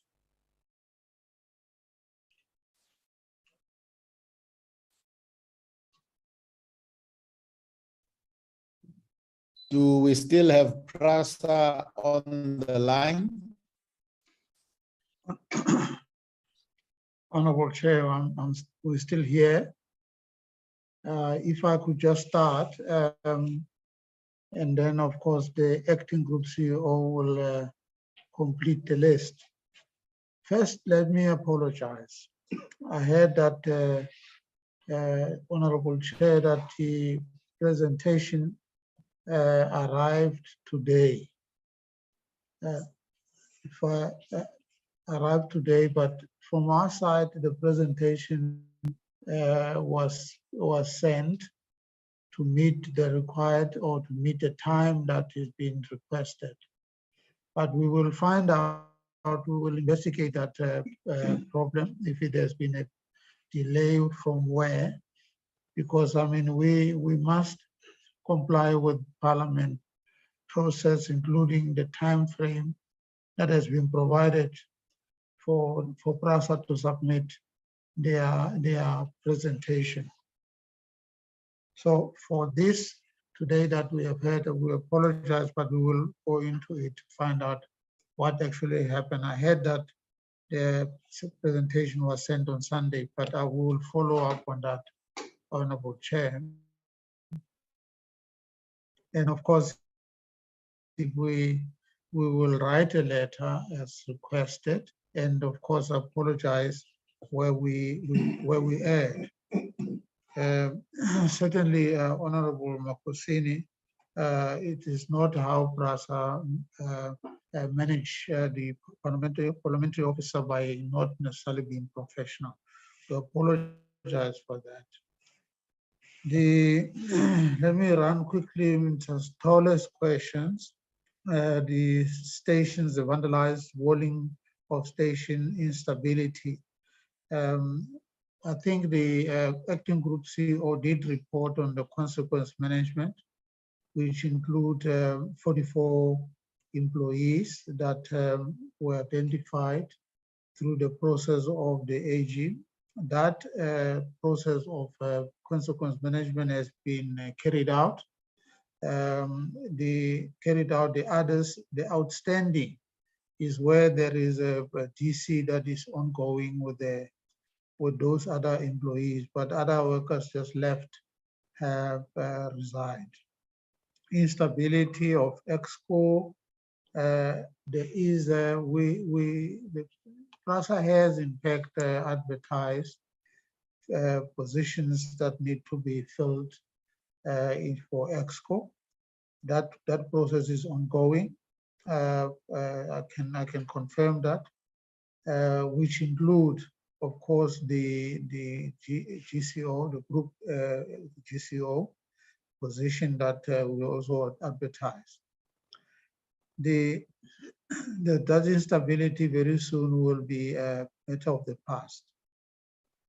The walling of stations and the walling of rail line, all of these, Honorable Chair, they are part of the program that we worked out. That is the program that deals with the issue of walling and the corridor development or development of corridors. All of that, when we fix the corridor, we fix the corridors plus the stations that are in that particular corridor, so that the train can obviously stop at the various stations. This program is ongoing. The 10 corridors was mentioned earlier by the acting group CEO. Because we could not fix the corridors all in one, we had to work out the plan, a spread plan in terms of every year we will deal with the big corridors in terms of 10, number 10. We have 40 corridors or 46 corridors in order to get us there, because we don't have sufficient money to be able to fix the corridors all in one. So there is a program, walling program. There is also a walling program. The walling has been designed. You've seen the depot. The depot walling is already been implemented. So at least we're making a progress on that. And then the next thing that away from, maybe if I dispense with Mr. Stolle about that, Honorable Stolle. Yes, if you look at what we have inherited in 2020 in terms of the vandalizations and damage to where we are at the moment, there is a progress that we are making, and there is achievement that we are getting in terms of slowly, because of capacity, resource capacity, as well as human resource. So we have, in fact, we can report the strides that we have achieved certain things.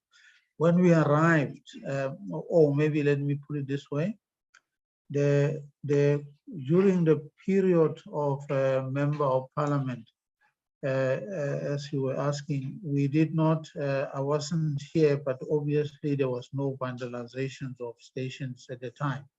So we were confronted with a new problems that the station that has been vandalized. Yes, Mr. Honorable McDonald, we apologize for the glitch that has happened in terms of it. And as I already indicated, we apologize for that, and we will obviously send the letter confirming that. The security, as you also mentioned, the security challenge. This question we dealt with before, but let me just, for the completion sake, the security that was fired or that was disengaged, it is before we arrived on the scene. That is the board, the previous board, that made a decision that given that AG South Africa has identified the problem of the irregularities in the security tender, and it declared that those must be regularized. And of course, the board decided that they are going to end the security company tender.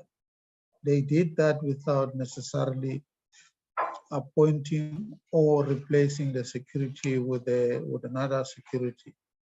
The result of which is now what we have, the damage that we are suffering from that, because the issue of security should have been when you replace a security, you replace a security with some other security, but you don't leave the place without security. It's unfortunate that happened. So at the moment, we're trying to fix that we have inherited.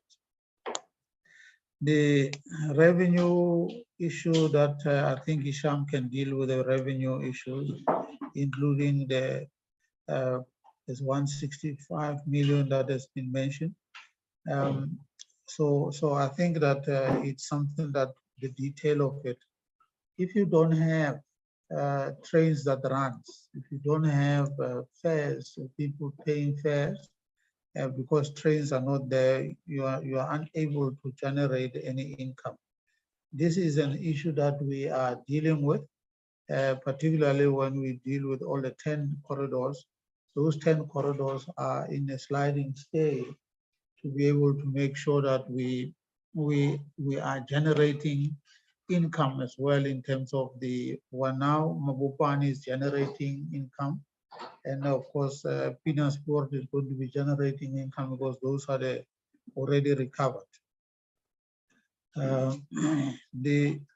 We have securities at the stations that are deployed from time to time.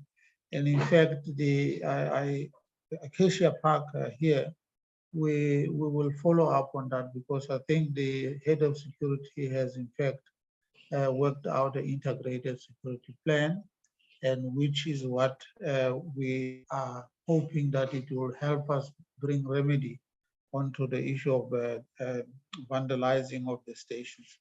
So I think that maybe acting group, if you must have made a note, you can then take the rest answers, the questions. If I have left many, you can just finish it. Thank you, Chair. Honorable Chair and members, let me also just again apologize for the glitches that we had. It was not intentional. We've noted the comments and we will respond accordingly. Chair, just on maybe the items that the Chair of PRASA that you've left for me to address. There was a question earlier, I think upfront, by Honorable Mabena around the security-related question. The latest update we've got on that one, Honorable Mabena, is that there have been 3 employees identified that was involved in that process, as you were relating to. They have since been suspended. We are now, I've got an independent investigator on board looking into that matter. Honorable Mabena, once we have got more information around the detail of that, we will be happy to share that. But in terms of progress, 3 employees that have been identified have been suspended. And once we get the outcome of the investigation, we can share more detail with yourself and the committee on that aspect. Honorable Sitole, you were also asking about specific corridors, Kwesini, Germiston, Springs, Johannesburg, and they are certainly on the program. What I was covering in the main were 10 corridors as our first round, or the first phase that we are bringing back. Those corridors that you are referring to is part of the subsequent phases of bringing back corridors. These corridors, we are already busy scoping the work that is required over and above the stations. As you've correctly pointed out, we also need to rehabilitate the electrical infrastructure. OHTE as you've seen on some of the other photographs, has also been completely stripped. And in cases where we need to rebuild our substations, also have to happen on those specific corridors. But as we speak, these are the corridors that we're also now busy scoping as part of the next phase of corridor recovery. And that's specifically for Gauteng, but also in other corridors across the country. We are following a similar process. Maybe just to add on to what the chair has said around the walling, Honorable Sitole, because you did ask the question specifically around stations. In the presentation, those high sites that I was referring to in the main were typically like your substations, your electrical substations, your signal relay cabins that we are busy currently walling. Just in the Mabopane corridor, there are approximately 30 sites that we are targeting that make up these substations and the signal relay rooms that we are dealing with. And this will be rolled out on other corridors as well. Now, over and above just these high-risk sites, as the chair has indicated, there's also the walling of the corridor. And that will then include your actual stations, your passenger stations that would also have the necessary walling or fencing solution as part of that securitization. And initially the focus was around Mabopane and Central Line, identifying what were the high-risk areas that we want to start with in terms of rolling out this walling. And that, Honorable Sitole, can be shared in more detail around at a corridor level, how we intend rolling that out.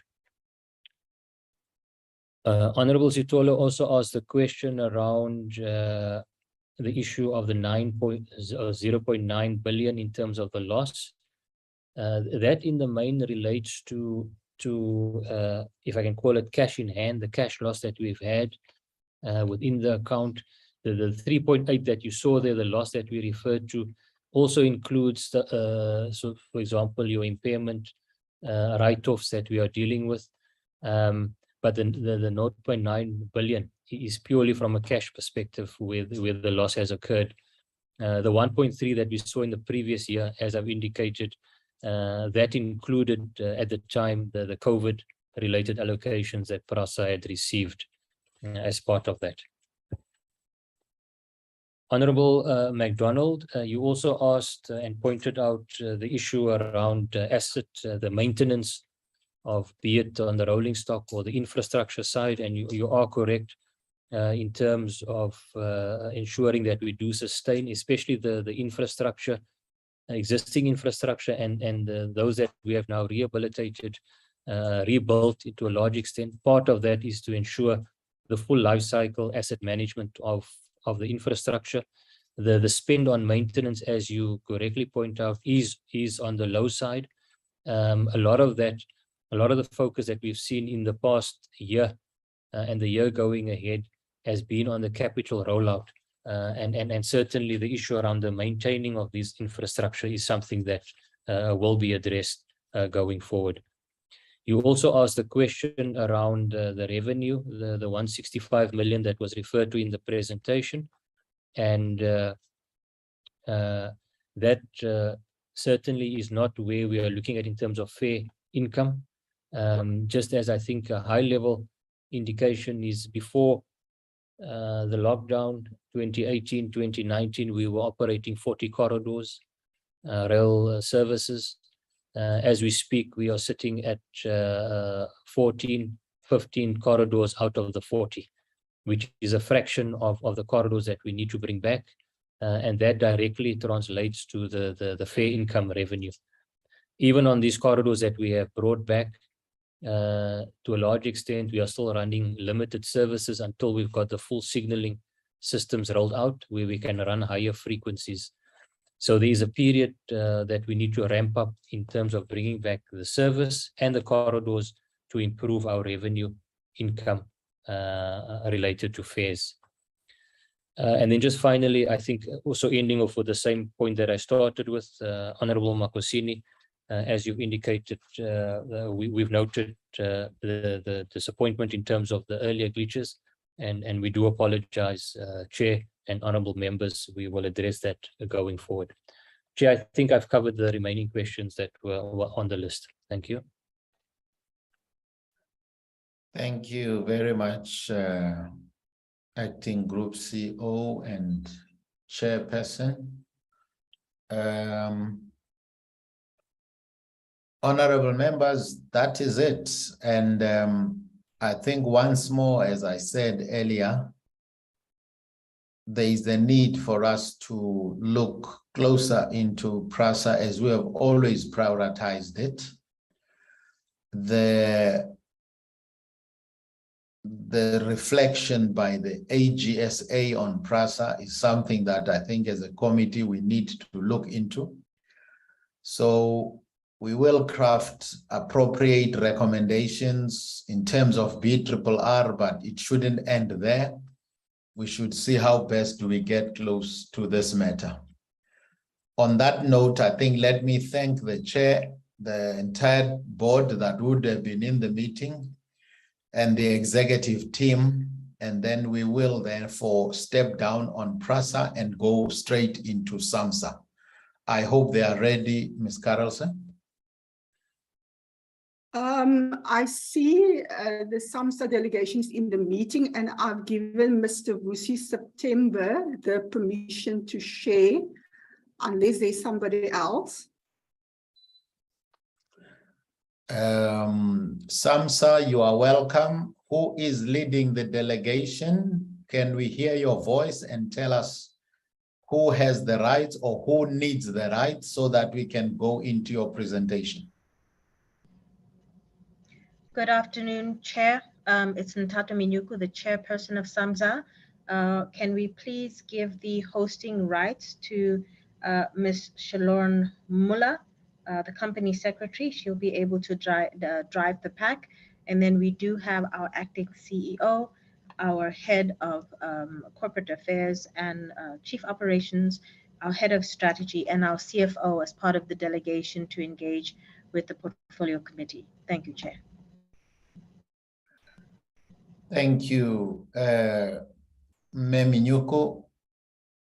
Would that be giving them the right to continue, or would you start introducing the presentation? I give it over to you. Until you are finished, we will then engage. Thank you. Thank you so much, Chair. I think I will make some opening remarks as the lead of the SAMSA delegation. We last saw the portfolio committee about 2 years ago, and we've made some material moves in some of the areas of concern for the committee, primarily from the perspective of our audit status, which has now had 2 years of unqualified audits. We've also been on a good governance campaign, and I'm sure some of the committee members will want to engage us on the suspended executives and the outcomes of our forensic investigations, which have really been aimed at cleaning up governance and ensuring that we reset SAMSA from a leadership and a governance perspective, and address all allegations of malfeasance in a transparent way, but in compliance with the Labor Relations Act. There's a number of issues the team will raise around our new strategy to position SAMSA and South Africa as a maritime, international maritime center. And we will also speak to any key operational issues that the committee would like to add. So, Chair, I am going to hand over at that point to the acting CEO, Ms. Zama Chonko, who will lead the delegation and direct the input from the SAMSA perspective. Thank you, Chair.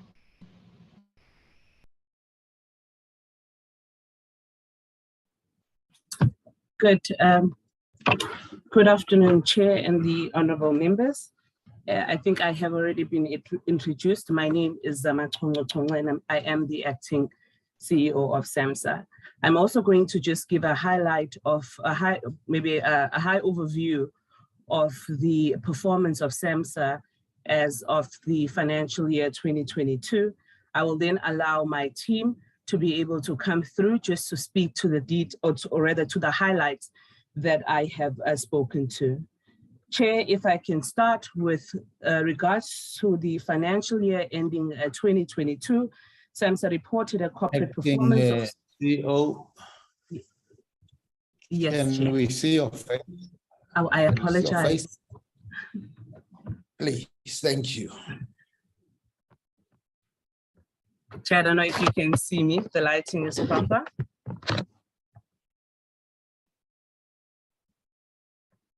Chair, I take it you can see me.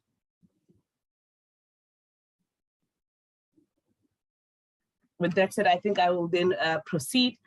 If we speak about the performance, the corporate performance of SAMSA as at FY 2022, we obtained a 62%. This is a decrease if you're comparing it to what we had obtained in FY 2021, which we're sitting at about an 88% performance. The challenges that we have faced, Chair and members, is with regards to the strategic challenge number 6, which mostly speaks to KPI relating to finance.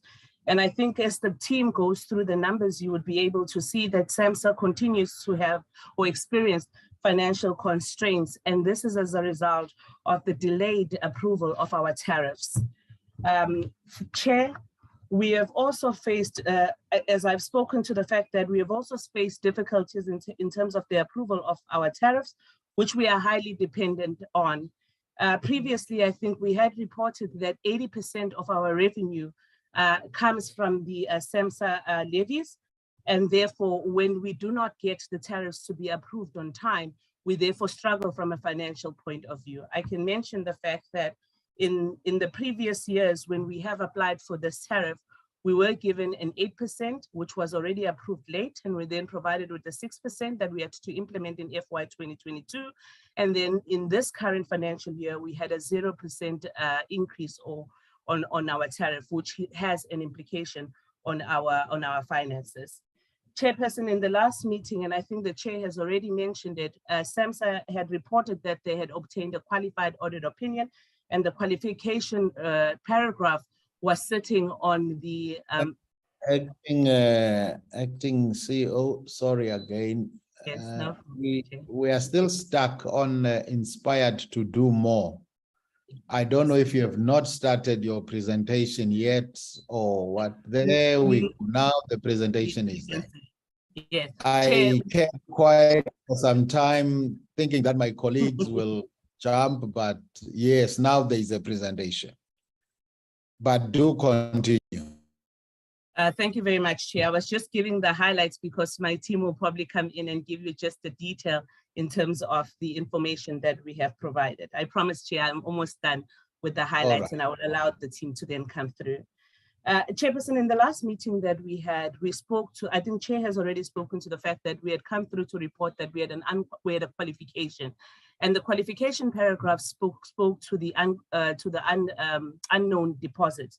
I am pleased to inform you that for FY 2021 as well as FY 2022, SAMSA has been able to report an unqualified audit opinion. And I think I must thank the management and the robustness of our board in terms of assisting us to be able to address the internal control deficiencies that we have had. There's still a lot of work, Chairperson, that we need to do in order to ensure that we are able to report an unqualified audit opinion with no findings, and that would be a clean audit opinion. I can promise you that the team that we have at SAMSA is working hard to ensure that in the next financial years, we are able to report an unqualified audit opinion with no audit findings. Chair, I am also pleased to inform you that in FY 2022, SAMSA has been able to report 2 vessels on the South African flag. This is something that is very important to South Africa, and we always want to ensure that we are able to record as much vessels on our flag. However, it also comes with concerns that are being raised by the ship owners with regards to our requirements on the registration of their vessels on our flag. We are working with the DOT led by the DM in terms of being able to resolve some of the challenges that they have raised, but also to ensure that our South African flagship remains attractive. We're speaking to our mandate, Chair, which is to ensure safety of life. Chair, I am also pleased to inform you that working with our team, we've been able to meet all of our KPIs, and our partners, we've been able to meet all of our KPIs, ensuring that we are able to meet this mandate. We remain committed to creating jobs and opportunities within the maritime industry. And I am also pleased to inform you that in FY 2022, we were able to report more than 100 jobs within the maritime industry. Chair, whilst I have mentioned the highlights of things that have happened within SAMSA, we remain with challenges, and the team will also go through that. One of the challenges is that we still do not have a permanently appointed CEO. I've spoken to the challenges that we have in terms of the processes and the delays that we have in the approval of our tariffs, and also the decision on the sale of the Agalis. Those are some of the challenges that we have, Chair. I will now then pass over to Mr. Walter Simakane to then take you through, Chair, in detail to the presentation that we have prepared for you, as well as the members. I thank you.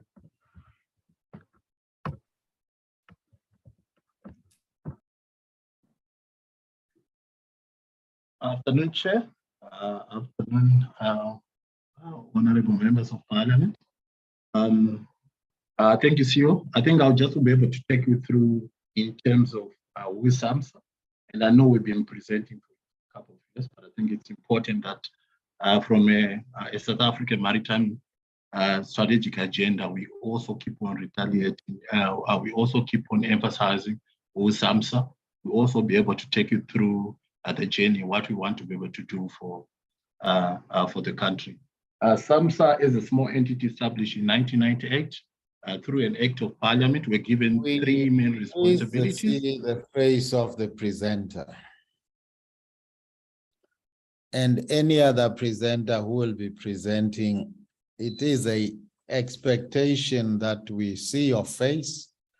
Where that could be affecting your bandwidth, you will indicate, and we will grant you permission, or we might deny you permission to remove your face. The program is being streamed, so it's very important we know who we are talking to. Thank you, Chair. I turned on my video just to confirm if you're able to see me. I'm looking straight into the camera.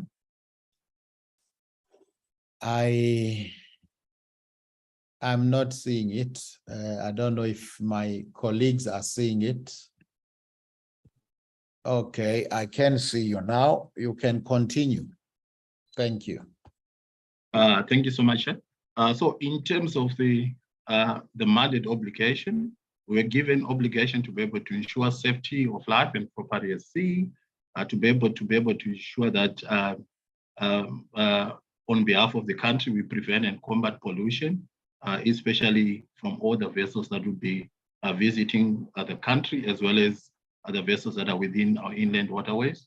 And also to be able to ensure, considering, I think, where we are as a country, we want, we are actually the agent that has been given the authority to be able to ensure that we promote the maritime interest. And I think this is really a huge responsibility, where we need to be able to ensure that we create jobs, where we need to be able to ensure that there is total maritime contribution to the GDP growth of the country. We also, the custodianship in terms of inland waterway safety, as well as marine domain awareness.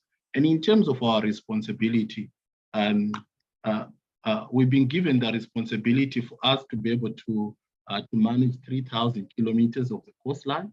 We're also in charge of 9 commercial ports, working hand in hand with TNPA, in charge of a huge search and rescue area as well. Also, I think on going back in terms of the South African economy, one of the key things for maritime is that 90% of the trade actually happens at sea.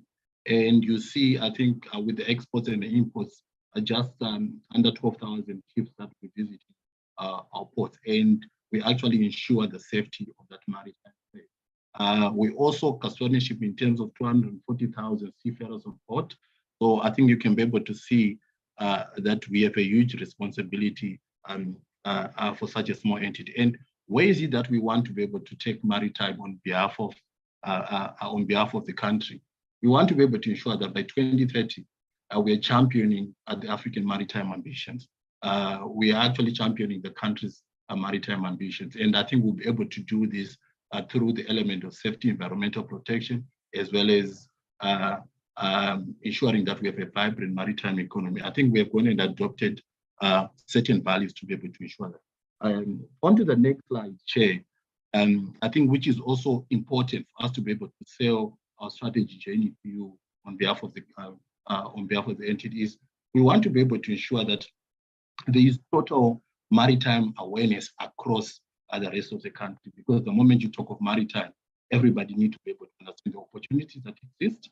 How can they be able to actually be able to participate into the industry?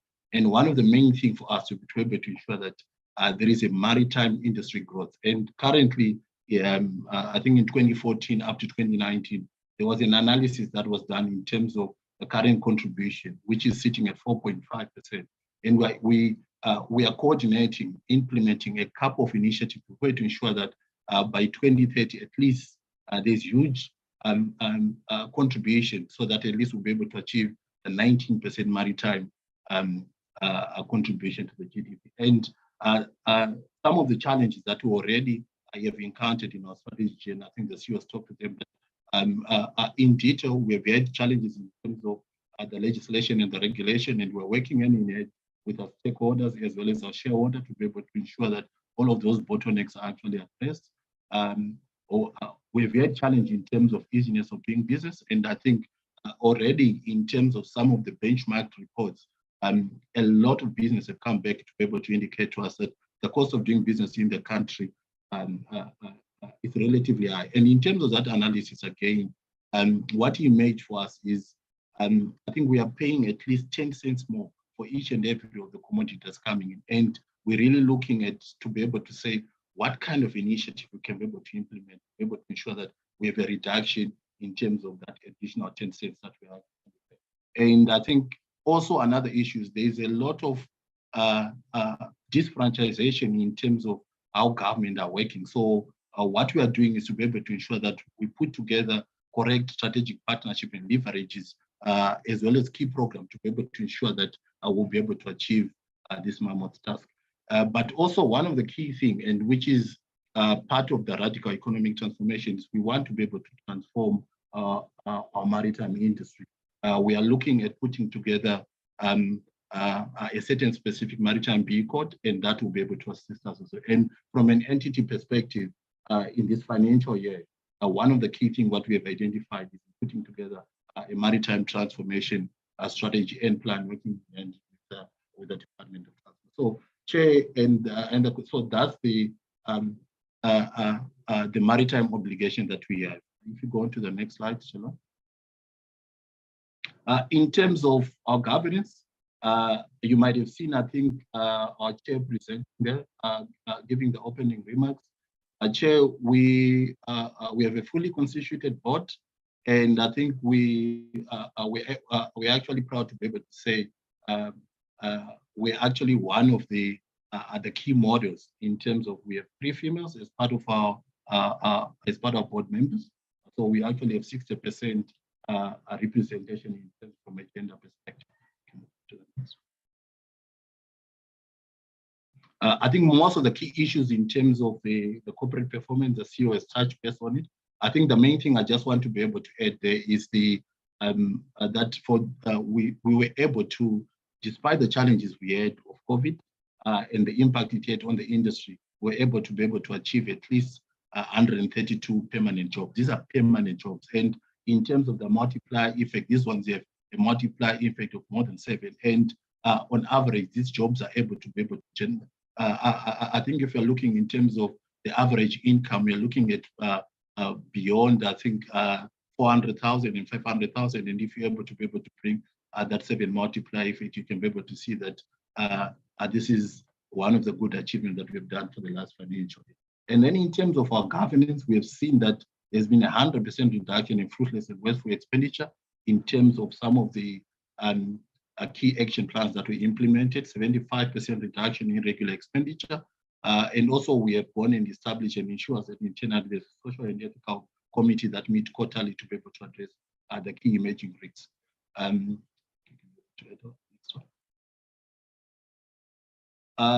Also, what we want to be able to highlight is there has been a key initiative that we started in 2016. Since 2016, we've been able to create about 288 jobs in the bunkering space in Port Elizabeth. I'll go back there. And we know on a monthly basis, the 3 operators have the capacity to be able to do, I think, above more than 100 million each and every month. And this is an initiative that was never there before 2016. And we want to be able to ensure going forward, more industry players are brought in to be able to ensure that the ripple effect on the economy is actually huge. Also, last year we went and assisted small-scale fishers under a SAMSA incubation program. At least, I think in Eastern Cape, 110 fishers were assisted. KZN also 110 fishers were actually assisted.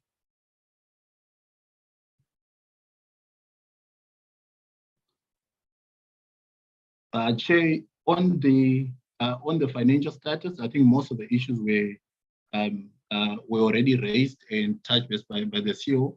I think for the first time in the I think in the last 3 financial years, SAMSA can be able to come back and be able to report that we had a net profit of 32.1. I think last year there was actually a deficit. This is as a result of a couple of cost-saving initiatives that have been implemented. Revenue for the period increased by 9%.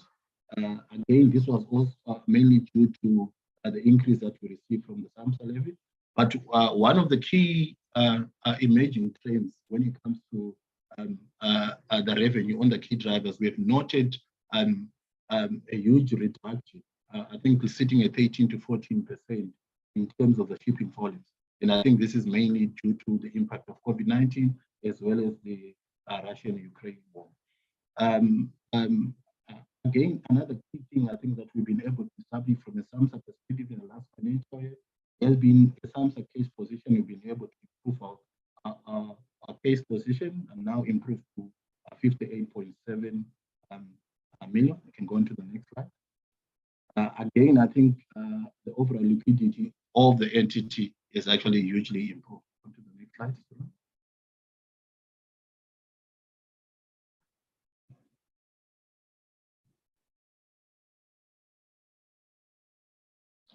You can see from a balance sheet perspective, our net assets, there's been a huge increase, 46.6%. We're now sitting at a huge investment done. Now we're sitting at almost 108.8. On to the next slide.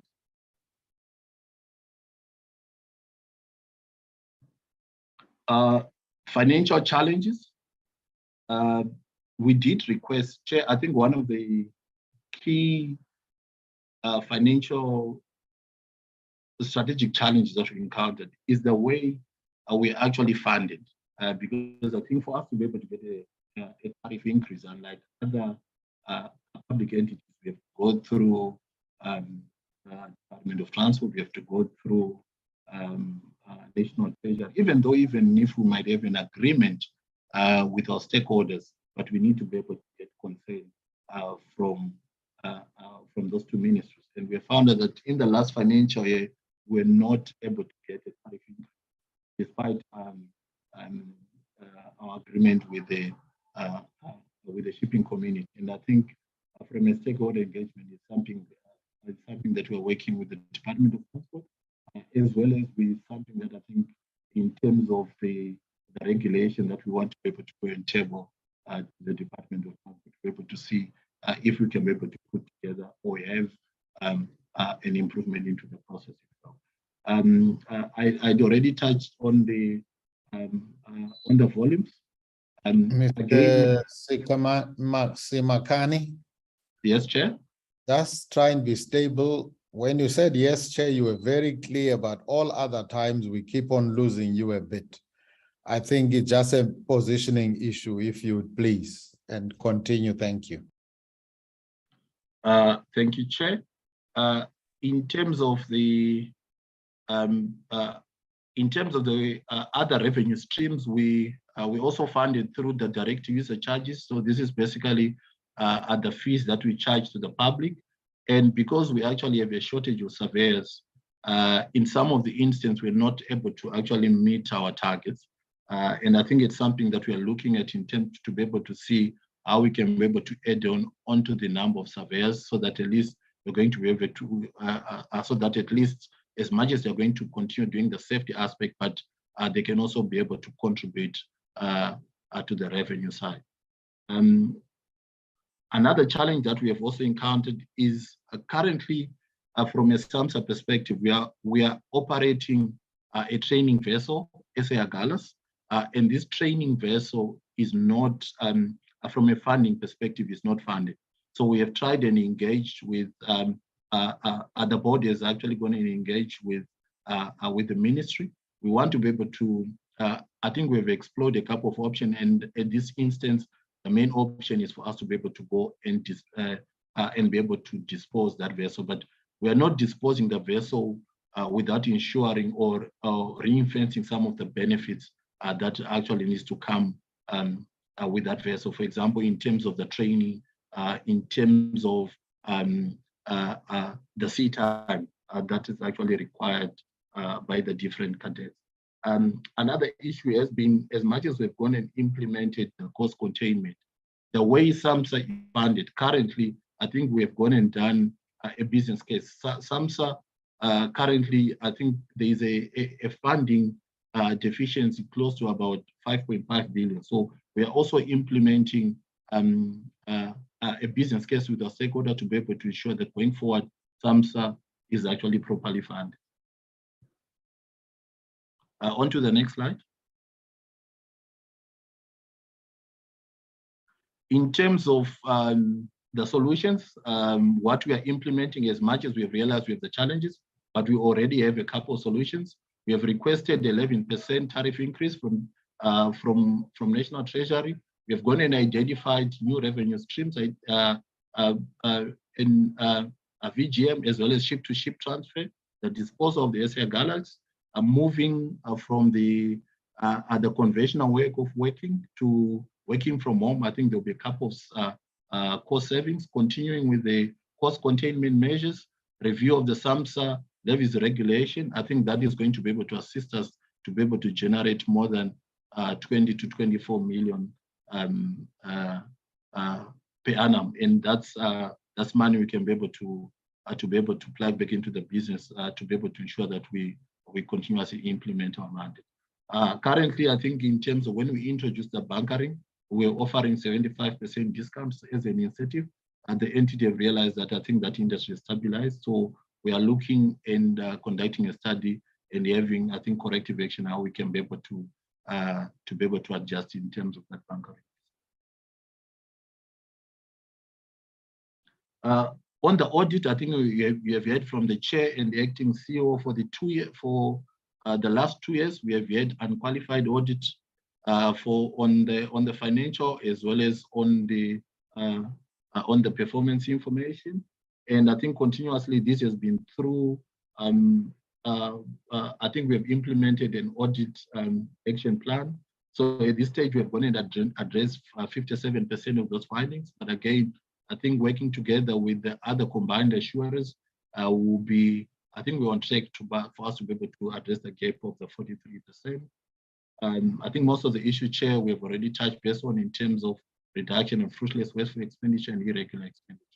And what we have also done has been the condonment of the previous year irregular expenditure from National Treasury. That has been done. Chair, our last slide. What are those key strategic challenges that we keep on encountering?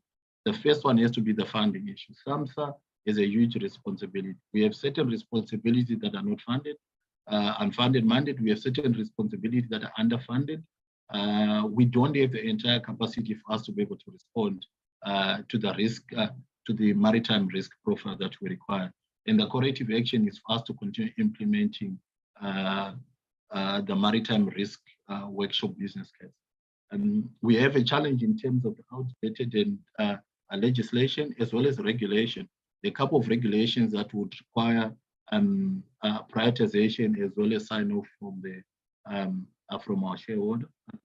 The funding of the galleys, and I think the final issue has to be the slow transformation of the maritime industry, where we have gone and adopted a transformation strategy.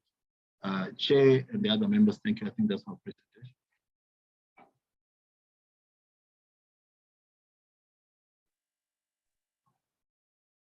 Thank you very much. Chair of the board, is that it from your side?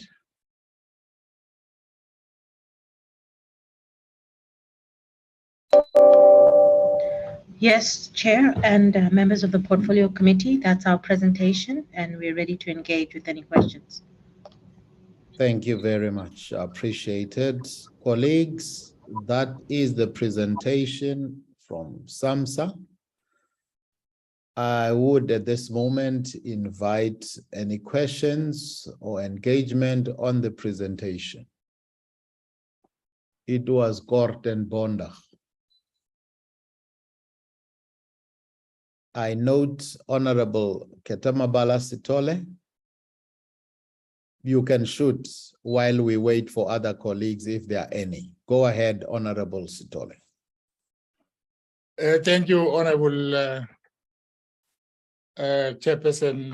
Chairperson, first of all, I want to thank you, the SAMSA, for their presentation. But when the chairperson presented, she said they got qualified audit report, but the report says it is unqualified report. So I'm trying to check which is which. And then the other chairperson that I'm trying to check, at their presentation, there is a sentence says shortage of surveyors resulted on the port state control inspections being well below accepted levels. I'm trying to check what does that mean, and if they can clarify on that one, because if they says they were the inspections being well below accepted levels, it means the impact of that sometimes can raise some questions. And the other one, chairperson, that I'm trying to check with them, chairperson, is the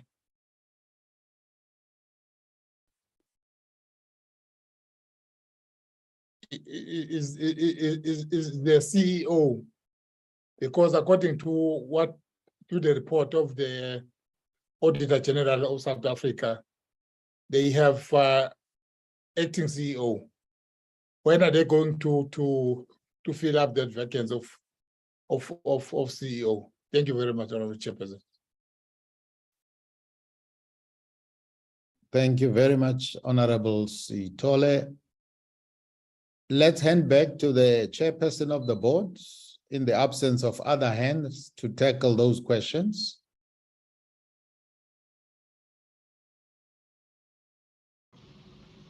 Thank you, Honorable Sitole. I will respond to the question about the audit status.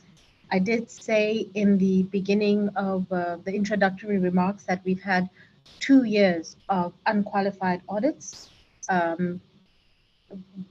despite the previous few years all being qualified audits. I apologize if I was misheard, but I did refer to unqualified audits. I want to also respond to the CEO recruitment issue, and then I'll hand over to the acting CEO to respond around the shortage of surveyors and the capacity constraints we face, and what benchmarking has been done to determine the capacity requirements we have. In terms of the CEO recruitment, Honorable Sitole and the Portfolio Committee, the SAMSA board has made a recommendation to the Minister of Minister of Transport for a CEO. That recommendation was provided in December 2021. We, however, cannot appoint a CEO. The recommended individual has to be supported and endorsed by the minister and then approved by cabinet. To date, we have not received a response back from the ministry, and we are awaiting feedback on our recommended candidate that we provided to the ministry in December of 2021. So we are not in a position where we can directly appoint. We are in a position where we make a recommendation, and then we are subject to decisions and timelines that sit at an executive authority and cabinet level. Can I ask the acting CEO if she may respond to the capacity constraints around surveyors and what benchmarking we have done to determine what we need in terms of port state control activities and what we need to get that to acceptable levels. This matter is, of course, directly related to our current financial constraints and inability to resource the full set of capabilities and skills we need in order to implement our port state requirements. And this is precisely why we have spoken to some of the enablers that we are looking at within our control, but some of the support that we are getting through the ministry in terms of getting to financial sustainability and tariffs that are reflective of the cost of doing business. So I will hand over to the acting CEO to finalize the commentary on the surveyor matter. Thank you very much, Chair. I don't know whether the first question, Chair, was addressed with regards to the misunderstanding on the qualified audit opinion.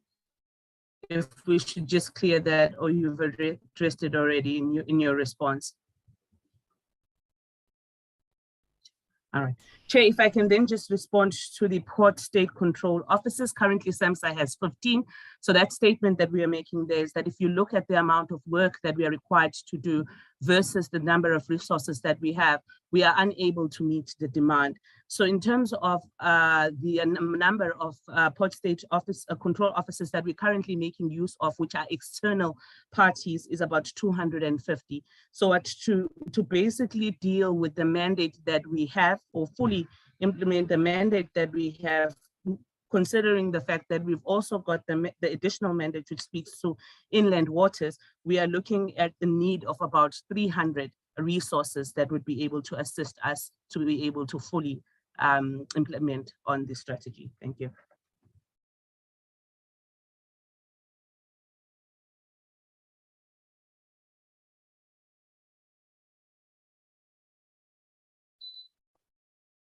Are you fine, Chairperson, or you want to make some further comments?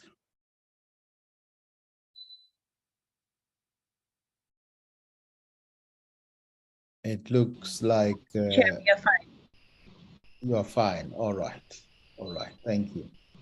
I thought the Agalas had left port with you and we lost the reception. Colleagues, that is it. I don't seem to have any other hand.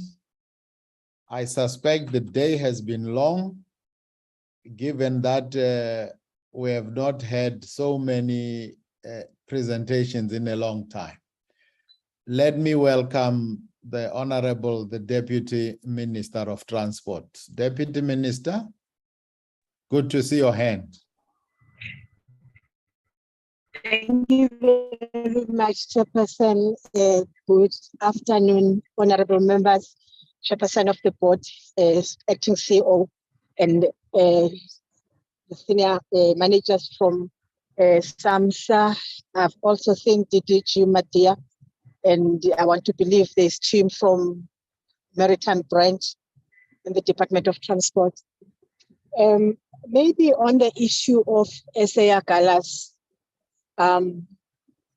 we do have possible solutions that I think we will have to discuss and take it forward together with the board, working with the branch.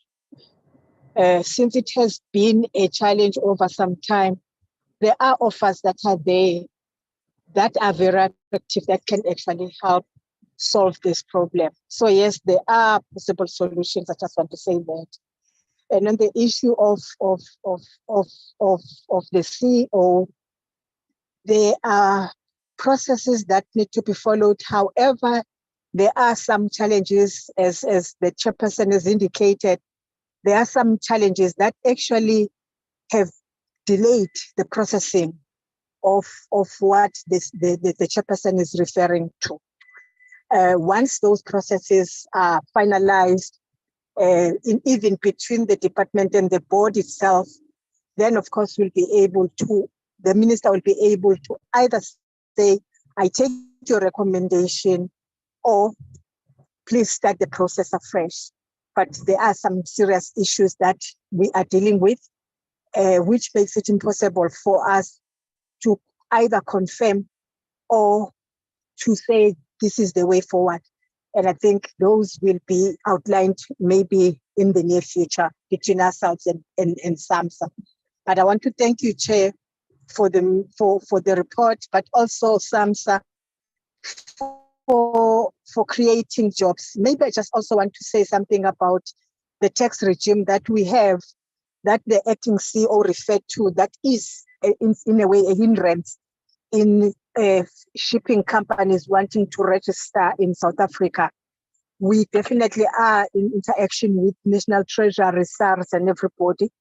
We believe that South Africa would actually have more opportunities if it was to allow vessels to register in South Africa and be exempted, particularly in VETs, because even now there's nothing that it is getting, but we are not for now in agreement with the National Treasury, the customs, in fact, the SARS and so on. But it's a matter that we are pursuing, and we are hoping that it's going to be resolved. But I thank you very much, Chair. That is my comment. Thank you. Thank you very much, Deputy Minister. We appreciate hearing your input. Colleagues, that brings us to the last presentation of the day. As I said, it might have been a very long day after a very long time. If Deputy Minister, you would lower your hand, please. It might have been a long day, colleagues, but I think we have soldiered on. I will remind colleagues that tomorrow, wherever you will be, those who will be attending the Maritime conference, please remember that at 1600 hours, we have got a continuation of our process that we are undertaking currently. And please make sure that you make the necessary arrangements such that we are able to connect and not frustrate the work of Parliament and the committee. We have a commitment to conclude our BRRR, which is critically linked to the process we are doing by next week. That is the only thing I wanted to say, but I will check with Ms. Carelse if there are any other announcements or things that we need to bring to the committee's attention. Mr. Manglu, there's just the one issue that you also agreed to regarding tomorrow's lineup with the aviation entities, that AGSA requested to have the last session. So Ms. Mpondo agreed to speak to the entities so that tomorrow's session will end with AGSA, and it will start with SACA, followed by ATNS, then AGSA.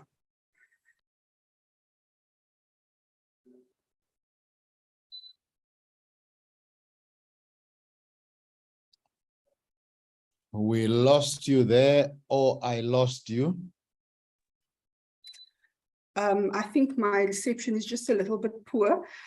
Just to say that there will be an agenda change in terms of tomorrow's lineup, but I will send the amended agenda to members to indicate that the AGSA presentation will be the last one for tomorrow afternoon, starting with SACA, AT&S, then AGSA. All right. Thank you very much. Thank you very much. That's it from your side, colleagues. Thank you very much to all those entities, the AGSA, the department and its staff. Appreciate your patience and indulgence with us. We will meet tomorrow at 1600 hours. The meeting stands adjourned.